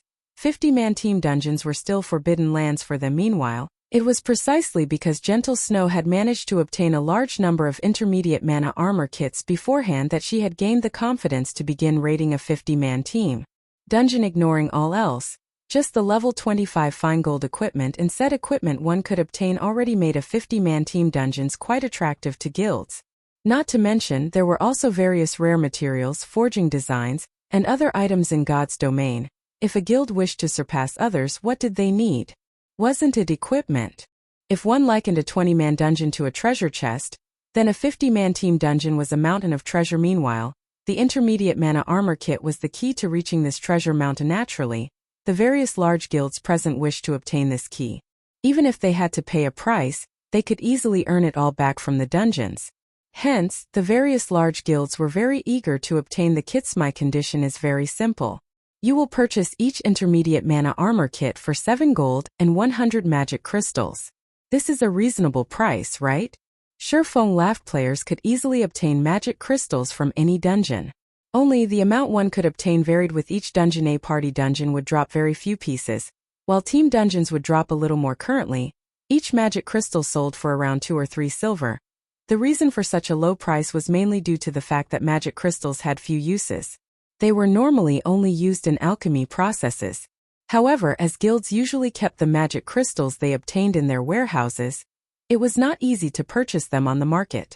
Hence, Shifeng intended to trade for them. With a rough calculation, each intermediate mana armor kit would come to a total cost of 10 gold. This price was twice as high as the Candlelight Trading Firm sold them for. Okay. No problem. Ha ha ha. Guild leader Black Flame. I have no issues with this condition. I wonder how many kits Guild leader Black Flame is willing to sell? The various guild representatives immediately revealed joyous smiles. None of them had expected for Shifeng to put forward such a cheap request currently. Although the Candlelight Trading Firm sold the intermediate mana armor kit for 5 gold per kit, on the black market, however, they cost more than 10 gold each. Even then, the demand for the kit still outstripped the supply. Now they could buy the kits directly for 10 gold each. Immediately, the upper managers of the various large guilds began voicing their requested volume. I want 120 kits. I want 300 kits. I want 150. Every one of these upper managers could not help but wish they could empty the Candlelight Trading Firm's stock of intermediate mana armor kits. Among them, the Star Alliance was the richest, with Galaxy Pass purchasing 500 kits in one go. However, Shifeng did not possess that many kits on hand at all. Hence, he had everyone sign a contract with him, Requiring the pay up front with the system bearing witness to the contract, no one worried about any potential issues. Over 100 guilds willingly handed over the money they owed. As for the magic crystals, they had already sent their subordinates to ship the crystals over in just a short moment. Shifeng had earned over 30,000 gold, of course. This profit did not come without a price. Shifeng was required to deliver the intermediate mana armor kits. He owed within 5 days. Chapter 562 Divine Colosseum. After the upper managers of the various large guilds left the reception hall in high spirits, Melancholic Smile could no longer hold back as she asked, "Guild leader, will it really be alright to sell so many intermediate mana armor kits to these guilds? It would have been fine if it were the basic strengthened armor kits. After all, the forging design for this item could be obtained through various means, so other forgers could produce them as well. However, the intermediate mana armor kit was different. Shifeng was the only person who could forge them, so the item's production was extremely limited. Moreover, they had only initially sold the intermediate mana armor kits with the intention of attracting business to the Candlelight trading firm. Now that the Candlelight trading firm's business has begun to take shape, there was no need to use the intermediate mana armor kits to attract more customers by selling so many intermediate mana armor kits to other guilds. It would only serve to strengthen these guilds. This would just cause Zero Wing more trouble. Since we are a trading firm, why shouldn't we do business when the opportunity presents itself? Shifeng laughed. Not to mention, I've already made a huge profit. I should at least allow others to pick up some scraps, right? Huge profit. Melancholic Smile was confused. If we sell the same amount of kits through the black market secretly, we will make more than what we just did. However, my goal isn't just to earn coins but also magic crystals. Shifeng explained. Currently, there are few uses for magic crystals. Moreover, they can only be obtained from dungeons. However, the various large guilds normally keep the magic crystals they obtained for themselves. So, if we had to point out who possesses the most magic crystals, it would have to be these large guilds. But the Candlelight trading firm also has plenty of magic crystals. We even have an entire warehouse full of them right now. We have more than what we can use. Melancholic Smile grew even more confused. Have you forgotten the simulation device in the special forging rooms? Shifeng laughed immediately. Melancholic Smile's eyes glowed as she came to a realization. If one wished to use the simulation device, they needed to expend magic crystals. Meanwhile, the amount of magic crystals required varied depending on the materials simulated. The more precious a material was, the more mana crystals were required. A simulation device could allow a lifestyle player to familiarize themselves with the production flow of an item swiftly, significantly increasing their success rate and production speed when it came to the real deal. Compared to experimenting and wasting actual materials, it was much cheaper to spend magic crystals. Currently, the Candlelight trading firm was developing in multiple cities. However, it severely lacked manpower, particularly advanced forging apprentices and basic forgers who were capable of producing advanced products. Despite the firm's efforts in recruiting lifestyle players from cities outside its sphere of influence, the number of players they had recruited was utterly insufficient. Currently, player demand for advanced products was growing exponentially. However, only basic forgers had a slightly higher success rate of producing items such as level 20 bronze and mysterious iron equipment. Advanced forging apprentices could not produce such items at all. As a result, the other trading firms throughout the entire God's domain were also desperately recruiting and poaching basic forgers. Unfortunately, becoming a true forger was easier said than done. If one wanted to nurture a group of basic forgers, the money required to do so could bankrupt an ordinary small guild. If the Candlelight trading firm wished to quickly nurture a batch of advanced forging apprentices and basic forgers, utilizing the simulation device in the special forging rooms would be the cheapest way to do so. Only the amount of magic crystals required to sustain the simulation device for so many people would be astounding. Considering the situation again, Melancholic Smile found that the amount of magic crystals the firm had stored away was indeed insufficient. All right, in a moment, go and receive the magic crystals that those guilds have sent. I've also removed the restriction on the previously reserved special forging room. You can allow players with strong potential to train there. Saying so, Shifeng removed the restriction on the special forging room. Right, you should also purchase some magic crystals from time to time. However, make sure not to attract too much attention when doing so lest people start hiking up the prices. Guild leader, rest assured, I will send people to purchase them from other cities discreetly. I won't let others find out about this.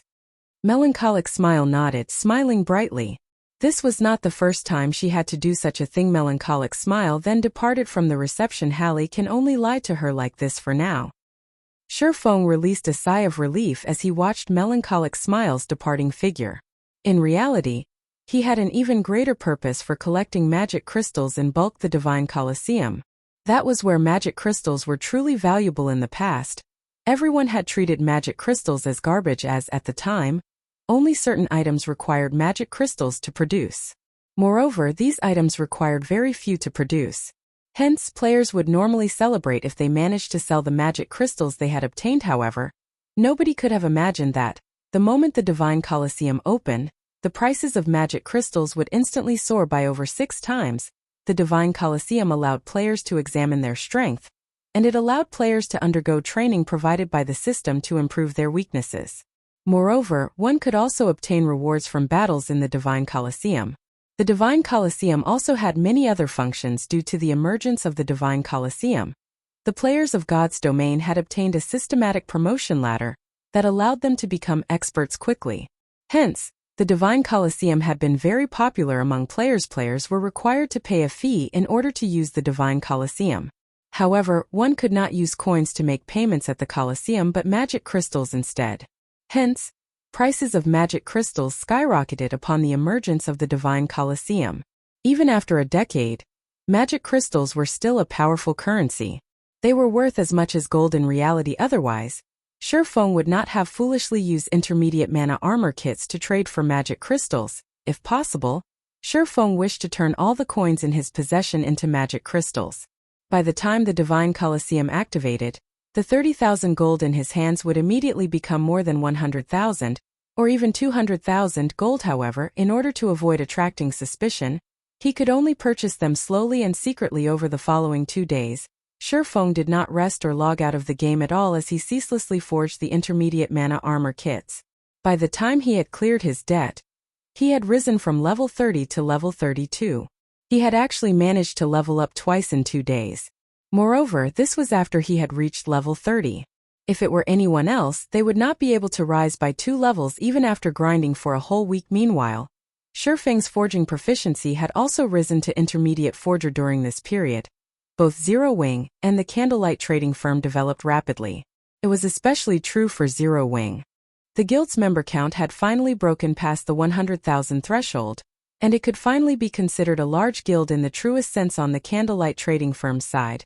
Thanks to the simulation device, the firm had successfully nurtured several additional basic forgers during these past 2 days. As for the other guilds, they had also begun their competition over 50-man team dungeons. However, the thing that surprised everyone was that Overwhelming Smile had taken the lead, becoming the first guild to defeat the first boss in a 50-man hard mode team dungeon. As for Zero Wing, Aqua Rose's team had only been the second to defeat the first boss after relying on their superior equipment.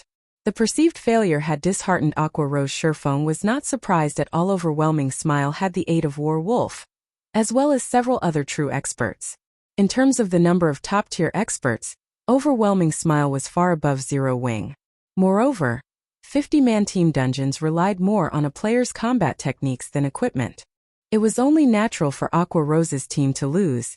It should be about time to turn in the quest. Shifeng looked at the coins that filled his pockets. He could not help but look forward to the quest reward given by the Starstreak trading firm as one part of an epic quest. It had been extremely difficult. If he had not possessed the Advanced Book of Magic, it would have been impossible for him to complete this phase of the quest. Chapter 563 Epic Treasure Chest. Just as Shifeng finished tidying up the intermediate mana armor kits he had forged and was about to head towards the Starstreak trading firm to complete his quest, Melancholic Smile suddenly rushed into the room, obviously agitated. Why the hurry? Did something big happen? Shifeng could not help but ask. People from the Dragon Phoenix Pavilion are here. Melancholic Smile hurriedly said. They say they must meet with you. Moreover, they wish to hand you an item personally. They say that this item will be a huge help to you, and if you do not take a look at it, you will regret it in the future. Regret it, huh? Shifeng laughed. This Dragon Phoenix Pavilion truly is interesting. I've just defeated them, And already they're sending gifts? Let's go see what they're up to then. The Dragon Phoenix Pavilion was a super first-rate guild. Although it had suffered massive losses in its war against Zero Wing, with the pavilion's background, it should have already recovered most of its losses. As for the possibility of the pavilion starting another war with Zero Wing, that was highly unlikely. Hence, the fact that someone from the pavilion had come looking for him confused Shifeng. He had no idea of what the pavilion was up to. After entering the reception room, Shifeng noticed that the pavilion had only sent one person to meet with him this time. However, the moment Shifeng saw this person, he was immediately shocked. Why is she here? Shifeng looked at the girl, who approached him slowly, the scene of many legendary wars that occurred in his previous life surfacing in his mind. This woman was none other than the protagonist of those legendary wars. Phoenix Rain. The Dragon Phoenix Pavilion was split into two pavilions. One was the Heavenly Dragon Pavilion, while the other was the Phoenix Pavilion. Of the two, Nine Dragons Emperor controlled the Heavenly Dragon Pavilion, while Phoenix Rain managed the Phoenix Pavilion. Although Nine Dragons Emperor looked quite young, he had merely managed to retain his youth due to the technology of this era and exercise. In reality, Nine Dragons Emperor's real age had long since passed 35. Even so, the fact that Nine Dragons Emperor had been able to become the pavilion master of a super first-rate guild at the age of 35 showed that he was a promising talent. However, Phoenix Rain was even more amazing. Despite still being in her early 20s, she had already become the pavilion master of the Phoenix Pavilion. In the past, her deeds in the virtual gaming world had been legendary. As a result, the time when Phoenix Rain had reigned over the Phoenix Pavilion had been hailed as the pavilion's golden age. During that time, the Dragon Phoenix Pavilion had rapidly grown stronger. At present, Phoenix Rain was the reason that everyone considered the Dragon Phoenix Pavilion as a guild that was closest to becoming a super guild. Even the extraordinarily mysterious Great Pavilion Master of the Dragon Phoenix Pavilion was willing to allow Phoenix Rain to succeed him, becoming the Great Pavilion Master. Currently, Phoenix Rain wore a bright red mage's robe, the robe showcasing her exquisite figure. Every one of her actions carried an air of bewitchment, causing others to submit voluntarily. Hello, Guild Leader Black Flame. This young woman is known as Phoenix Rain, the Phoenix Pavilion Master of the Dragon Phoenix Pavilion. Phoenix Rain beamed a flourishing smile at Shifeng. This smile alone had captivated Melancholic Smile, who stood beside Shifeng. As for Shifeng himself, however, other than his initial surprise at seeing Phoenix Rain, he did not react even in the slightest to the woman's mesmerizing smile. Seeing Shifeng's reaction, Phoenix Rain's smile became more pleasant as she said, "Guild Leader Black Flame, let's have a seat and chat properly, shall we?" Shifeng nodded, his mind very calm. He did not treat Phoenix Rain as if she were some unreachable existence. Shifeng's dull reaction was not because he had mental issues. Instead, his mind was far from ordinary. It was merely a smile. It was still not enough to make him blush or cause his heartbeat to quicken. "Phoenix Pavilion Master, you previously mentioned a gift for me, and that I will regret it if I don't take a look. May I know just what kind of item Phoenix Pavilion Master offers me?" Shifeng smiled calmly. Guild Leader Black Flame really is impatient. We've only just met, yet you're already so straightforward. I don't even know from where I should begin, Phoenix Rain complained as she sent Shifeng a resentful gaze. Sighing, she said, "However, since you've already asked, it would not be right to refuse." Phoenix Rain then took out a treasure chest that flashed with a purple glow, carefully placing it on the table. "Behold." The moment Phoenix Rain said so, Melancholic Smile, who sat beside Shifeng, was stupefied. "This is an epic treasure chest." Melancholic Smile dared not believe her own eyes. There were plenty of treasure chests in God's domain. However, the majority of them were common treasure chests. One would be lucky if they encountered a bronze treasure chest, whereas obtaining a mysterious iron treasure chest would make them rich. If one encountered a secret silver chest, they would become the envy of Menyas. For fine gold and dark gold treasure chests, Melancholic Smile had yet to see what they even looked like. Meanwhile, an epic treasure chest was a legend. The purple glow surrounding the treasure chest before her was indeed the glow effect unique to an epic ranked item. Hence, Melancholic Smile recognized it immediately. "Correct. This is indeed an epic treasure chest," Phoenix Rain said.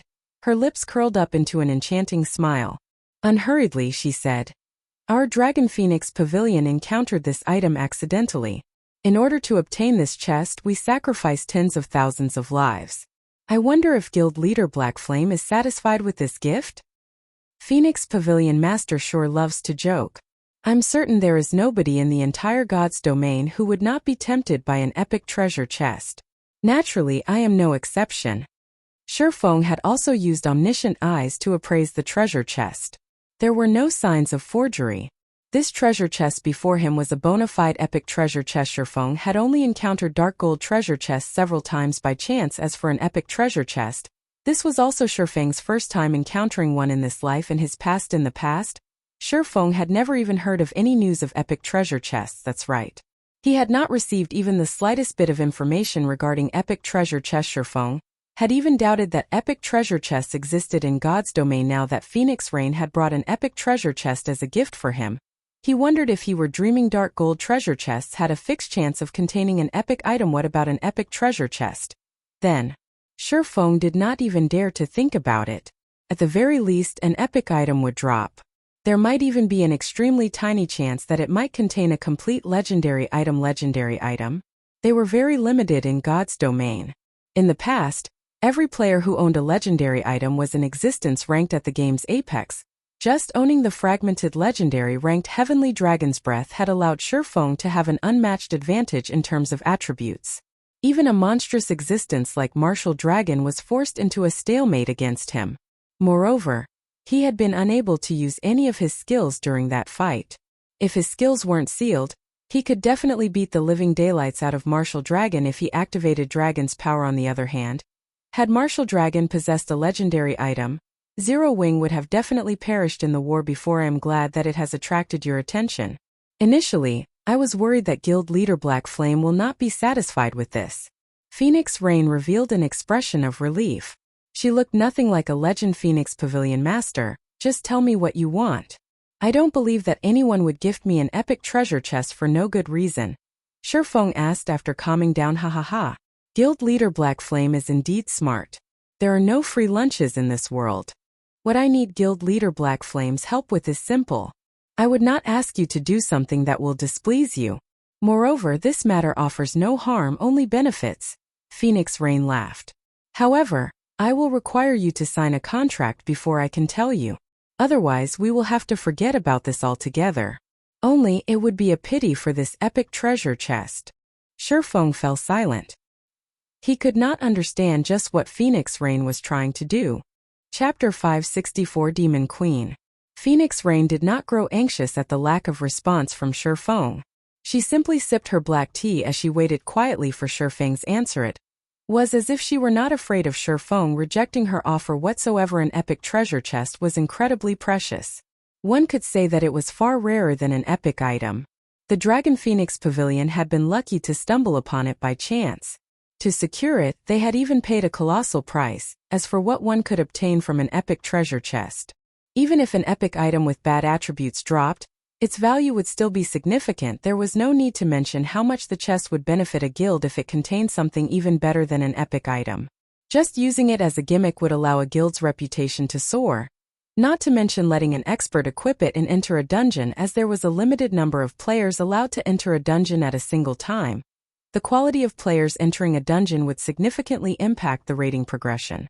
If a guild allowed one of its experts to equip an epic item, the total damage of any team said expert joined would instantly rise to a whole new level naturally.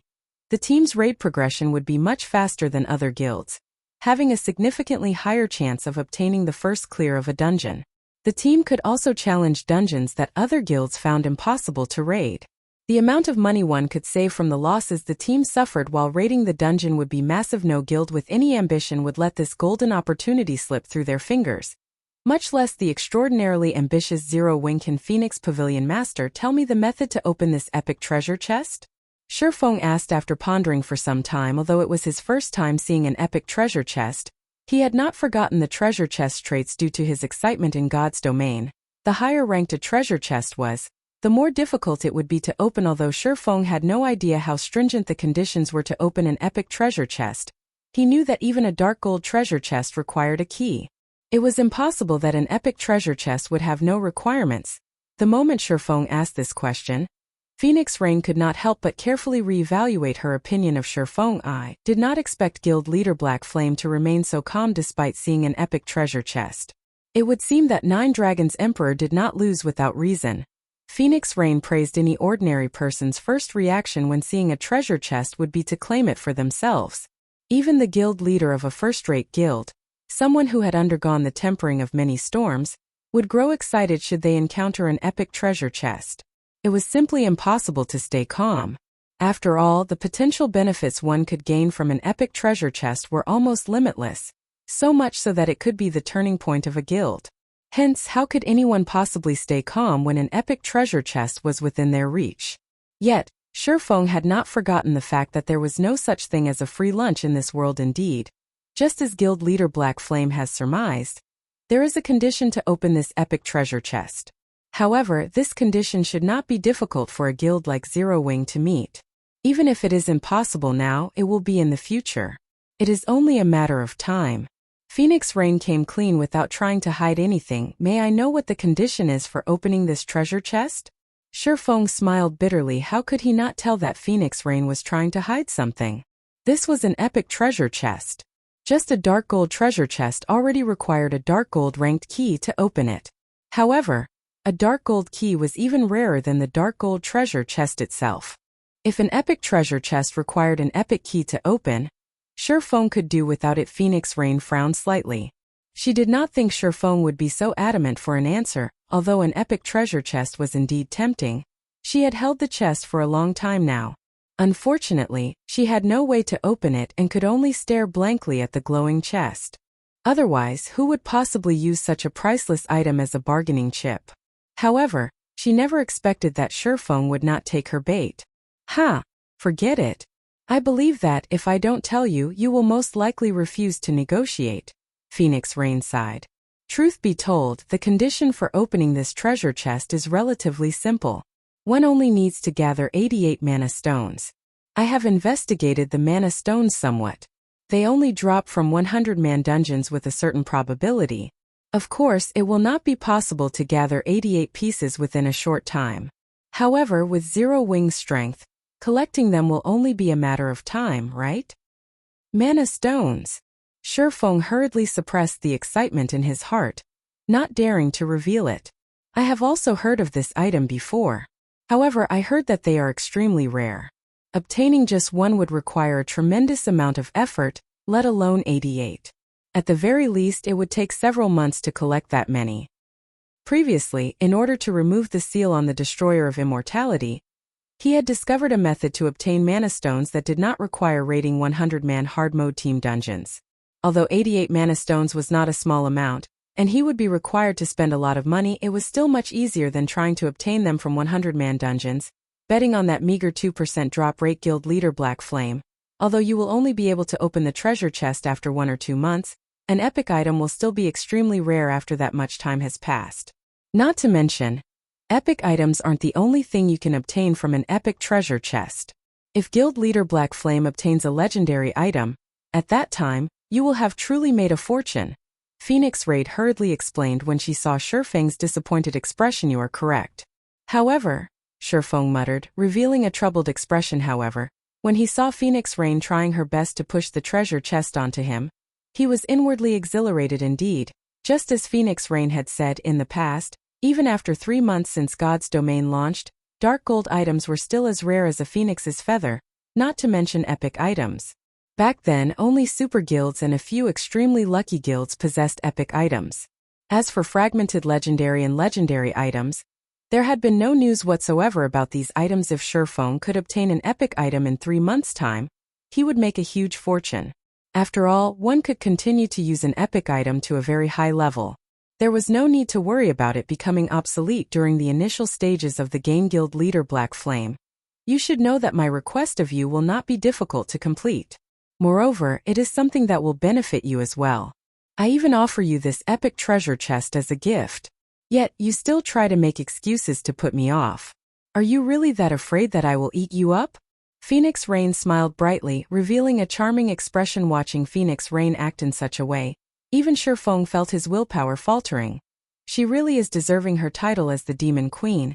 Shifeng inwardly sighed. If anyone else stood in his place right now, Phoenix Rain might have conquered them already. Although Phoenix Rain appeared charming and gentle on the surface, Her beauty and melodic voice capable of even toppling cities and countries. Shifeng knew just how terrifying the woman was. If anyone dared write her off as a pinup, they must suffer some sort of brain damage. Even the insufferably arrogant Nine Dragons Emperor feared Phoenix Rain. After pretending to hesitate repeatedly, Shifeng finally slapped his thigh and said, "All right then. I agree to your proposal. However, if the conditions you state are in any way unfavorable to Zero Wing or the Candlelight Trading Firm, I can only apologize to you in advance." I knew Guild Leader Black Flame would be a pleasant person to work with, Phoenix Rain hurriedly said. However, I don't want others to know about this matter. Only you and I are allowed to know. May we move to a more private location? Okay, follow me then. Saying so, Shifeng led Phoenix Rain to a VIP reception room. The room offered luxury and comfort. Moreover, it was also not possible for others to listen in on their conversation. Chapter 565 The Offer. The VIP reception room on the second floor was like an entirely different world. The rich fragrance of flowers and the chirping of birds filled the room. One could also see green mountains and blue creeks in the distance.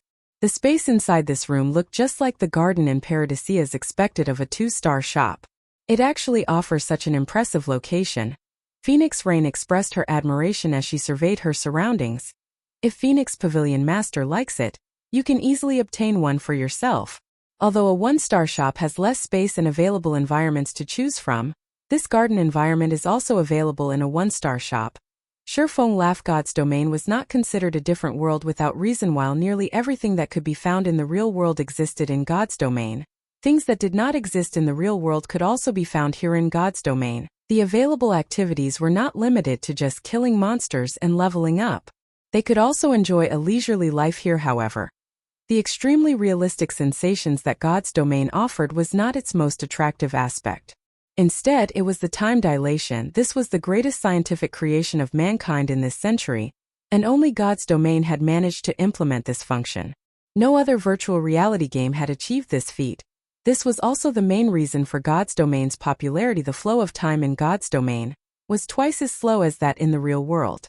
In other words, God's domain's players could theoretically live twice as long as ordinary people in the real world.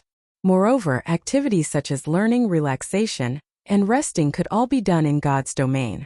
People could have more time to do what they wished inside the game world. In the real world, there were only 24 hours in a single day.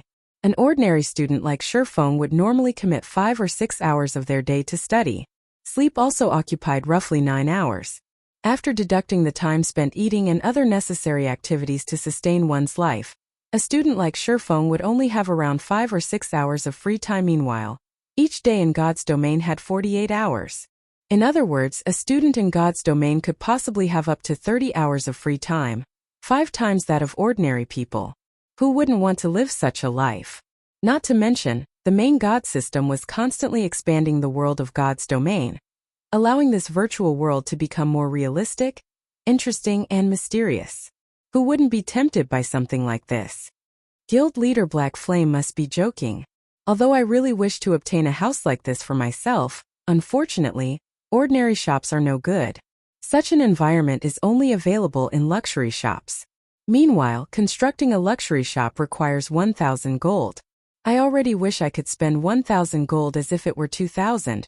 So where would I possibly find so much money laying around to construct a luxury shop? Phoenix Rain shook her head, a hint of disappointment flashing in her eyes as she surveyed the room's elegance. Even large guilds had their own troubles to face. A small guild had few members, so it was relatively easy to manage.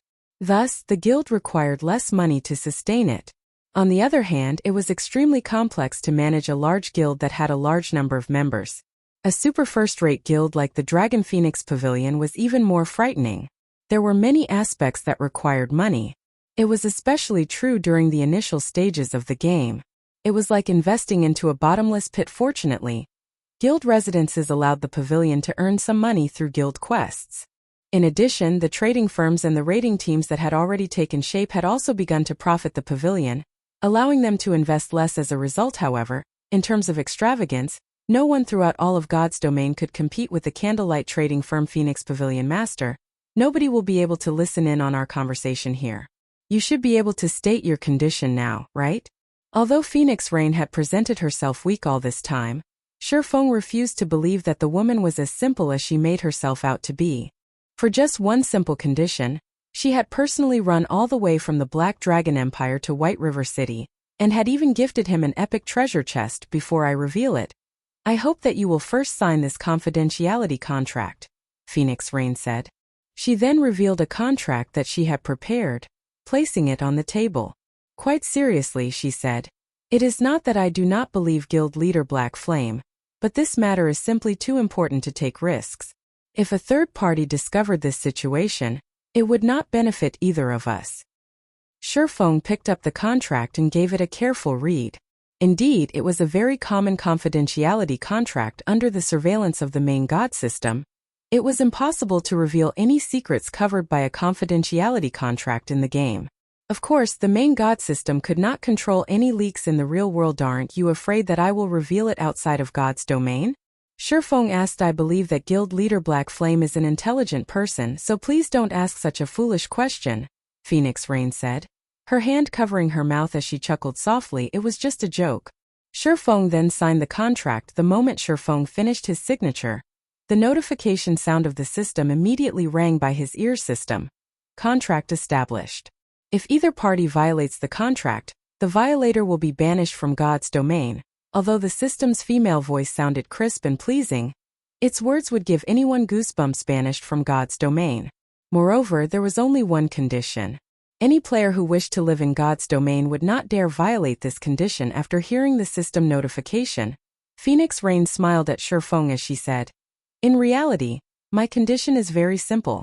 I just wish to obtain a portion of the Candlelight Trading Firm's shares, but in my own name, not the Phoenix Pavilion's, and even more so, not the Dragon Phoenix Pavilion's. Of course, I will provide even more benefits.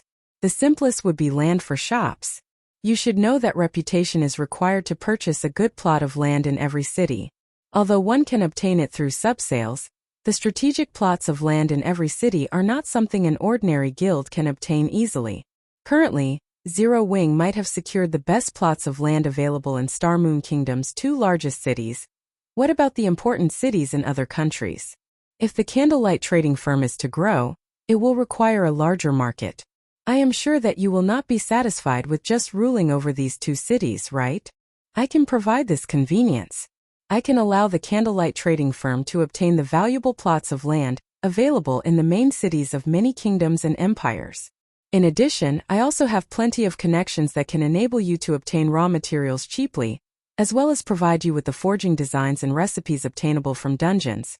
You won't have to worry about collecting and purchasing these things yourself. Of course, this matter will be carried out discreetly. I will not reveal my involvement. More importantly, I am not your enemy. Nine Dragons Emperor might have a grudge against you, but I do not stand with him. To be more precise, I stand with you. May I know what Guild Leader Black Flame thinks of my proposal?"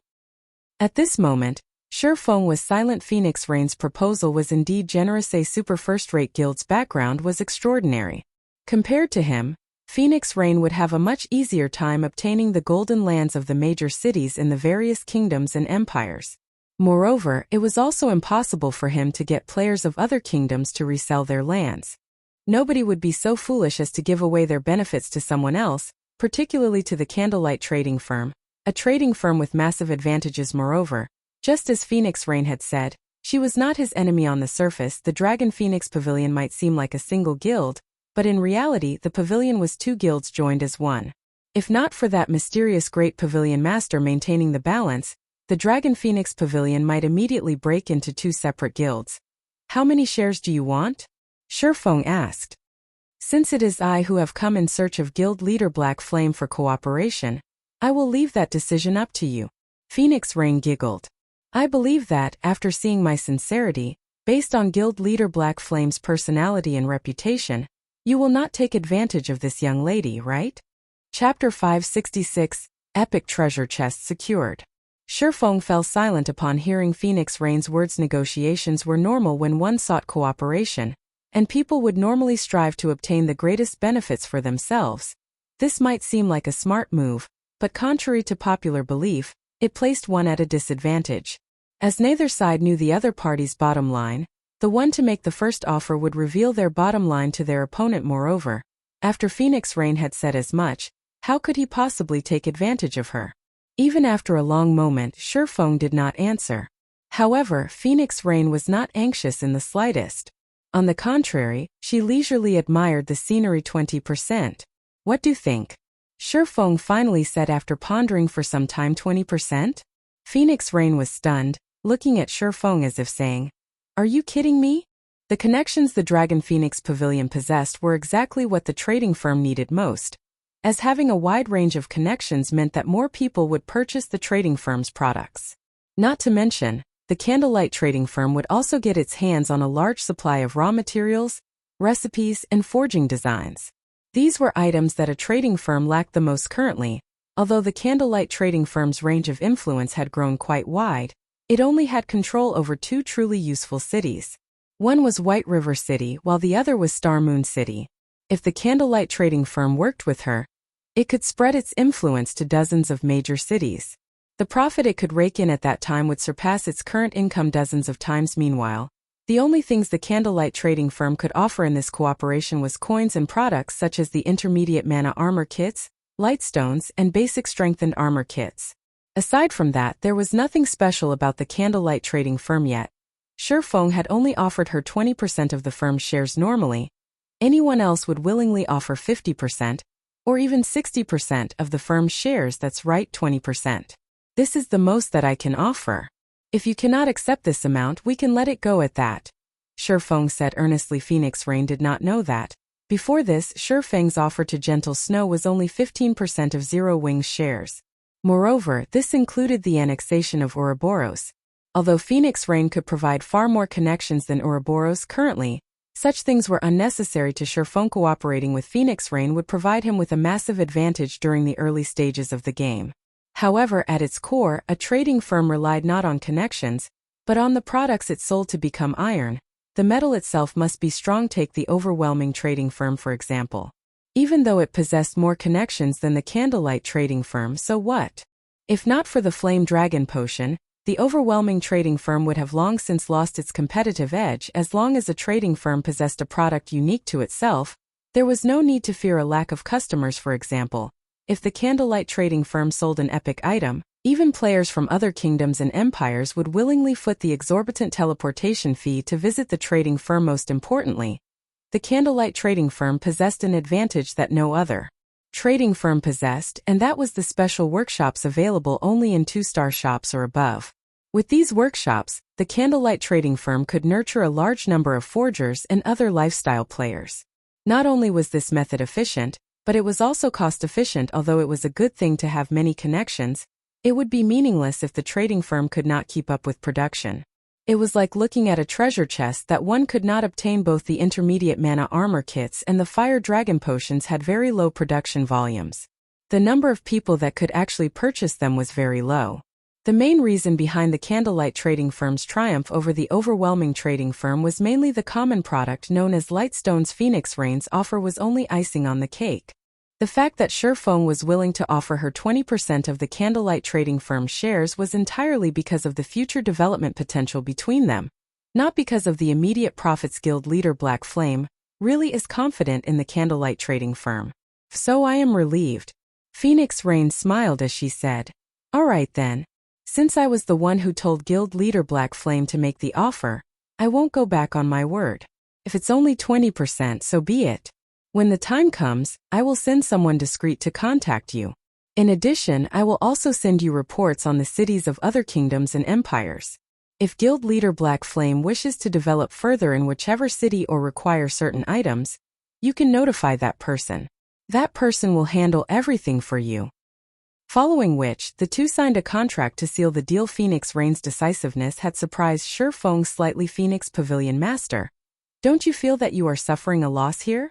Shifeng asked, laughing. Any normal person would undoubtedly refuse such a seemingly harsh offer. They would choose to develop their own trading firm instead. At the very least, they would be in control of said trading firm. However, even after his firm statement, Phoenix Rain had accepted the offer without hesitation. "A loss?" Phoenix Rain shook her head. With an innocent gaze she said, I don't feel that way at all because I can tell that you, guild leader Black Flame, feel yourself suffering an even greater loss. To put it bluntly, even though I have clearly offered you such benefits, you still don't seem to care all that much and have offered me such a low price. The only reason I can think of for such a reaction is that the candlelight trading firm is still hiding some secret that I do not know of, and that its true value is much higher than what I have offered you today. In that case, shouldn't I be even more accepting of your offer? Phoenix Rain's words left Sherfone completely speechless. She was truly deserving her title as the Demon Queen. With her existence, it was no wonder why even super guilds had acknowledged the Dragon Phoenix Pavilion status after Phoenix Rain quietly left. Sherfone looked at the epic treasure chest left behind by Phoenix Rain, a grin appearing on his face. He was fully capable of opening the epic treasure chest throughout this transaction. No matter how one looked at it, he was the one who had come out on top. If Phoenix Rain discovered this, she would certainly be disappointed. I wonder what kind of item I can get from an epic treasure chest? Sherfone muttered, anticipation growing in his heart and his memories. He had never even heard of an epic treasure chests. As for what he could obtain from one, he could only guess. Regardless of what item it would be epic ranked at the very least. However, how could a single epic item satisfy him?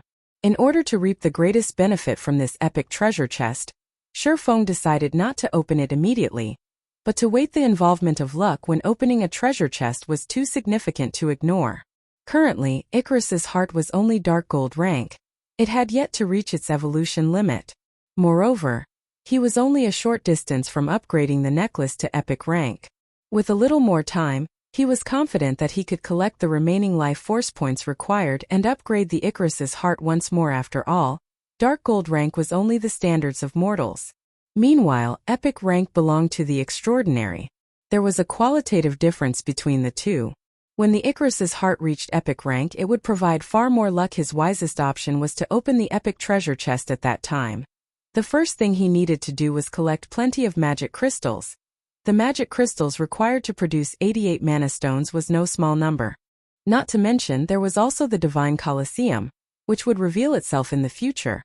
That place was a bottomless pit meant for devouring magic crystals, following which, Sherfone stored away the epic treasure chest and left the VIP reception room. He then headed towards the Star Street trading firm. Originally, the Star Street trading firm had been the most flourishing trading firm in White River City.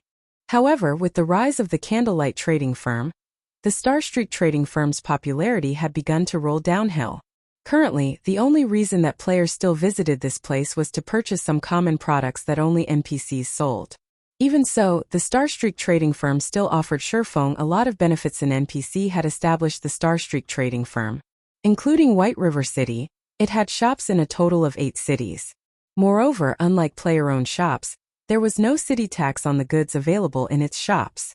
Hence, Sherfone still sold some advanced goods at the Star Street trading firm, though that was only limited to the shops located in cities without the Candlelight trading firm. Your Excellency Yifeng, you've arrived.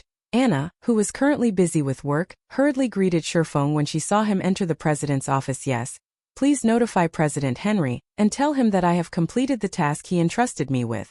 Sherfone nodded in reply. He then said, however, I want to change my remuneration. Chapter 567 Give or Take. As soon as Anna heard these words, she left the president's office to invite President Henry over. After watching Anna leave, Sherfone examined the documents on the table. These documents were the business listings of the Star Street trading firm's purchases, shipments, and other such dealings. However, all of these dealings had been organized by Anna herself. Anna was an NPC who possessed 91 intelligence. Such NPCs were extremely rare in God's domain. If she became a guard, her potential would be nearly limitless. Hence, Sherfone wished to negotiate with Henry the quests that NPCs commissioned were not without room for change. It only depended on whether or not the player involved possessed the strength to make such changes. Previously, the reward they had agreed upon was a tier 4 magic scroll that would allow him to reach the Dark Den easily and obtain the Bible of Darkness. However, Sherfone felt that something was amiss no matter how one looked at it. The task of managing the Star Street trading firm was one part of an epic quest. The reward for completing it should not be limited to just the tool required to proceed to the next phase. If it were so, what's the difference between obtaining a reward and not obtaining one?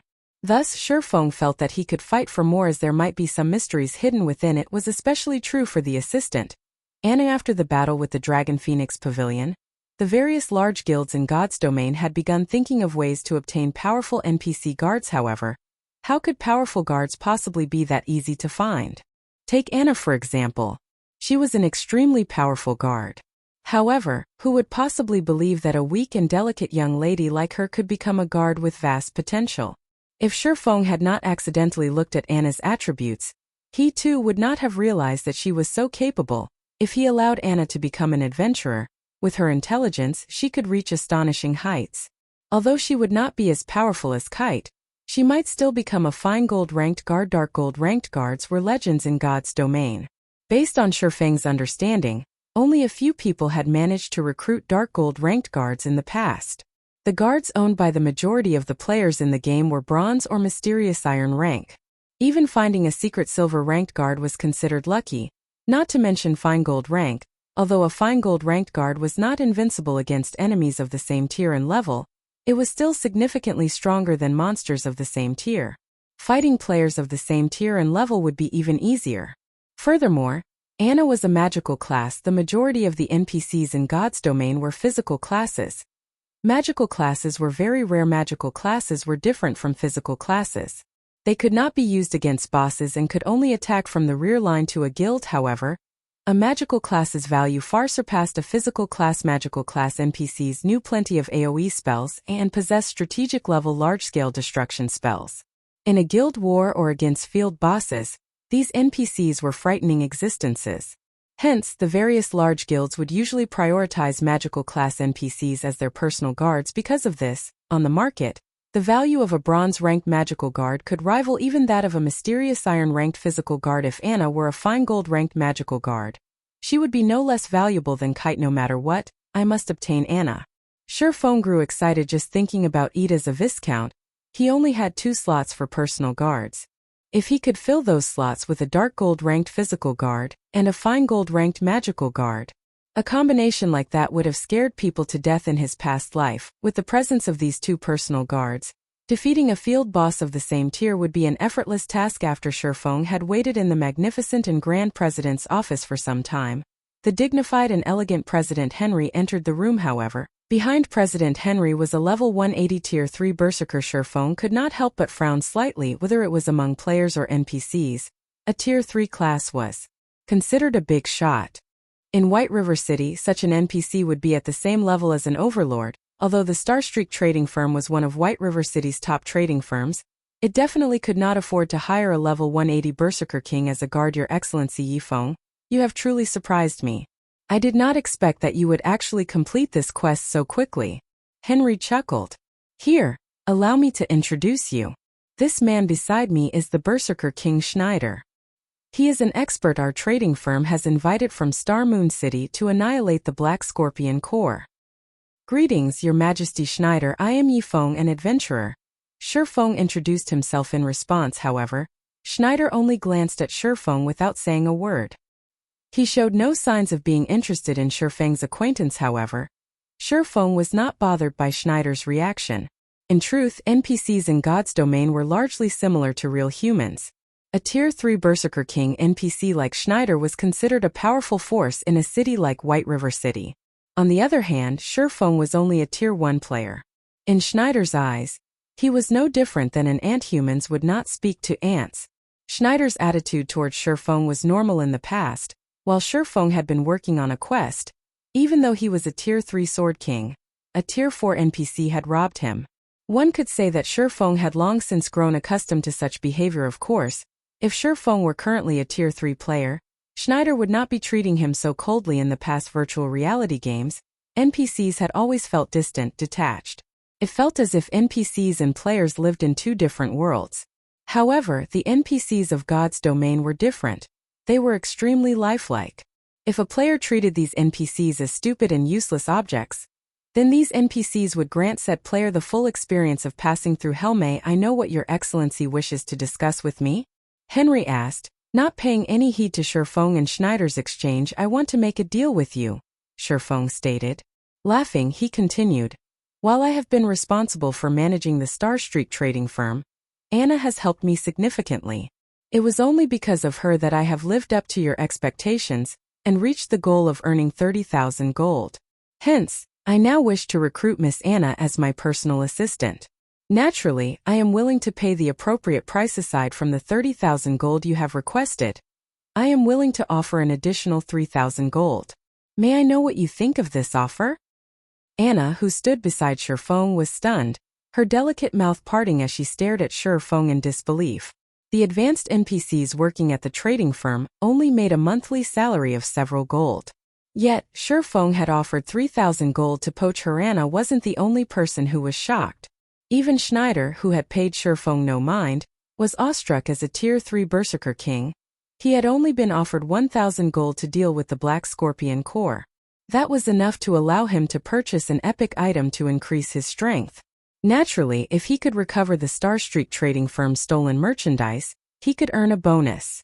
Even then, however, he would not earn as much as 3,000 gold at this moment. Schneider no longer looked at Shifeng as if he were an ant.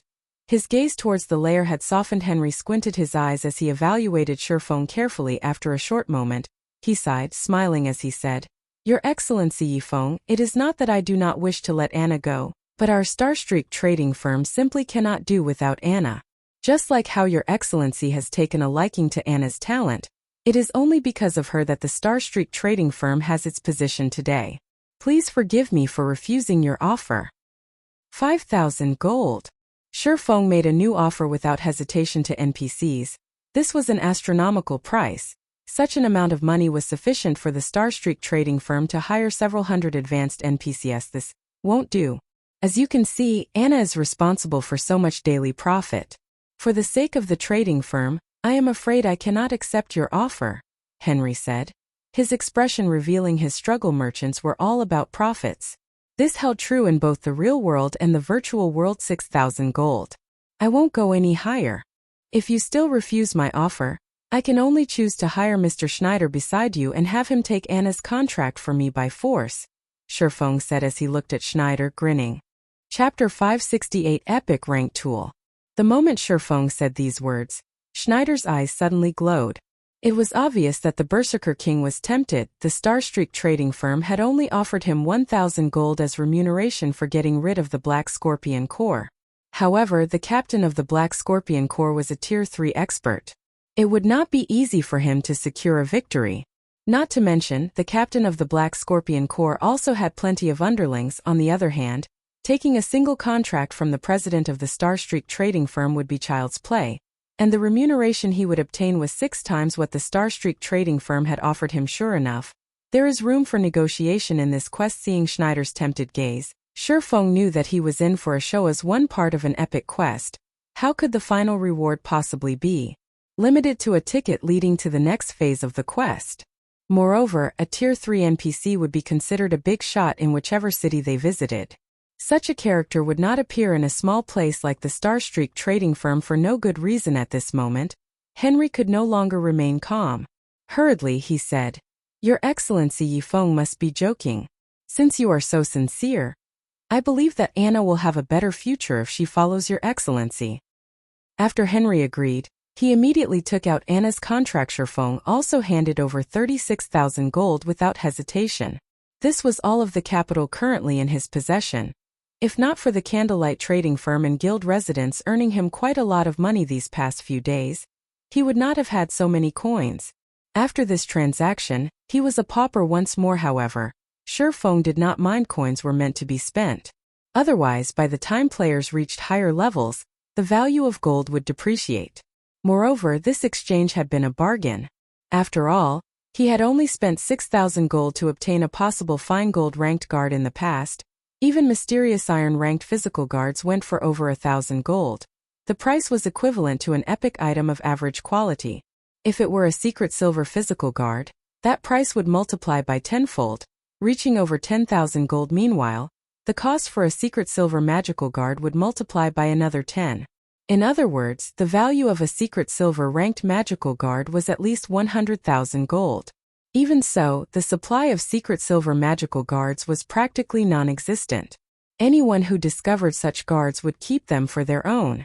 Nobody would be so foolish as to give a secret silver magical guard away, to say nothing of fine gold ranked guards. After Shifeng obtained Anna's contract, The sound of a system notification rang out by his ear system.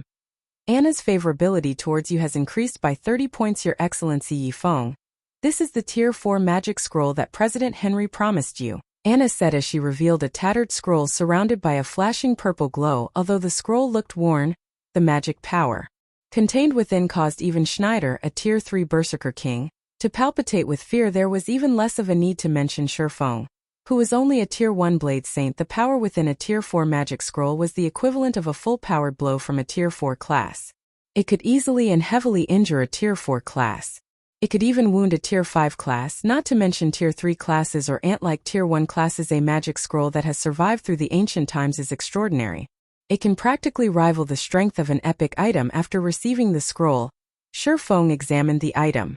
Immediately, he discovered just how powerful this Tier 4 magic scroll was. Shifeng had seen plenty of Tier 3 magic scrolls, and had also used many before. However, this was his first time seeing a Tier 4 magic scroll. Normally, magic scrolls were consumable items. They would become useless after one use.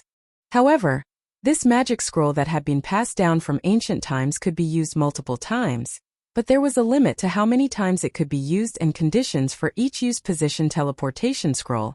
Tier 4 magic scroll allows player to move to any desired location. Unable to teleport to certain special locations.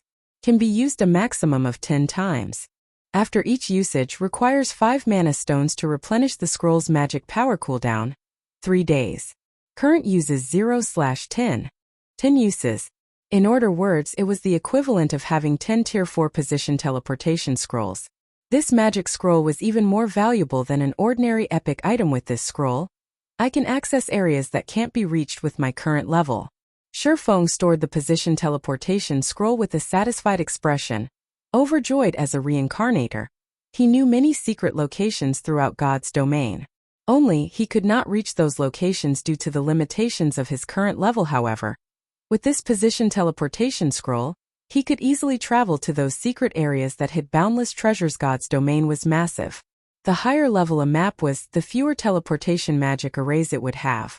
As for locations with bountiful opportunities and treasures, there were practically no teleportation arrays there.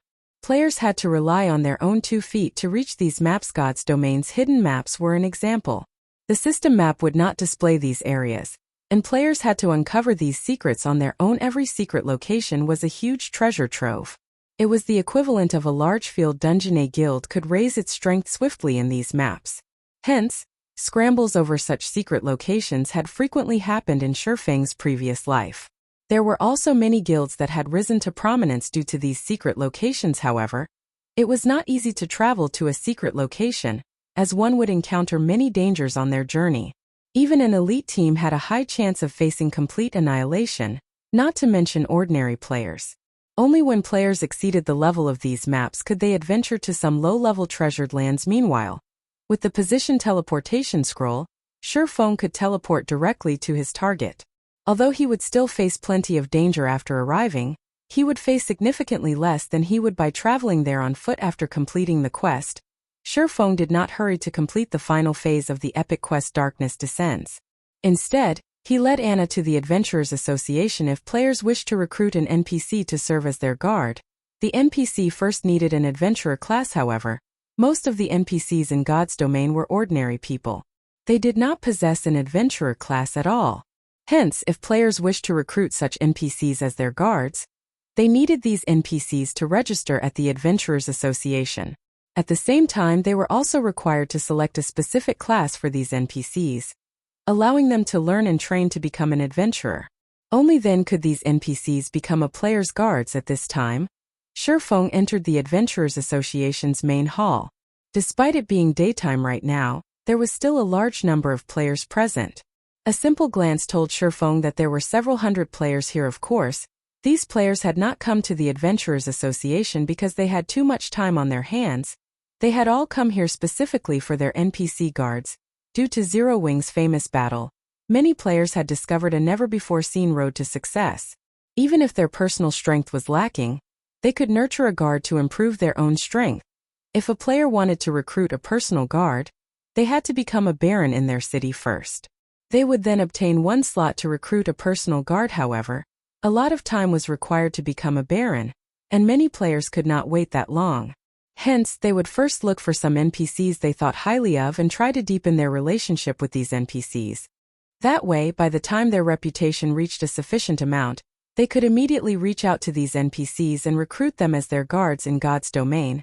The higher tiered an NPC was, the more difficult it would be for a player to deepen their relationship with said NPC. Of all the NPCs in God's domain, ordinary civilians were the easiest to form a relationship with. However, it was not easy for the inhabitants of God's domain to become adventurers.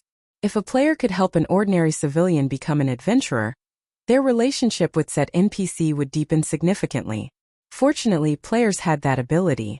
Only whether an NPC was actually capable of becoming an adventurer depended on their own potential and attributes, and this was information that players had no access to. In addition, players had a limited number of recommendations per week. After using up their recommendations, they had to wait another week before their chances refreshed. Therefore, when choosing ordinary NPCs, a player's foresight was extremely important. If a player was unlucky, they could only search for other NPCs. If they were lucky, then they could begin deepening their relationship with said NPC earlier. There sure are a lot of people here.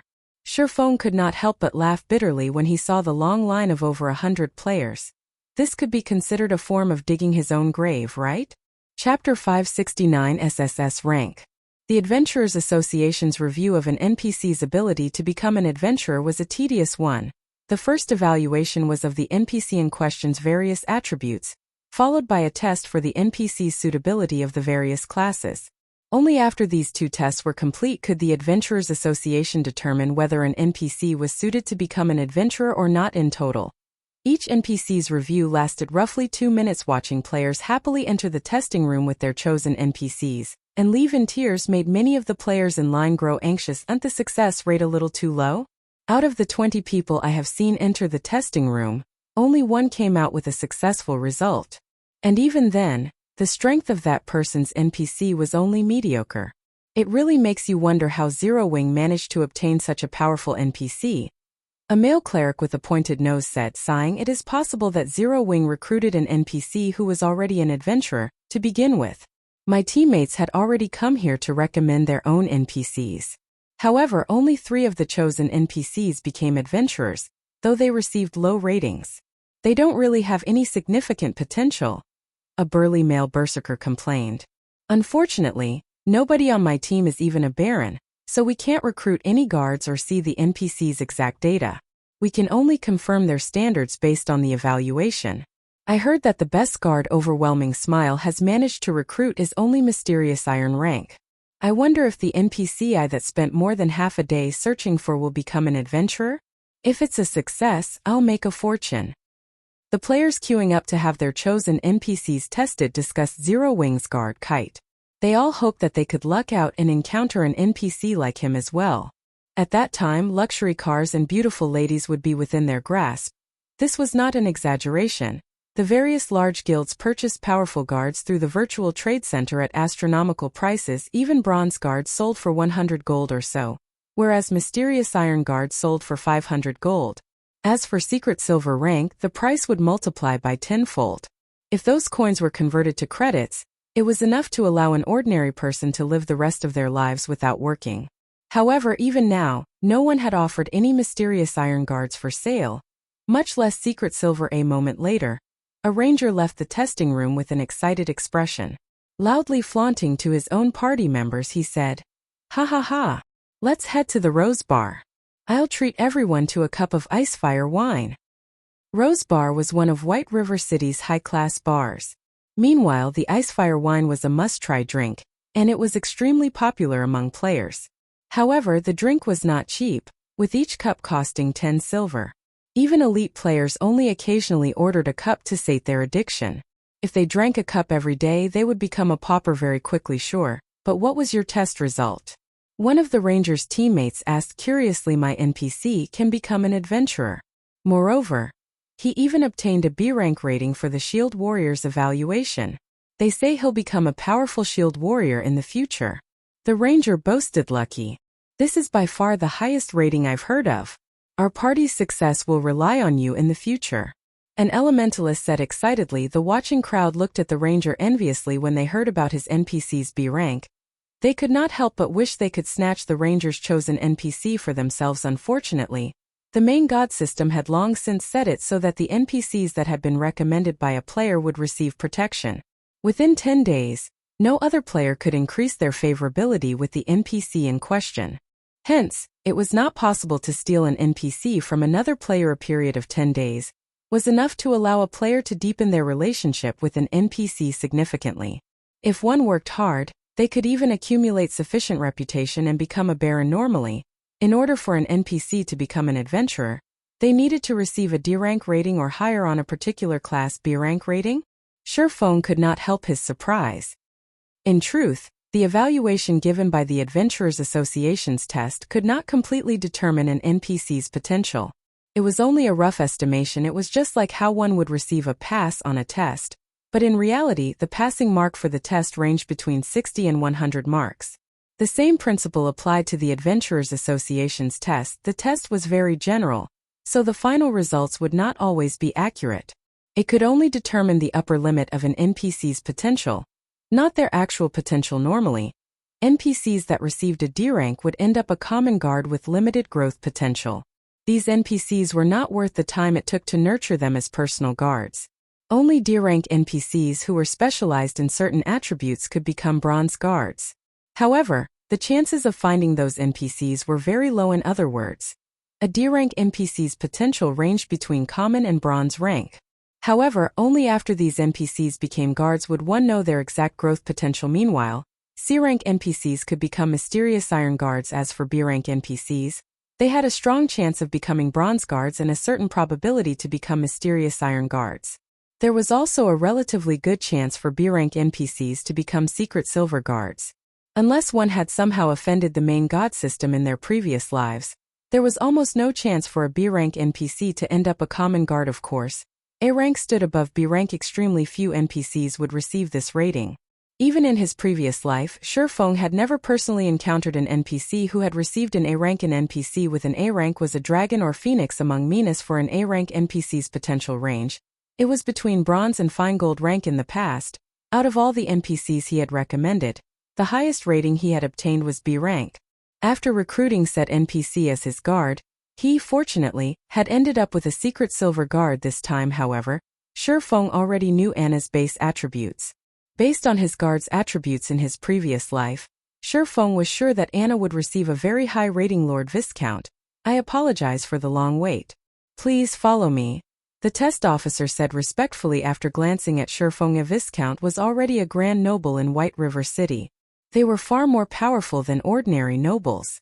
Not only could they recruit 50 ordinary guards, but they also had 2 slots for personal guard. Shurfeng nodded and followed the test officer into the testing room. Lord Viscount, based on the Adventurers Association's rules, each test will cost you 10 silver. As my lord is a Viscount of White River City, you can enjoy a 20% discount, so my lord only needs to pay 8 silver per test. The test officer explained uneasily as he arrived before the test apparatus here. Shurfeng readily handed over 8 silver coins. Inwardly cursing the Adventurers Association, magic crystals powered the test apparatus. How much was a magic crystal worth on the market? Moreover, each magic crystal could be used dozens of times. Yet, the Adventurers Association charged 10 silver for every test. In other words, the Adventurers Association earned a profit of dozens of times the actual cost. It was far more profitable than any other industry. However, it was due to the fact players were required to spend money on many aspects of the game that allowed the coins of God's domain to remain extremely rare and valuable. Following which, Anna walked up to the test apparatus and began her potential evaluation. Time seemed to crawl by. However, even after 2 full minutes had passed, the test apparatus had yet to produce a conclusion. On the contrary, due to the test apparatus consuming too much power, the test officer had no choice but to replace the magic crystal powering it. 1 crystal. 2 crystals. In the end, Anna's test used a total of 5 magic crystals. At this moment, the test officer had also turned pale. Meanwhile, the result displayed showed that Anna was suited to become a summoner, and her rating for the class was SSS Rank. Chapter 570 Black Wizard. Although the cost of 5 magic crystals had turned the test officer's complexion a sickly shade of green, The lost magic crystals were of little importance compared to the final results of the evaluation. Is the test apparatus broken? The test officer hurriedly began checking the test apparatus SSS rank rating. This was a rating never before seen in the history of White River City. Not even in the entire Star Moon Kingdom had there ever been someone with an SSS rank. Isn't the apparatus exaggerating the result a little too much? Shifeng was similarly skeptical based on what he remembered of his past life. Even a decade after God's Domain's launch, there had never been an NPC who had received an SSS rank. The maximum rating known to players was S rank, and one could count such occurrences with their fingers after an A rank NPC officially became a guard. There was a possibility for them to become a Dark Gold guard. However, the probability of this happening was so low that it was negligible. Only NPCs with S rank ratings had a decent chance of becoming a Dark Gold guard. Back when the first S rank rating NPC appeared, the news had shaken God's Domain, and many Apex characters had fought fiercely to obtain said NPC. There was a 100% probability to nurture a Dark Gold guard into a Tier 5 class. If one were willing to pay the price, there was even a possibility to nurture said NPC into a Tier 6 God rank guard. Back then, Tier 5 players were as rare as a phoenix's feather, not to mention Tier 6 God rank players. If a Tier 5 player emerged in a guild, it would not be strange to see the guild to celebrate for 3 days and 3 nights. Not to mention obtaining a Tier 5 personal guard. A Tier 5 NPC was much stronger than a normal Tier 5 player. First of all, there was the difference in attributes. In the absence of any equipment, the base attributes of an NPC were significantly higher than a player's. The second reason was equipment in God's Domain. The equipment guards wore and that of players was different. Top-tier equipment for guards could be purchased from an NPC shop, which included epic equipment and set equipment. If one were lucky, they could even purchase a piece of fragmented legendary equipment. In other words, one could purchase top-tier equipment for a guard as long as one could afford ETAs for players. Players had to expend a ton of effort just to obtain Dark Gold equipment, not to mention epic or fragmented legendary equipment. Hence, as long as a personal guard became a Tier 5 class, their strength could immediately reach the peak of Tier 5. On the other hand, players had to obtain weapons, equipment, and other items that were suited to their Tier 5 classes, one piece at a time, slowly and gradually increase their strength. If the public knew of Anna's SSS rank, it would cause a sensation to sweep throughout the entire God's Domain. It seems that I have truly hit the jackpot this time, Shifeng said as he looked at Anna, who currently wore a blank expression, laughing. He only knew about the ratings reaching a maximum of S rank. He had never heard anything about an SSS rank. Such NPCs might have appeared in the past, but if the player involved did not reveal the information, who would know about it? Moreover, a majority of the powerful guards in the past had not been ordinary NPCs. Instead, these guards were directly recruited from NPCs who already possessed a class or high-tiered NPCs. After all, NPCs capable of reaching a high tier were extraordinary in their own right. They would have vast growth potential, naturally. However, the higher-tiered an NPC was, the more difficult it would be to recruit them. It would require a lot more time and effort. Although Shifeng did not know how high Anna's growth potential could reach, with an SSS rank rating at the very minimum, she should be a fine gold guard. After some time passed, the test officer was finally certain that nothing was wrong with the test apparatus, and he could not help but turn to look at Anna in shock. There were also hints of reverence in the test officer's gaze. Miss Anna, you are the first person in our White River City's history to obtain an SSS rank. According to the rules of the Adventurers Association, you are now an honorary elder of the association. We will prepare a suitable epic set equipment as well as a Tier 1 class emblem for you. We will also dispatch a special instructor from the association to guide you. Please wait here for a moment. At this moment, the test officer addressed Anna with immense respect. He displayed even more humility in front of Shifeng to NPCs. Shifeng was merely a grand noble. However, as someone with an SSS rank, Anna was destined to become a peerless powerhouse in the future, the overlord of an area. She even possessed the status of an honorary elder in the Adventurers Association. No matter how one looked at it, Anna's status far surpassed Shifeng's Lord Viscount. As the referrer, the Adventurers Association will also gift you a special reward. Please wait here for a moment as well. After saying so, the test officer rushed out of the testing room to contact the upper echelons of the Adventurers Association. Shifeng then went to the VIP reception room next to the testing room. Time passed. Little by little, players continued to enter and leave the testing room, one after another. Yet, despite very few players leaving with a smile, the stream of players arriving to recommend the NPC of their choice was endless. It would be great if I could obtain a test apparatus for myself. Shifeng watched the line of players enviously compared to the money the Adventurers Association earned from conducting tests. The Candlelight trading firm only earned spare change, however. The precondition to earn money via tests was to set up an Adventurers Association of his own. Meanwhile, each city could only have one Adventurers Association. If players wished to construct an Adventurers Association of their own, they first needed to establish a town or city. After completing this quest, it should be about time to prepare. Shifeng began to consider establishing his own city. If a large guild wished to earn enough money to become self-sustaining, it needed its own territory. A guild residence was not enough. The guild would need a town. This was also why, in the past, so many guilds had fought each other to the bitter end. The profits a player-established city offered far exceeded anyone's imagination compared to the money one could earn from constructing their own city. The money one could earn from setting up a trading firm was nothing. Only, it was extremely difficult for players to construct their own cities. Even if players succeeded, its defense was another big problem. Although Shifeng could not yet construct his own city, he could prepare to do so. That way, by the time his guild possessed sufficient strength, he could establish a small city of his own swiftly. Meanwhile, the biggest problem one would face when constructing a city was the various resources required. The manpower and material resources required could instantly bankrupt a first-rate guild. This would be the case even for the current Zero Wing.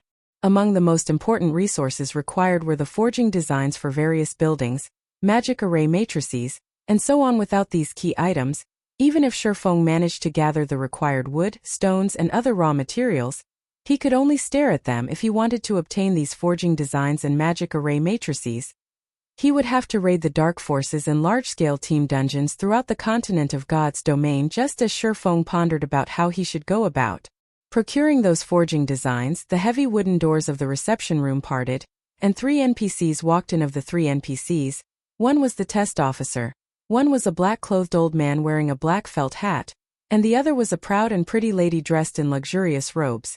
The old man in black was a level 200 Tier 4 black wizard with practically the same strength as White River City's magistrate, Weissman. He was also one of the NPCs protecting White River City. Meanwhile, the lady was a level 180 illusionist, a Tier 3 class of a summoner. Chapter 571, Taboo.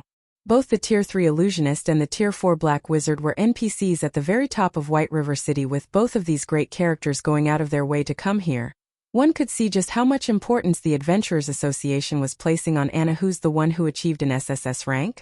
The black wizard Glyn asked Association Master. Miss Anna has earned that rank. The test officer hurriedly said. Glyn's glowing green eyes immediately began to size up Anna, who stood behind Shifeng.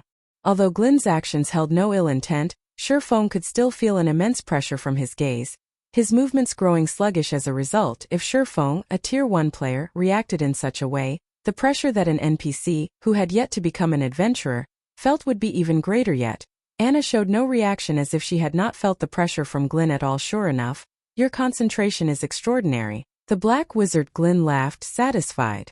We haven't had a talent in White River City for many years now. I didn't think that the next one would be so extraordinary. Irene, I'll leave this little lady in your care. You are the strongest summoner in our White River City's Adventurers Association.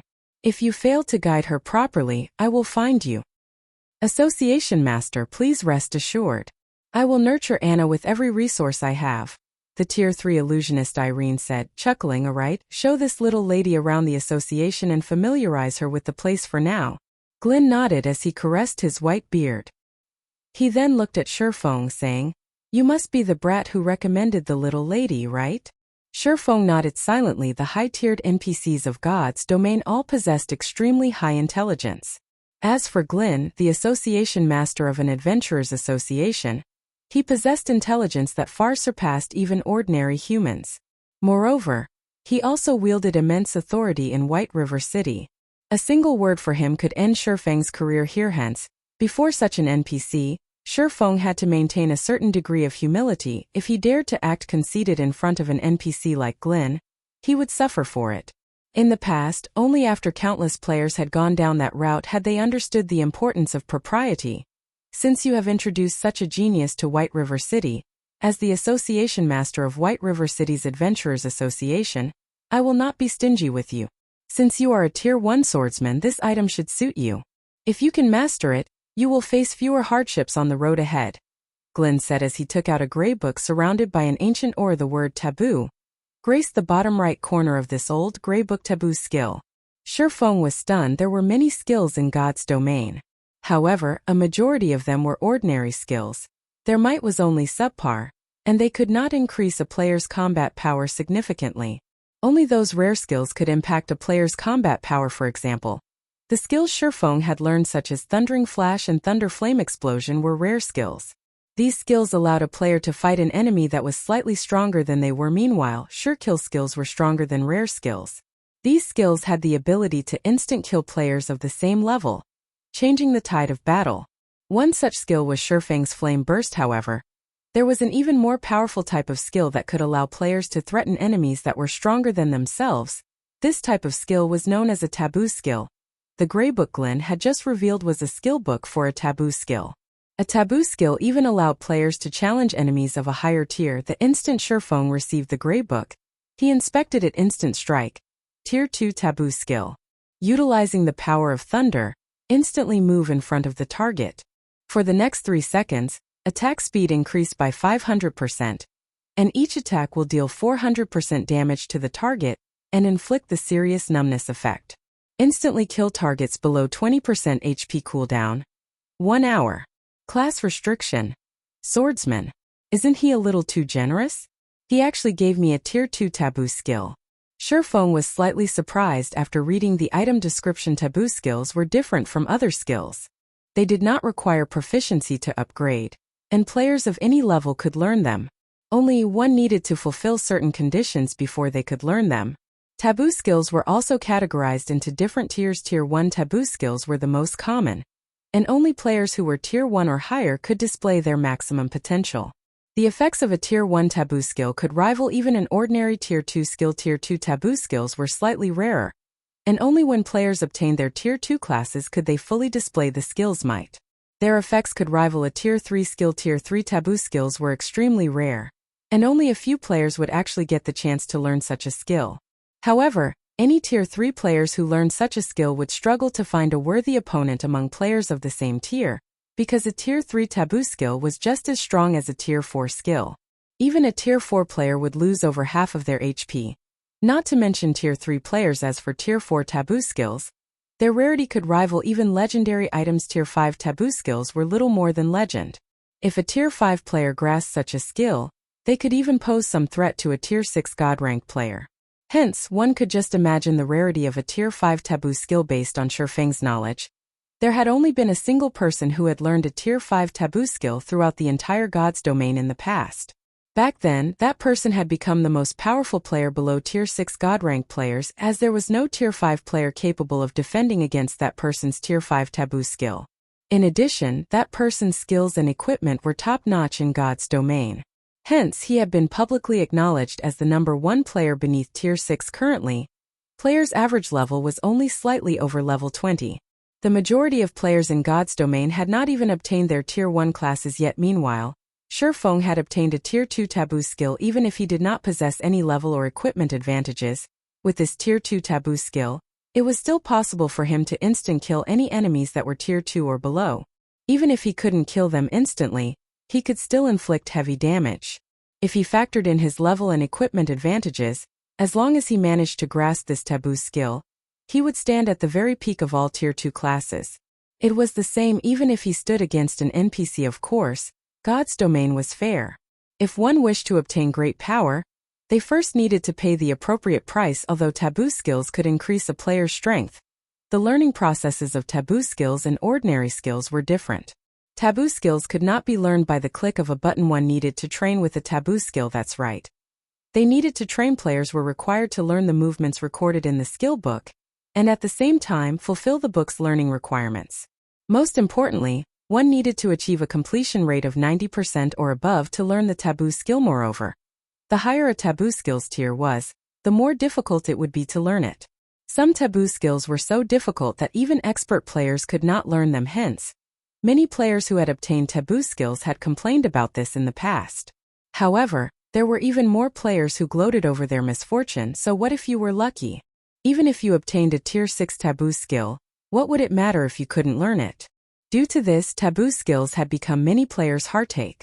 In the past, many players had no choice but to trade with others for a lower-tiered Taboo skill, after obtaining a high-tiered Taboo skill.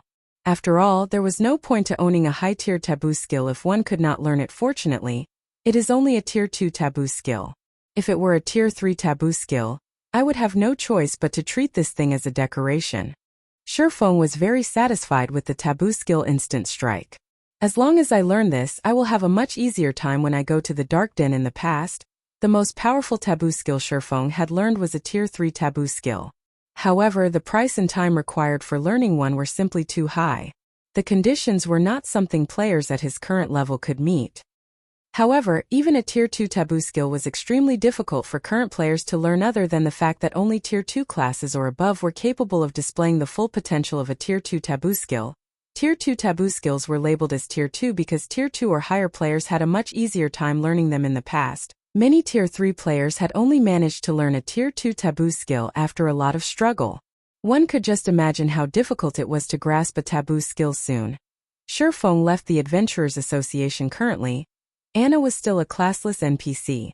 She would have to spend the next week building her foundations to become an adventurer. Naturally, Shifeng would not wait inside the Adventurers Association for an entire week. First and foremost, he needed to learn the Taboo skill Instant Strike. After Shifeng returned to the Candlelight trading firm, without hesitation, he entered a private lounge and began studying the skill book. I wonder what the conditions are? Hopefully they won't be too harsh. Chapter 572, 100% completion rate. Inside the quiet private lounge, Shifeng impatiently opened the thick and heavy skill book. The moment Shifeng flipped to the first page of the book, the sound of a system notification rang out by his ear system. Do you wish to bind and learn this skill book? Reminder: skill book cannot be traded once bound. Shifeng immediately chose to bind the skill book to himself. In the past, many players had bound a Taboo skill to themselves without knowing the difficulty of the Taboo skill they were about to learn, afraid that the Taboo skill would suddenly grow legs and run away. However, such a rash decision had filled many players, who had obtained high-tiered Taboo skills, with deep regret. However, the Taboo skill Shifeng had right now was only Tier 2. Even if he failed to learn it now, he could try again once he became a Tier 2 class. He would not waste this valuable Taboo skill. After binding the skill book, the contents of the book finally appeared. Shifeng promptly began studying one word at a time inside the skill book. Other than some text and pictorial introduction, there was a holographic video depicting the use of Instant Strike, which allowed players to grasp the techniques required to activate the skill quickly. Taboo skills in God's domain were similar to the spells used by magical classes, in which they were very strict about their use. When magical classes cast a spell, incantations and hand gestures were of the utmost importance, particularly when tracing runes. Only when these actions reached a certain completion rate could magical classes display great power. Taboo skills were the same. These skills relied heavily on the accuracy and fluency of the player's footwork, body movements, and attack patterns. Even the slightest mistake could result in a failure to activate the Taboo skill. Compared to casting spells, players were required to have far more delicate control over their own bodies. They needed a clear understanding of each and every motion that was involved without realizing it. More than an hour had passed. Currently, Shifeng was only halfway through the skill book. Any ordinary person would have long since begun to practice the Taboo skill. However, Shifeng was not in a hurry. As he examined each page carefully after more than 3 hours, Shifeng's heart suddenly sunk, and he frowned at the gray book. Skill completion rate must reach 95%. Moreover, I'll also need to absorb 100 thunder crystals from Thunder Beast Kings. Isn't this joke going a little too far? A bitter laugh escaped Shifeng's lips as he gazed at the Instant Strike skill book on the table. Although he had known that a Tier 1 class could not easily learn a Tier 2 Taboo skill, he had not expected the difficulty to be so high. Shifeng had learned a few Taboo skills in the past, so he was quite knowledgeable on the topic. Tier 1 Taboo skills normally required players to achieve a 90% completion rate. To ordinary players, this alone would prevent them from ever learning a Tier 1 Taboo skill. Even experts would require long periods of bitter training to achieve such a high completion rate. Not to mention, There were usually other conditions that needed to be fulfilled as well. Tier 2 taboo skills normally required a completion rate of 93%. Only at Tier 3 would a taboo skill require a 95% completion rate, yet Instant Strike, as a Tier 2 taboo skill, required Shifeng to achieve a 95% completion rate. However, this was still not the largest challenge. The point that had left Shifeng truly speechless was the 100 Thunder Crystals that he needed to obtain through killing Thunder Beast. King Shifeng was very familiar with Thunder Beast Kings. These monsters inhabited a location not far from a level 50, 100-man large-scale team dungeon. Thunder Beast King's fur was extremely valuable. It was a rare material that was required to produce equipment with the lightning resistance attribute. The monster's meat was also a must-try delicacy. If cooked properly, it could become a gourmet meal that nobody could resist after a single taste. Just a single piece of the Thunder Beast King's meat could sell for 3 gold. Hence, in the past, many players had tried to grind the Thunder Beast Kings to earn money. However, a player had to be strong enough, as Thunder Beast Kings could rival Tier 3 classes of the same level. Even the weakest Thunder Beast King was a High Lord, while the majority of them were Great Lords. Even a large guild had to pay an unimaginable price if they wanted to kill a field Great Lord.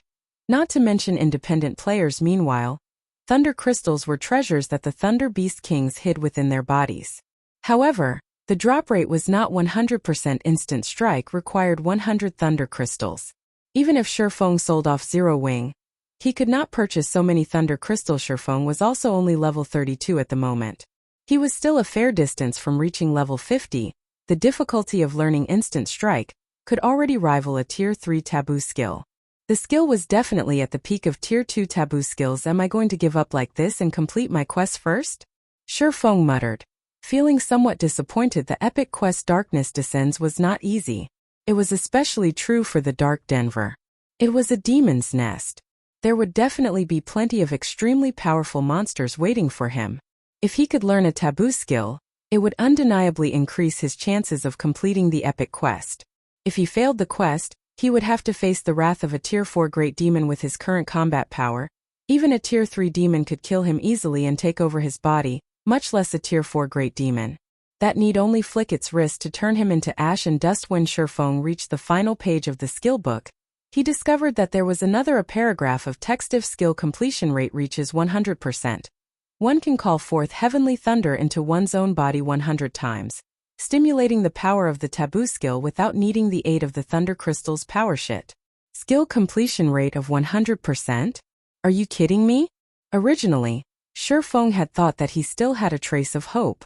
After reading the completion rate requirement, however, he nearly spat out a mouthful of blood. Even his past self had never achieved a 100% completion rate on any skill. Rumor had it that only Tier 5 taboo skills required a 100% completion rate. However, how many people in God's domain were actually capable of learning a Tier 5 taboo skill? Forget it. I should just head to the Dark Den for now. For the moment, Shifeng gave up on learning Instant Strike. This Tier 2 taboo skill was most definitely a prank from the Black Wizard Glyn. Shifeng then stored the Instant Strike skill book in his bag. He traveled to the bank and retrieved some tools and magic scrolls before activating the Tier 4 position teleportation scroll. Teleporting to the Dark Den suddenly, Shifeng transformed into a streak of white light that pierced the spatial crack that had appeared as a demon's nest. The Dark Den was a carefully hidden location. Even if the armies of various kingdoms and empires tried to annihilate the demons, they would only find minions. The true great demons nurtured their underlings in their nests in secret. Hence, the various kingdoms and empires throughout the continent of God's domain had been helpless against demons all this time. At this moment, inside a dark cave, a spatial crack suddenly appeared near the cave's ceiling. In the next moment, a streak of light fell through the portal and landed heavily, creating a deep crater. This position teleportation scroll is a huge scam. Shifeng frowned as he surveyed his surroundings. Shifeng suddenly realized that he was surrounded by demonkins.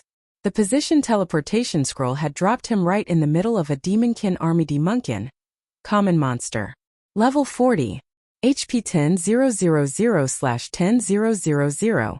Shifeng's sudden appearance immediately attracted the attention of many demonkins. The demonkins turned to Shifeng, one after another, their pitch-black eyes containing endless malice. Their gazes alone were enough to instill terror. Not to mention, their violent killing intent also took form. developing into a faint blood mist. Sherfeng had seen this blood mist before. If players were caught within its range, it would significantly dull their 5 senses in God's domain.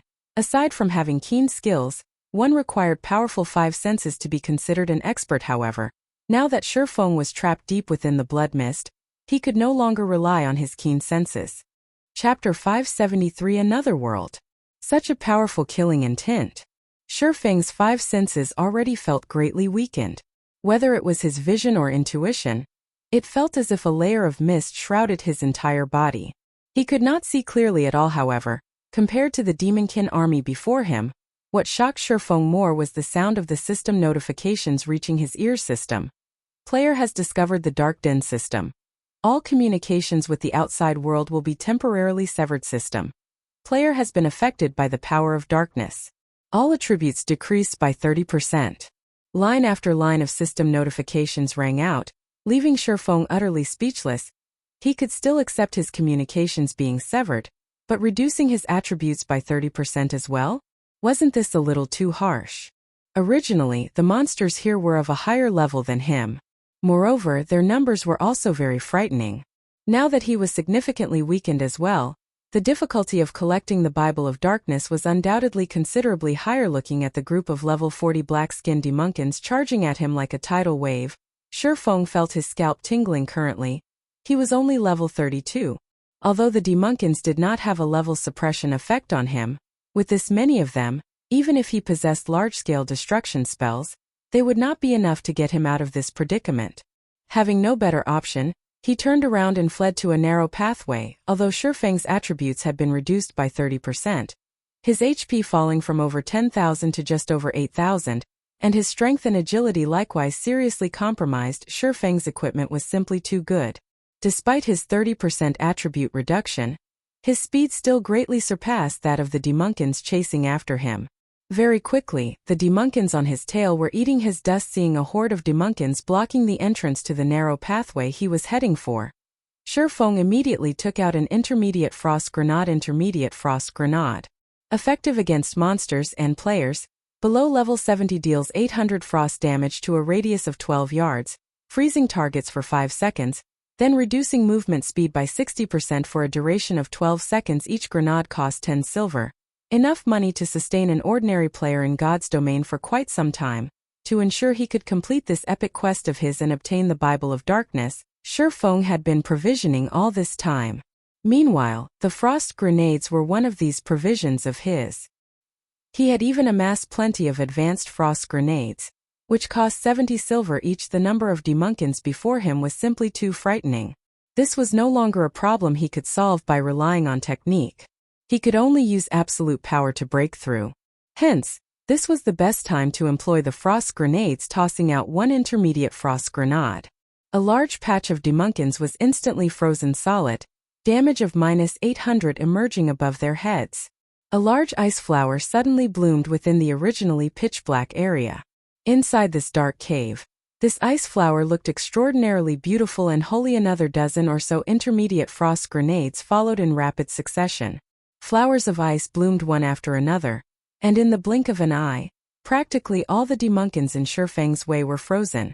As for the few demonkins that remained unscathed, they were no threat to Sherfeng whatsoever. After a few evasive maneuvers, he was already past the demonkins' blockade. He then leaped into the narrow pathway. However, the instant Sherfeng set foot in the narrow pathway, he suddenly felt death looming over him. He hurriedly activated the Aura of Earth's activatable skill, Absolute Defense, becoming immune to all damage for 5 seconds. This could be considered Sherfeng's most powerful life-saving skill. The instant the divine golden aura wrapped around Sherfeng's body, a clangor resounded throughout the cave. Countless black threads had struck at Sherfeng's body. These black threads were extremely thin. In the darkness of the cave, they were practically invisible to the naked eye. If Sherfeng's intuition had not warned him of imminent death, these countless black threads might have devoured him already. It's actually a trap. This dark den really isn't giving me any chances. Sherfeng felt his heart tremble momentarily when he turned back to glance at the tide of demonkins that had been chasing him just now. Any demonkin struck by the black threads immediately exploded into a cloud of black mist, becoming deader than dead. If he had been slower by even a heartbeat back then, He might very well have become one of those clouds of black mist right about now, with the black threads having passed him already. Shifeng quickly continued running forward at this moment. He had absolute defense activated. Nothing was capable of inflicting damage on him. In other words, he had no need to fear any traps right now. Naturally, he had to put absolute defense's duration to good use. Moreover, in God's domain, the more dangerous a location was, the more profitable it was. Any place filled with plenty of traps definitely hid treasures. The presence of traps in this pathway meant that this path was not a dead end, which gave Shifeng even more reason to advance through it during absolute defense's duration of 5 seconds. With even Windwalker activated, Shifeng triggered a total of 4 traps. However, absolute defense blocked them all. That was close. Fortunately, I have the 7 Luminaries ring. Otherwise, I wouldn't even make it past the front door. Shifeng halted his steps, breathing out a sigh of relief as he looked at the demunkins chasing after him after receiving the attacks of multiple traps. The number of demunkins still alive numbered less than 100. Moreover, now that absolute defense's duration had run out, only death awaited him if he advanced rashly. Hence, he might as well deal with these demunkins in the meantime. Swinging the abyssal blade, Shifeng activated Skywheel Sword. Countless divine swords descended from above, immediately trapping these demunkins within the cramped space. Meanwhile, damages of over -3,000 and -6,000 points appeared over every demunkin's head. Right after that, Shifeng switched out the Aura of Earth for the Aura of Fire, then promptly cast Firestorm on these demunkins. A moment later, silence filled the poorly illuminated cave simultaneously. Shifeng's EXP sword. There was a difference of 8 levels between Shifeng and the demunkins. Even if the demunkins were just common monsters, the total EXP they gave was still plenty. However, at the end of the day, common monsters were still common monsters. They had dropped practically nothing at all, following which, Shifeng patiently waited for absolute defense's cooldown to end before advancing down the pathway. Once Morebi repeatedly running and stopping, Shifeng triggered an unknown number of traps before finally arriving at the exit of the narrow pathway. The instant he stepped out of the pathway, his eyes suddenly flinched. Why is there sunlight here? Shifeng wondered, unable to contain his surprise. His eyes had already adapted to the darkness of the cave. Now that he suddenly emerged into bright light, his eyes failed to adjust to the abrupt change, causing his vision to go bleary. Only after Shifeng had fully recovered did he begin surveying his surroundings: tall mountains and flowing water, white clouds dotting the sky, lush green forests that covered everything. How was this place a demon's abode? Even paradise paled in comparison to this place. What sort of situation is this? Shifeng turned around to look at the cave behind him. A layer of black film covered the cave entrance, and he could not see anything inside the cave at all, similar to how he had been unable to see anything outside the cave before. Did I exit from the dark den? No, that's not right. The system has not notified me that I have left the dark Denver. Moreover, my communication system hasn't recovered yet, proving that I have not left the dark den, and am in fact still inside the dark den. Shifeng shook his head. He had little to no understanding of the dark den. All he knew was that Fantasy Extinguisher had completed this quest in the past, and had brought immeasurable improvements to his guild. Fantasy Extinguisher had never mentioned anything about the dark den itself to outsiders, so Shifeng naturally remained ignorant. Just as Shifeng was sitting quietly by the cliff outside the cave, the sound of an explosion came from below the cliff. This should be an elementalist flame spell, Flame Dragon's Roar, right? Shifeng looked at the massive flame dragon soaring up from below the cliff. Unable to help his surprise, he muttered, "Is there an elementalist battling down below?" Chapter 574 Curse. The battle below the cliff grew in intensity as more time passed. Aside from the booming of violent elemental mana, there were also thundering roars and the constant clash of metal reverberating in the canyon. That's one intense battle. Seeing the trees being shattered and felled one after another, Shifeng could not help but take a closer look at the ongoing battle in the forested canyon. Shifeng could see a massive shadow moving through the trees. This shadow left a trail of destruction everywhere it passed. Such a powerful monster. Judging from its strength, which allows it to sweep away all obstacles in its path, it should not be any weaker than a chieftain. Shifeng then jumped off the cliff to take a closer look at the situation below. He had come to the dark den to complete his epic quest. This sudden battle before him might very well have some relation to the quest. Naturally, he had to go check it out. If an ordinary player were to jump down from a cliff that was over 100 meters tall, They would die the instant they landed, however. Shurfeng did not mind. When he was about 20 meters above the ground, he activated gravity liberation, his body suddenly becoming as light as a feather. Due to the immense air resistance, Shurfeng's descent decelerated sharply, so he landed safely the instant Shurfeng's feet touched the green grass. He activated omniscient eyes, allowing him to perceive every movement within a radius of 100 yards. With this, he would be able to react immediately at the first sign of danger. This was a habit he had picked up from his many years of adventuring. When dealing with the unknown, caution had the top priority. Moreover, he was currently in the dark den, a nest of demons. He needed to be even more cautious. Meanwhile, the battle happening a distance away continued to intensify, so much so that even the ground was shaking right now. When Shurfeng arrived at the battlefield, he discovered a giant black serpent over 50 meters in length swinging its tail around. With a single sweep, the serpent easily sliced apart a tree over 1 meter in diameter, leaving the surface of the cut as smooth as a mirror. With another casual swipe of its tail, the serpent split the ground, opening a deep gorge.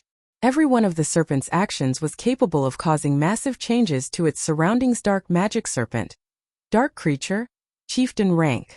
Level 42. HP 800. 000/800. 000.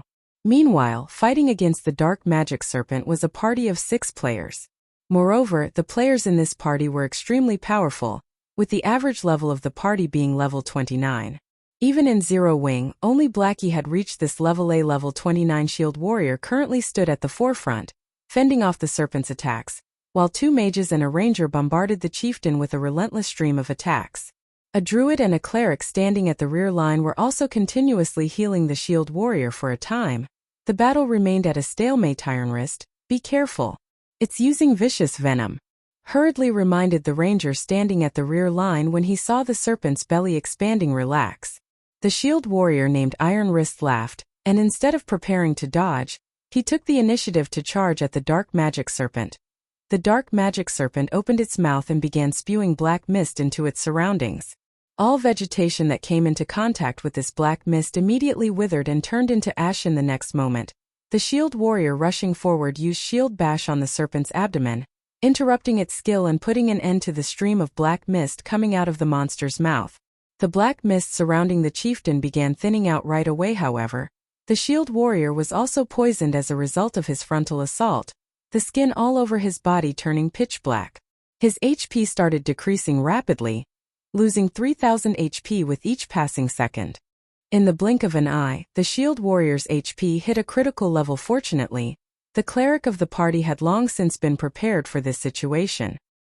He quickly cast Detoxify on his companion, cleansing the serpent's venom just as it was about to deal damage for the 3rd time. Meanwhile, the druid beside the cleric had also promptly cast Life Restoration, healing the shield warrior for over 2,000 HP, followed by a hot effect that recovered more than 300 HP every second, pulling the shield warrior out of death's grip. Meanwhile, angered at the interruption of its skill, the dark magic serpent swept its tail at the shield warrior. At this time, a golden arrow shot towards the serpent's tail. The instant the golden arrow collided with the serpent's tail, it transformed into numerous chains that tied the serpent to the ground. However, the dark magic serpent's strength was too powerful. In the blink of an eye, it shattered the chains binding it and resumed its attack on the shield warrior. At this moment, the elementalist of the party used Ice Wall, creating a wall of ice between the serpent's tail and the shield warrior. When the serpent's tail collided with the ice wall, its speed fell drastically. As a result, the shield warrior managed to dodge the chieftain's attack effortlessly. The entire process was like flowing water. The members of the party were perfectly attuned to one another despite the dark magic serpent having the advantage in levels. This party of 6 was toying with it. Such amazing coordination. Shurfeng could not help but praise. Just who are these people? The dark magic serpent was a level 42 chieftain. Even a guild's elite team would do their best to avoid such a monster. Yet, right now, a party of independent players was fighting it handily. However, the thing that shocked Shurfeng the most right now was the fact that there were actually other players in the dark den as well. The dark den was very mysterious and well hidden. He had arrived in this place only after using a tier 4 magic scroll. Meanwhile, these players before him had actually managed to find their way here. It was simply inconceivable at this moment. Surephone could not help but wish he could rush forward and question these people right away. If they truly had some other method to get to this place, he could then bring some helpers to help him complete his epic quest. That way, his chances of success would be even higher. However, he suppressed this urge of his. Instead, he remained hidden in the forest as he quietly observed this party of players. There were many incidents of players plundering other players in God's domain. Currently, this party was still in the thick of battle against the dark magic serpent. His making an appearance right now without any warning was highly likely to lead to misunderstandings. At that time, how was he supposed to get the secret of coming to this place out of them? Time passed. Little by little the dark magic serpent's HP continuously decreased, and soon enough its HP fell to 30% SSS. The dark magic serpent suddenly hissed loudly, its entire body exuding black mist. Very quickly, this mist then wrapped around the chieftain's body and transformed into pitch-black scales. Under the bright sunshine, the scales released a blinding black light. Chieftain-ranked monsters normally entered a berserk state when their HP fell below a certain level. Currently, the dark magic serpent's HP had dropped to 30%, which just so happened to trigger the condition for going berserk. After the pitch-black scales were fully formed, the dark magic serpent was like an iron serpent. Not only had its defense and magic resistance improved significantly, but even its strength had also increased by at least 30%. Right now, its every attack shook the earth. However, the party of 6 had long since been prepared for this situation. The cursemancer of the party immediately began tracing a large number of runes in the air, while chanting verse after verse of incantations. The density of the surrounding elemental mana had also started rising sharply. Amazing. That cursemancer has actually learned the Tier 1 curse skill, Darkstorm. Surephone could not help his surprise when he saw the runes drawn out by that cursemancer. It's no wonder they dare to challenge a level 42 chieftain. In God's domain, physical taboo skills and magical curses were both skills that allowed players to combat enemies of a higher tier. However, curses were much harder to learn compared to taboo skills, since curses were much more powerful. The instant the cursemancer was done chanting the final verse of his incantation, the space surrounding the battlefield suddenly went silent as countless black blades of wind appeared surrounding the dark magic serpent. These wind blades easily pierced through the sturdy scales of the dark magic serpent. A continuous stream of black wind blades assaulted the chieftain for 3 full seconds. The dark magic serpent lost over 8,000 HP every second, losing over 20,000 HP after 3 seconds passed. Moreover, aside from these damages, the scales covering the chieftain's body had also disappeared completely, returning it to its original form. Okay, let's finish it off. The shield warrior Iron Wrist immediately sent a slash at the serpent. However, before this party could celebrate, a loud hiss suddenly came from the woods. At this moment, another dark magic serpent emerged from the dense forest. Chapter 575, 24 consecutive strikes. Damn, it actually called a companion. Iron Wrist frowned. The other party members also grew anxious at the arrival of another dark magic serpent. Facing one was already their limit. Moreover, their only curse was on cooldown, and it would be quite some time before they could use it again. Iron Wrist, what are we going to do now? The cleric at the rear line asked hurriedly. Iron Wrist looked at the dark magic serpent that they had injured heavily, before turning to look at the newly arrived chieftain that was rapidly slithering towards them. Gritting his teeth, he said, "Let's retreat." Although the heavily injured dark magic serpent only had 30% of its HP remaining, they would still need quite some time to kill it. Meanwhile, the dark magic serpent was unlike other chieftains. It was a chieftain that possessed a potent venom when fighting against a dark magic serpent. If one failed to interrupt the chieftain's vicious venom skill in time, even a team of 100 players would die. If their party was fighting just one of these serpents, they could still manage to interrupt its skill. However, going up against 2 at the same time was impossible since their party did not have a second person capable of interrupting the other dark magic serpent's vicious venom. As long as the venomous mist of the skill spreads, only death awaited them. Hence, their only option right now was to retreat. When the others heard Iron Wrist's command, they immediately withdrew without hesitation. Unfortunately, although Iron Wrist and the others had made the correct decision in this situation, the heavily injured dark magic serpent had no intentions of letting them go.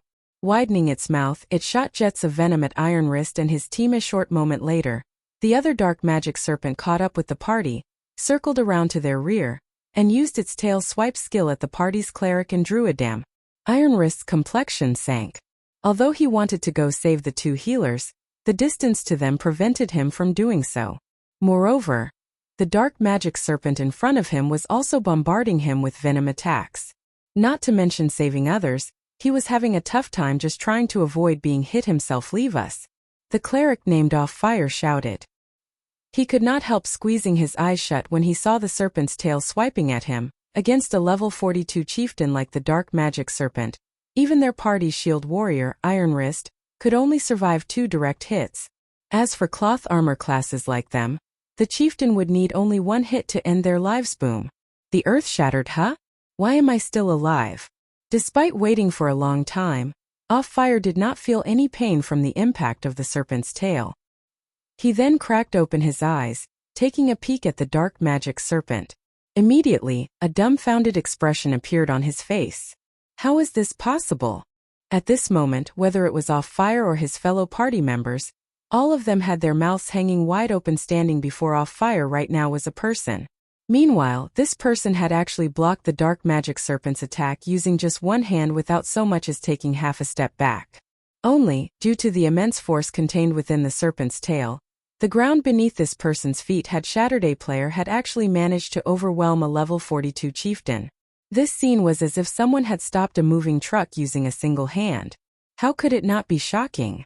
However, what the party of 6 did not know was that the reason Shurfeng was able to block a level 42 chieftain's attack with just a single hand was entirely due to his activation of Heavenly Dragon's power, which doubled his strength. Otherwise, even Shurfeng, with his exaggerated attributes, would not be able to receive the dark magic serpent's attack safely. "You guys deal with the injured dark magic serpent. Leave this one to me," Shurfeng said directly in response. Off Fire and the others absent-mindedly nodded their heads. It was as if Shurfeng was currently their party's leader. After saying so, Shurfeng immediately jumped up to the space above the serpent's head. Raising the abyssal blade, he activated Thunder Flame Explosion. The power of lightning wrapped around the abyssal blade as the magic weapon landed on the dark magic serpent's head. Boom. Lightning and flames instantly washed over the dark magic serpent. Even though the chieftain possessed very high defense and magic resistance, it still suffered over -6,000 damage from the attack. Who is this person? Is it really possible for a player to be that strong? Off Fire's jaw fell when he saw the damage Shurfeng had dealt. Their party could be considered a top-tier party already yet. The highest damage their party could deal a dark magic serpent in a single instance was just slightly over -1,000. Meanwhile, Shurfeng had managed to deal over -6,000 damage in just a single attack. His damage output alone was already more than double that of their entire party.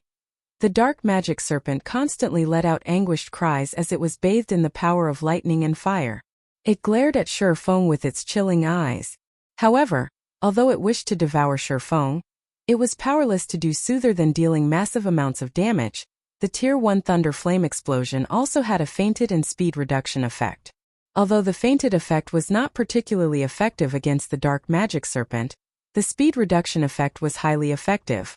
The serpent's movement speed and attack speed instantly fell to only 1/6 of its original, its movements becoming extremely sluggish. Only when Shurfeng had already landed back on the ground did the dark magic serpent's jaw, that was capable of swallowing a small car whole, begin descending towards Shurfeng. Smiling, Shurfeng shifted his footwork slightly, easily dodging the dark magic serpent's attempt to devour him.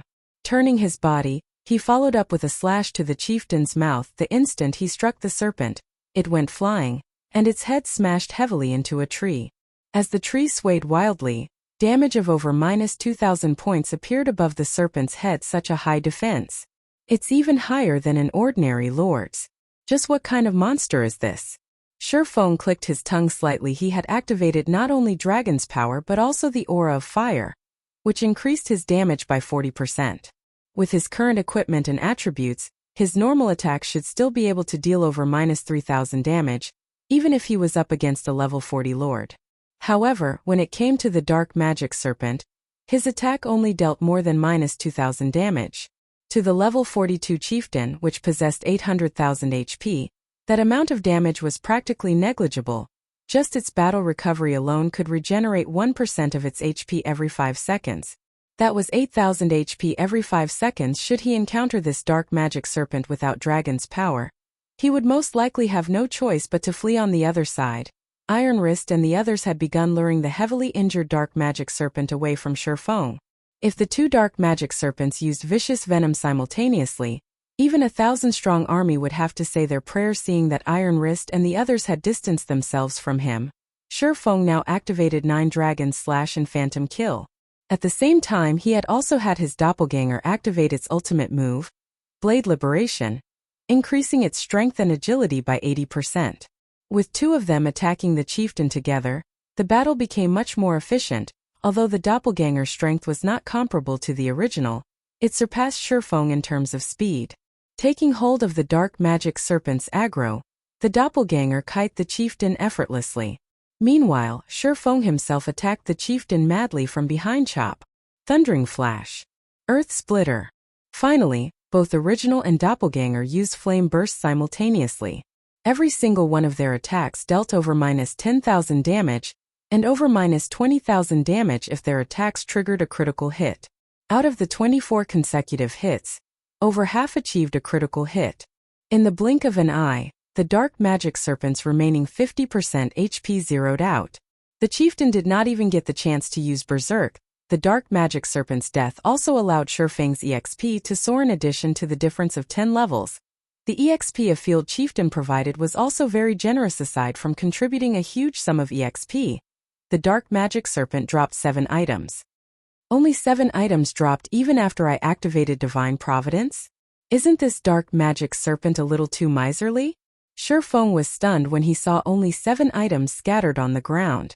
Chapter 576 Maverick. In God's domain, a chieftain-ranked monster normally dropped around 4 or 5 items since a 20-man team could easily deal with a chieftain of the same level as for lords. These monsters usually required 50-man or 100-man teams of the same level to defeat, and the number of items they usually dropped was above 10 pieces at Dark Gold rank. Icarus's heart possessed 14 luck. Moreover, Divine Providence gave an additional 32 luck when activated in total. Shifeng could raise his luck up to 46 points with so much luck. Shifeng had a high chance of triggering a jackpot even if he were to kill a lord, not to mention a chieftain. Yet, the dark magic serpent had only dropped 7 items.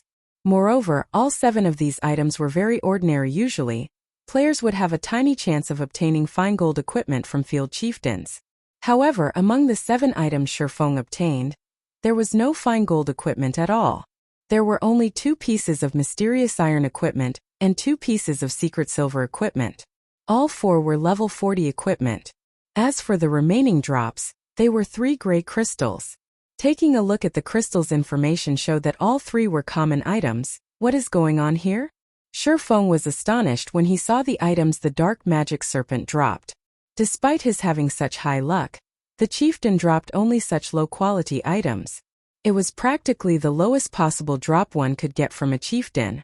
Shifeng then shook his head, dispelling his thoughts as he quickly stored the drops. Whatever. Best to take a look at the situation on other side for now. Although the drops he obtained were unsightly, Shifeng felt that it was somewhat reasonable after giving the matter some thought. The higher the level one reached in God's domain, the more difficult it was to obtain good equipment. When players reached level 40, the difficulty of obtaining level 40 secret silver equipment was no less than the difficulty of obtaining level 30 fine gold equipment at level 30, while Shifeng was hurrying over to Iron Wrist's side of the battlefield. The fight there had yet to end currently. The dark magic serpent still had 10% of its HP remaining. However, Iron Wrist and the others were not doing too well right now. Due to the unexpected ambush earlier, the party's mages and healers had depleted themselves considerably. Now that they resumed their conquest of the heavily injured dark magic serpent, they found the battle extremely taxing. Hence, even after fighting for so long, they had managed to take away only 20% of the dark magic serpent's HP. Everyone, keep it up. It has only 10% of its HP left. We should hurry up and finish off this dark magic serpent, so that we can go help on the other side. Iron Wrist said as he blocked the chieftain's tail swipe using his shield. Everyone nodded in agreement, and they began using everything they had. The 2 mages each took out a tier 1 magic scroll and started chanting. Tier 1 magic scrolls were life-saving items.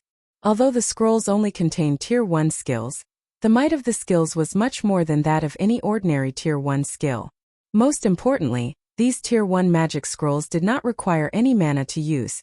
The ranger had also taken out 20 special arrows. These special arrows were consumable items. Although they were not as expensive as a Tier 1 magic scroll, the combined value of 20 special arrows was no less than that of 3 Tier 1 magic scrolls. The spells contained in the Tier 1 magic scrolls bombarded the dark magic serpent one after another, each dealing over -3,000 or -4,000 damage, 3 or 4 times more damage than what the mage's own Tier 1 spells were capable of. The two mages' bombardment instantly reaped over 20,000 HP from the chieftain. Meanwhile, every one of the special arrows the ranger shot dealt around -1,500 damage to the serpent. After firing all 20 arrows, the ranger inflicted a total of -30,000 plus damage to the chieftain in the blink of an eye. The dark magic serpent's HP fell to a critical level. The chieftain constantly let out anguished shrieks as the spells and arrows visited numerous terrible wounds on its body. Iron Wrist shouted as he used Beheaded. The Tier 1 Beheaded could instantly kill a monster with less than 5% HP remaining at a certain probability. Iron Wrist immediately slashed his saber down on the serpent's head, dealing nearly -30,000 damage to the chieftain and instantly killing it. The dark magic serpent hissed one last time before its body fell to the ground. Phew. Our win this time sure didn't come easy. I wonder if it dropped? The cleric, off fire, said as he breathed out a sigh of relief, his hand wiping away the sweat that had gathered on his forehead. We don't have time to care about these things. Dustwind, you stay behind and pick up the loot. Iron Wrist instructed the elementalist beside him. Everyone else follow me. Don't forget, we still have another full HP dark magic serpent we need to take care of. Without anybody to detoxify him, that person won't be able to last too long. Although they had seen how powerful Shurfeng was, the dark magic serpent was no ordinary monster. Particularly, without a cleric to deal with the chieftain's vicious venom, it was simply impossible for someone to defeat a dark magic chieftain all alone. When everyone heard Iron Wrist's words, they immediately readjusted their moods and promptly broke out into a run towards Shurfeng's side of the battlefield. However, before they managed to take 2 steps, they stopped cold. Everyone was stupefied. A person had suddenly walked out of the forest in front of them, and this person was none other than Shurfeng, the person they were just about to go save. Moreover, Shurfeng appeared completely unscathed. He had not lost even a single HP. There was also no sign of a dark magic serpent behind him, proving that he had not escaped his battle but had instead finished it already. The dark magic serpent had an extensive hunting range. As long as one remained within this region, the dark magic serpent would not give up on its pursuit. In other words, Shurfeng had single-handedly defeated a full HP dark magic serpent. Moreover, he had killed it much faster than they had. The difference in strength between them was simply unimaginable. Is he a monster? Off-Fire's eyes widened in disbelief as he looked at Shurfeng walking over slowly. Even our District 5's #1 expert, Punishment Day, isn't capable of such a feat. Right. That person is definitely a Maverick, a solo expert standing at the peak of all great experts. Once we return, we can go boast to those in the 6th party. Dustwind, the level 28 elementalist, exclaimed, his gaze filled with reverence as he looked at Shurfeng. Alright, enough fooling around. Stay serious. That person is our 7th party's savior, Iron Wrist said. In fact, just like his companions, Iron Wrist too was inwardly shocked by Shurfeng. It was definitely an honor to be able to become acquainted with such a solo expert out in the fields. While Iron Wrist and the others were happily chatting together, Shurfeng, who had overheard their conversation, grew confused. District 5? This was the first time Shurfeng had heard this term. In addition, Maverick? Did these people not see the guild emblem on his chest? Moreover, looking at the reverence in their eyes, it seemed that what they revered was not his strength, but more of the fact that he was a Maverick instead. That's right, we're the 7th party of District 5, and I am the party leader of the 7th party, Iron Wrist. We are truly grateful for your help before, Sir Expert.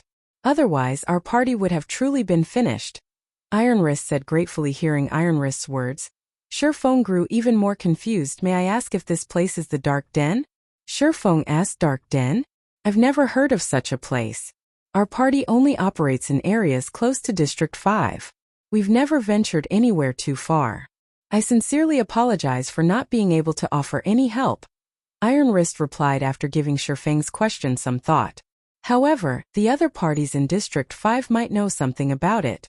After all, the area our 7th party has explored is somewhat smaller than what the others have. Why don't you follow us back to District 5? I can help you ask around the other parties.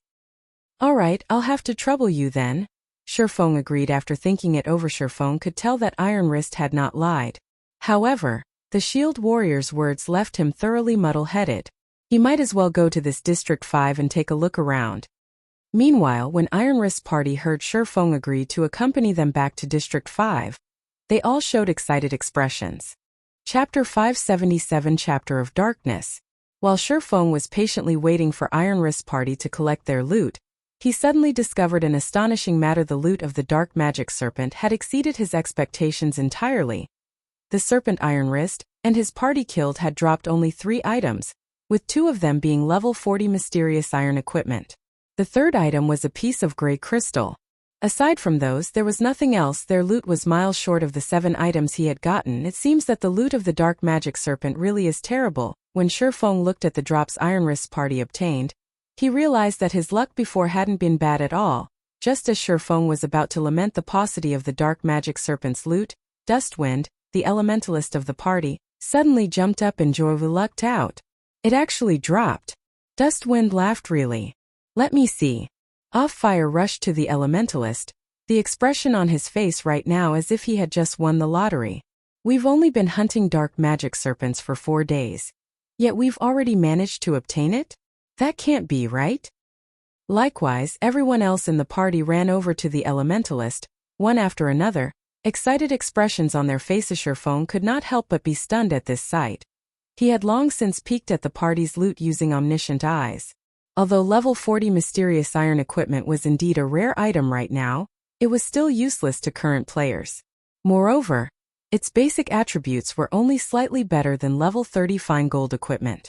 With the strength of Iron Wrist's party, would level 40 mysterious iron equipment be able to even enter their eyes by the time they reached level 40? Was there a need to get this excited? Wah! Leader, it really dropped. We've hit the jackpot this time. Offire said as he showed off the gray crystal in his hand to Iron Wrist. After Iron Wrist accepted the gray crystal, he took a look at it before gritting his teeth and passing it to Shifeng, saying, "Brother expert, you saved our 7th party. We don't really have anything we can offer to you in gratitude, so please accept this soul crystal on our behalf." This? Shifeng was stunned momentarily. He then said, "Instead of giving me this item, I hope that Brother Iron Wrist can help me ask around on some matters. You can take this item as remuneration for your efforts." This won't do. The value of a single soul crystal far surpasses the price required for us to ask around for information. Iron Wrist refused. He then pondered slightly before continuing, "Why don't I use gemstones of equal value to trade for it?" Gemstones were not foreign to players of God's domain. One could say that they were one of the hard currencies of God's domain. They could be inlaid into equipment to improve said equipment's attributes. However, during the initial stages of God's domain, gemstones were extremely rare. Hence, the prices for these items were also very high. Currently, a single Tier 1 gemstone, which was capable of increasing a single attribute by 3 points, cost around 10 silver. As for Tier 2 gemstones, capable of increasing a single attribute by 6 points, they cost around 90 silver. Among the variety of Tier 2 gemstones, the ones that increase strength, agility, or intelligence could sell for up to 1 gold to current players. The best gemstones obtainable right now were Tier 2 gemstones. Sure. Shifeng agreed. Great. Our party has a total of 23 Tier 2 gemstones and 89 Tier 1 gemstones. However, we don't have too many on hand right now. Most of them are in our warehouses. Can I pass you the remaining ones after we return to the district? Iron Wrist asked, somewhat embarrassed. Shifeng was greatly shocked by the Shield Warrior's offer. If he sold all these gemstones, he could get roughly 30 gold in total. Moreover, that 30 gold was only part of the soul crystal's actual value. Since Shifeng had already promised to exchange it, he naturally would not regret his decision. Hence, he promptly accepted all the gemstones Iron Wrist currently had on him. Shifeng could tell how desperate Iron Wrist and his party members were for the gray crystal. Moreover, it seemed that they had come here solely to farm for this soul crystal. In any case, Shifeng had no use for this item right now. He also had another 3 crystals sitting inside his bag. If he really needed more in the future, he could simply come and kill more dark magic serpents. With divine providence, he could easily obtain plenty of soul crystals, following which, Shifeng accompanied Iron Wrist and the others back to District 5. To put it simply, District 5 was an area enclosed within a gigantic magic array. There was a small town inside this area, and the number of players residing within this town was relatively low. Although there were not many players here, the players had very high levels. Every one of them was level 26 or above. They were higher leveled than even the elite players of guilds. Moreover, the equipment these players wore were of very high quality, with the weakest being mysterious iron equipment, and the majority being secret silver equipment. Only the elite members of Zero Wing could possibly compare to these ordinary players. Why aren't there any NPCs guards here? Shifeng could not help but ask. After surveying the streets for a while, he had not seen any NPC guards whatsoever. NPC guards were normally used to maintain town security and to prevent fights between players. Not having any NPC guards was not good news to ordinary players. NPC guards? What's that? Iron Wrist asked curiously. The NPCs meant to maintain the security of the town and prevent players from trying to kill each other. Shifeng replied, surprised. District 5 doesn't have such NPCs, as we're inside a safe zone. Within the safe zone, no player can attack anyone. Hence, town security is very high. Moreover, our District 5 is very powerful. We've accumulated enough soul crystals to even establish a new training facility already. On the other hand, Districts 6 and 7 are only able to defend themselves against monster assaults. Iron Wrist proudly explained. I see. Shifeng nodded. He more or less understood what was going on now. God's Domain was an extremely mysterious game. The main god system was also constantly expanding. God's Domain itself, depending on the region a player resided in, the gameplay they experienced would indeed be somewhat different. Shifeng had encountered such situations a few times in the past. Only, he had not expected the gameplay here to be this different from where he came from. It felt as if the players here were playing a city-building game, protecting and developing the cities they belonged to. This was just like how a guild would establish their own town or city. However, there was yet to be a single guild capable of constructing their own city. Soon, Iron Wrist and his party set out to help Shifeng gather information related to the Dark Denver. Meanwhile, Shifeng himself went to a bar to collect information about this place. Did you hear? Our few districts have recently joined forces and are preparing to go on a crusade against Gloomy Valley. The Crusading army is currently recruiting members as well. As long as we can get rid of the Great Lord Noya inside Gloomy Valley, we will be able to open up new maps. A guardian knight inside the bar said to his companions after taking a sip of red wine. I heard that the top 10 parties of our District 5 can join the Crusading army directly. Unfortunately, my party is ranked more than 50, and we'll have to pass a test if we want to join the coalition, an assassin said with disappointment. That's right. As long as we can defeat the Great Lord, we will be able to obtain the Chapter of Darkness, at which point the monster assaults will become much easier to handle. Oh. For a time, everyone inside the bar discussed matters related to Gloomy Valley Chapter of Darkness. Shifeng suddenly thought about the Bible of Darkness when he heard about the Chapter of Darkness. Is there some sort of connection between the two? His quest required him to obtain the Bible of Darkness. However, he had no clue as to how he should go about doing so. Meanwhile, the Chapter of Darkness could possibly be an important clue. It seems that I'll have to make a trip to Gloomy Valley myself, Shifeng quietly muttered. Chapter 578, District 5.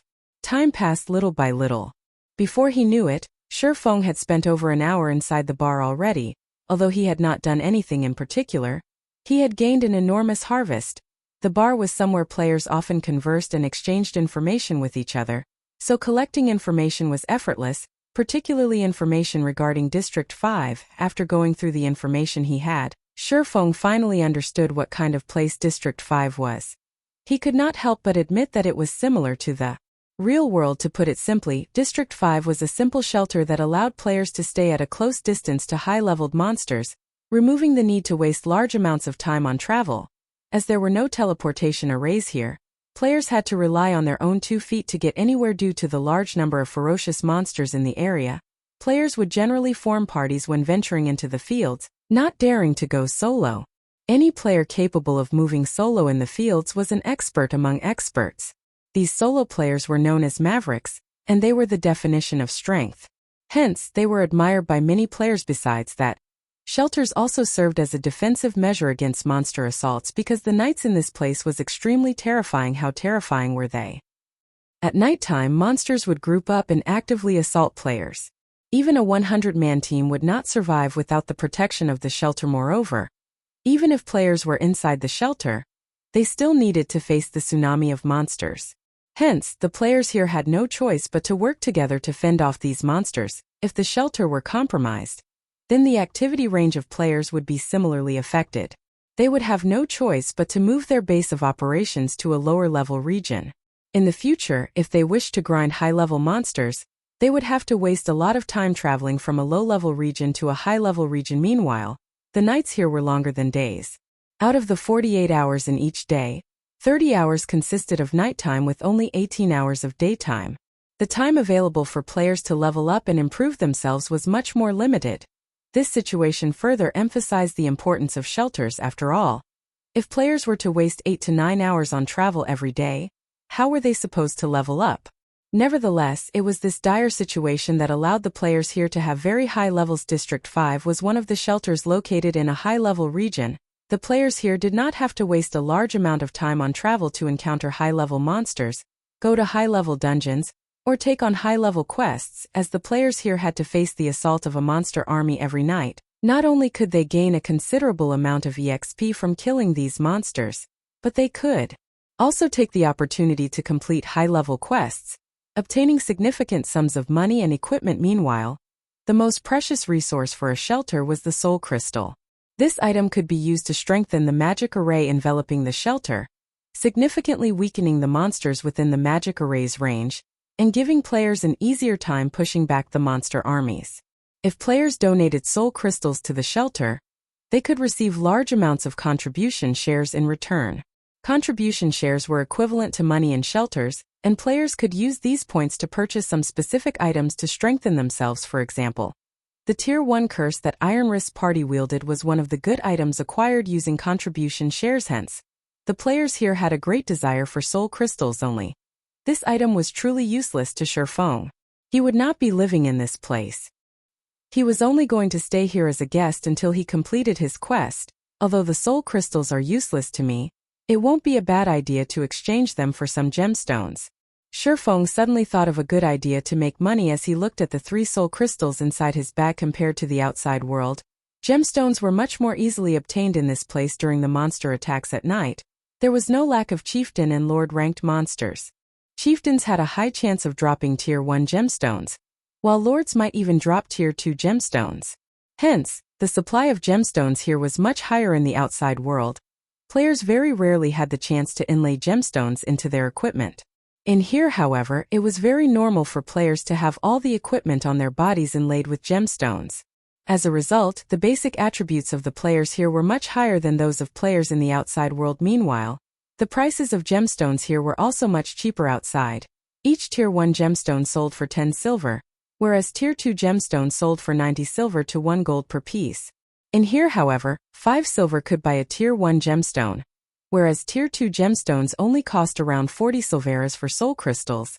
Each piece could sell for up to 40 gold. Even then, players would still fight to buy it. The drop rate of soul crystals was abysmally low, and only chieftains that were level 40 or above had a slightly higher drop rate.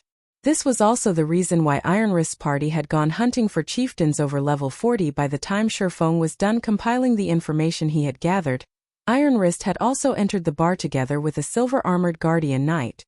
The instant this bearded man with thick eyelashes entered, the bar fell silent.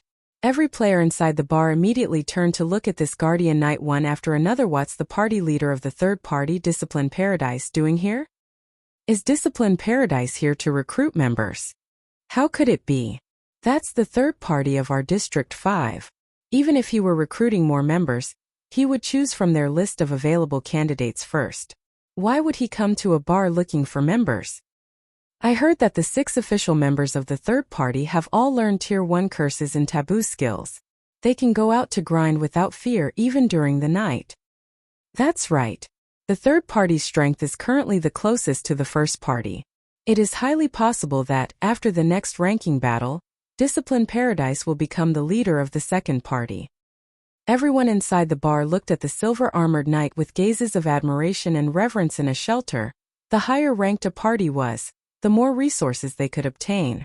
In addition, they would also gain greater access in the shelter, allowing them to purchase items that were not available to regular parties. That way, their party's strength would improve even faster soon. Discipline Paradise and Iron Wrist arrived before Shifeng, who was currently seated at a corner of the bar. Brother Expert, let me introduce you. This here is the leader of our District 5's third party, Discipline Paradise. He's quite knowledgeable about the dark den you spoke of, Iron Wrist said, smiling. Hello, you can just call me Discipline. Discipline Paradise smiled. Although Discipline Paradise was one of the powerhouses of District 5, he did not display any form of arrogance. On the contrary, he was a very kind and straightforward man. When the surrounding players saw Discipline Paradise, the leader of the third party, and Iron Wrist, the leader of the seventh party, actively greeting a swordsman that none of them had ever seen before, every one of them was stupefied. Who is that person? Why haven't I seen him before? Is he one of the top 10 party leaders of some other district? I don't think he's just limited to being in the top 10, right? Didn't you hear Iron Wrist calling that person an expert? That person might even be one of the top 3 party leaders of some other district. Otherwise, why would Discipline Paradise personally come over to meet him?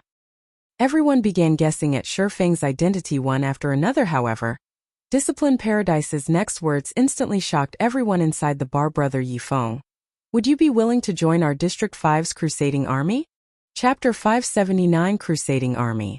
Join the Crusading Army? Shifeng began pondering silently. He did indeed want to go and take a look at Gloomy Valley, with his goal for going there being the Chapter of Darkness.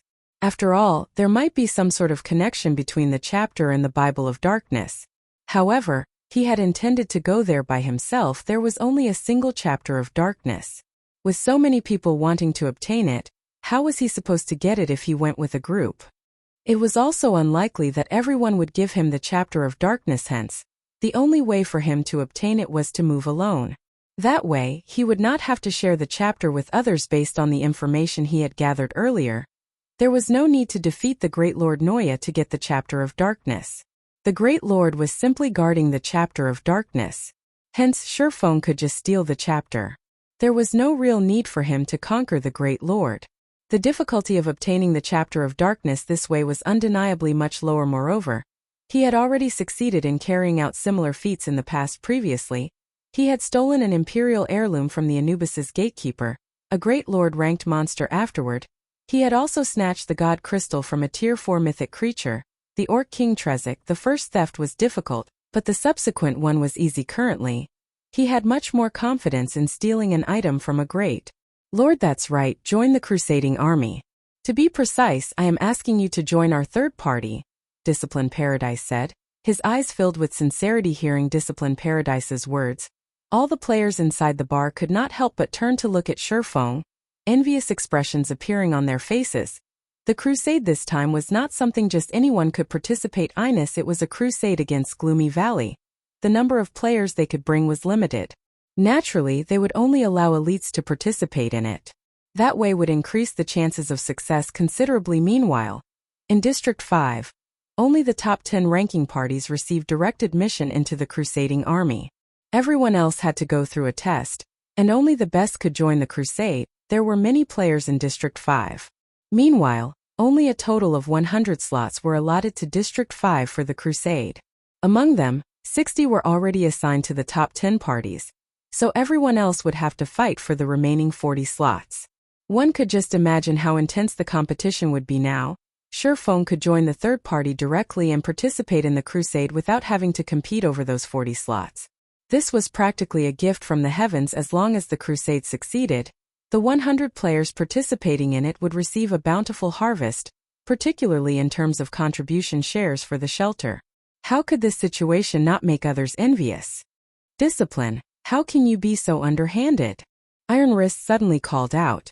Even if Brother Yifeng is going to join the Crusading Army, he should be joining my 7th party, not your 3rd party. I only invited you over to discuss matters relating to the Dark Den. When Iron Wrist had gone looking for Discipline Paradise earlier, He had told the Guardian Knight everything about his encounter with Shifeng. However, he had not expected Discipline Paradise to actually play such a card no matter how one looked at it.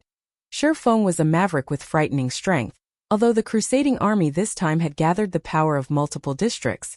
After the crusade succeeded, the number of contribution shares awarded would be based on each party's performance in the crusade. In other words, the party that was the most helpful during the raid of the Great Lord Noya would receive the most contribution shares once the Great Lord was defeated. Most importantly, the party that received the highest contribution shares had priority in choosing from the loot. If Iron Wrist could get a maverick like Shifeng to join the 7th party, his party strength would no doubt soar. At that time, the number of contribution shares they could obtain was self-evident. Hence, he was doing everything he could to befriend Shifeng.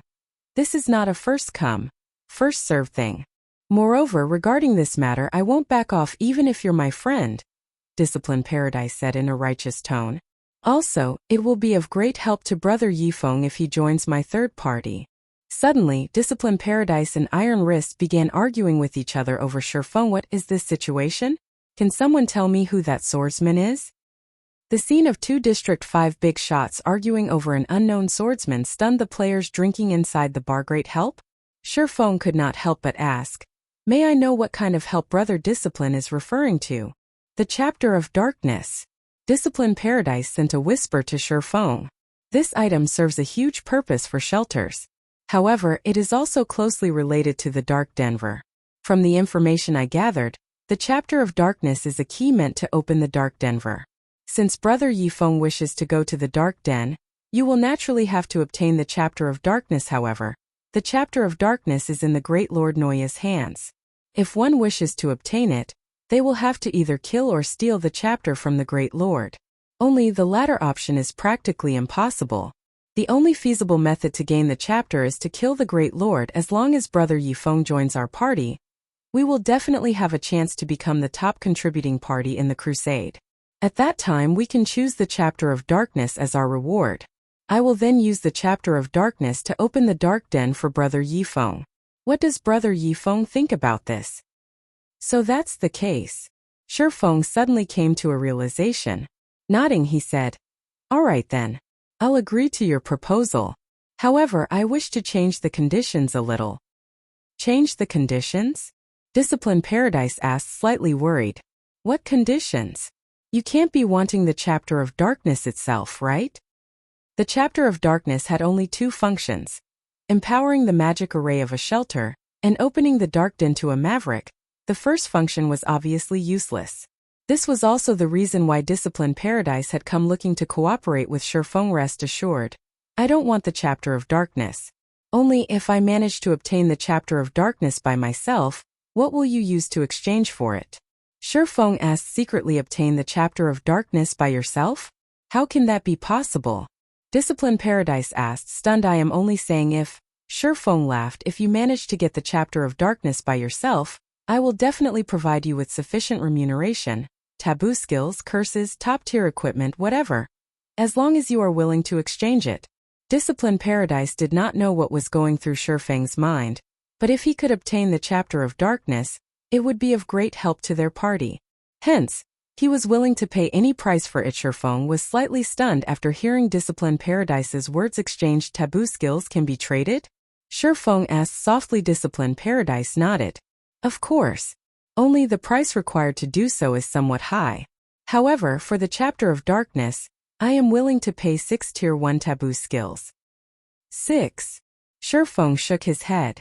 If I obtain the Chapter of Darkness, I want to exchange it for a Tier 1 taboo skill for every class, as well as the activation of the Dark Denver. Can you really do it? Discipline Paradise asked in surprise. A Tier 1 taboo skill for every class. This price was indeed frightening. Even for Discipline Paradise, this was a very steep price. The Chapter of Darkness was merely a dark gold item with a somewhat special function. In truth, it was worth only 7 or 8 pieces of dark gold equipment. Meanwhile, the value of a taboo skill was no less than a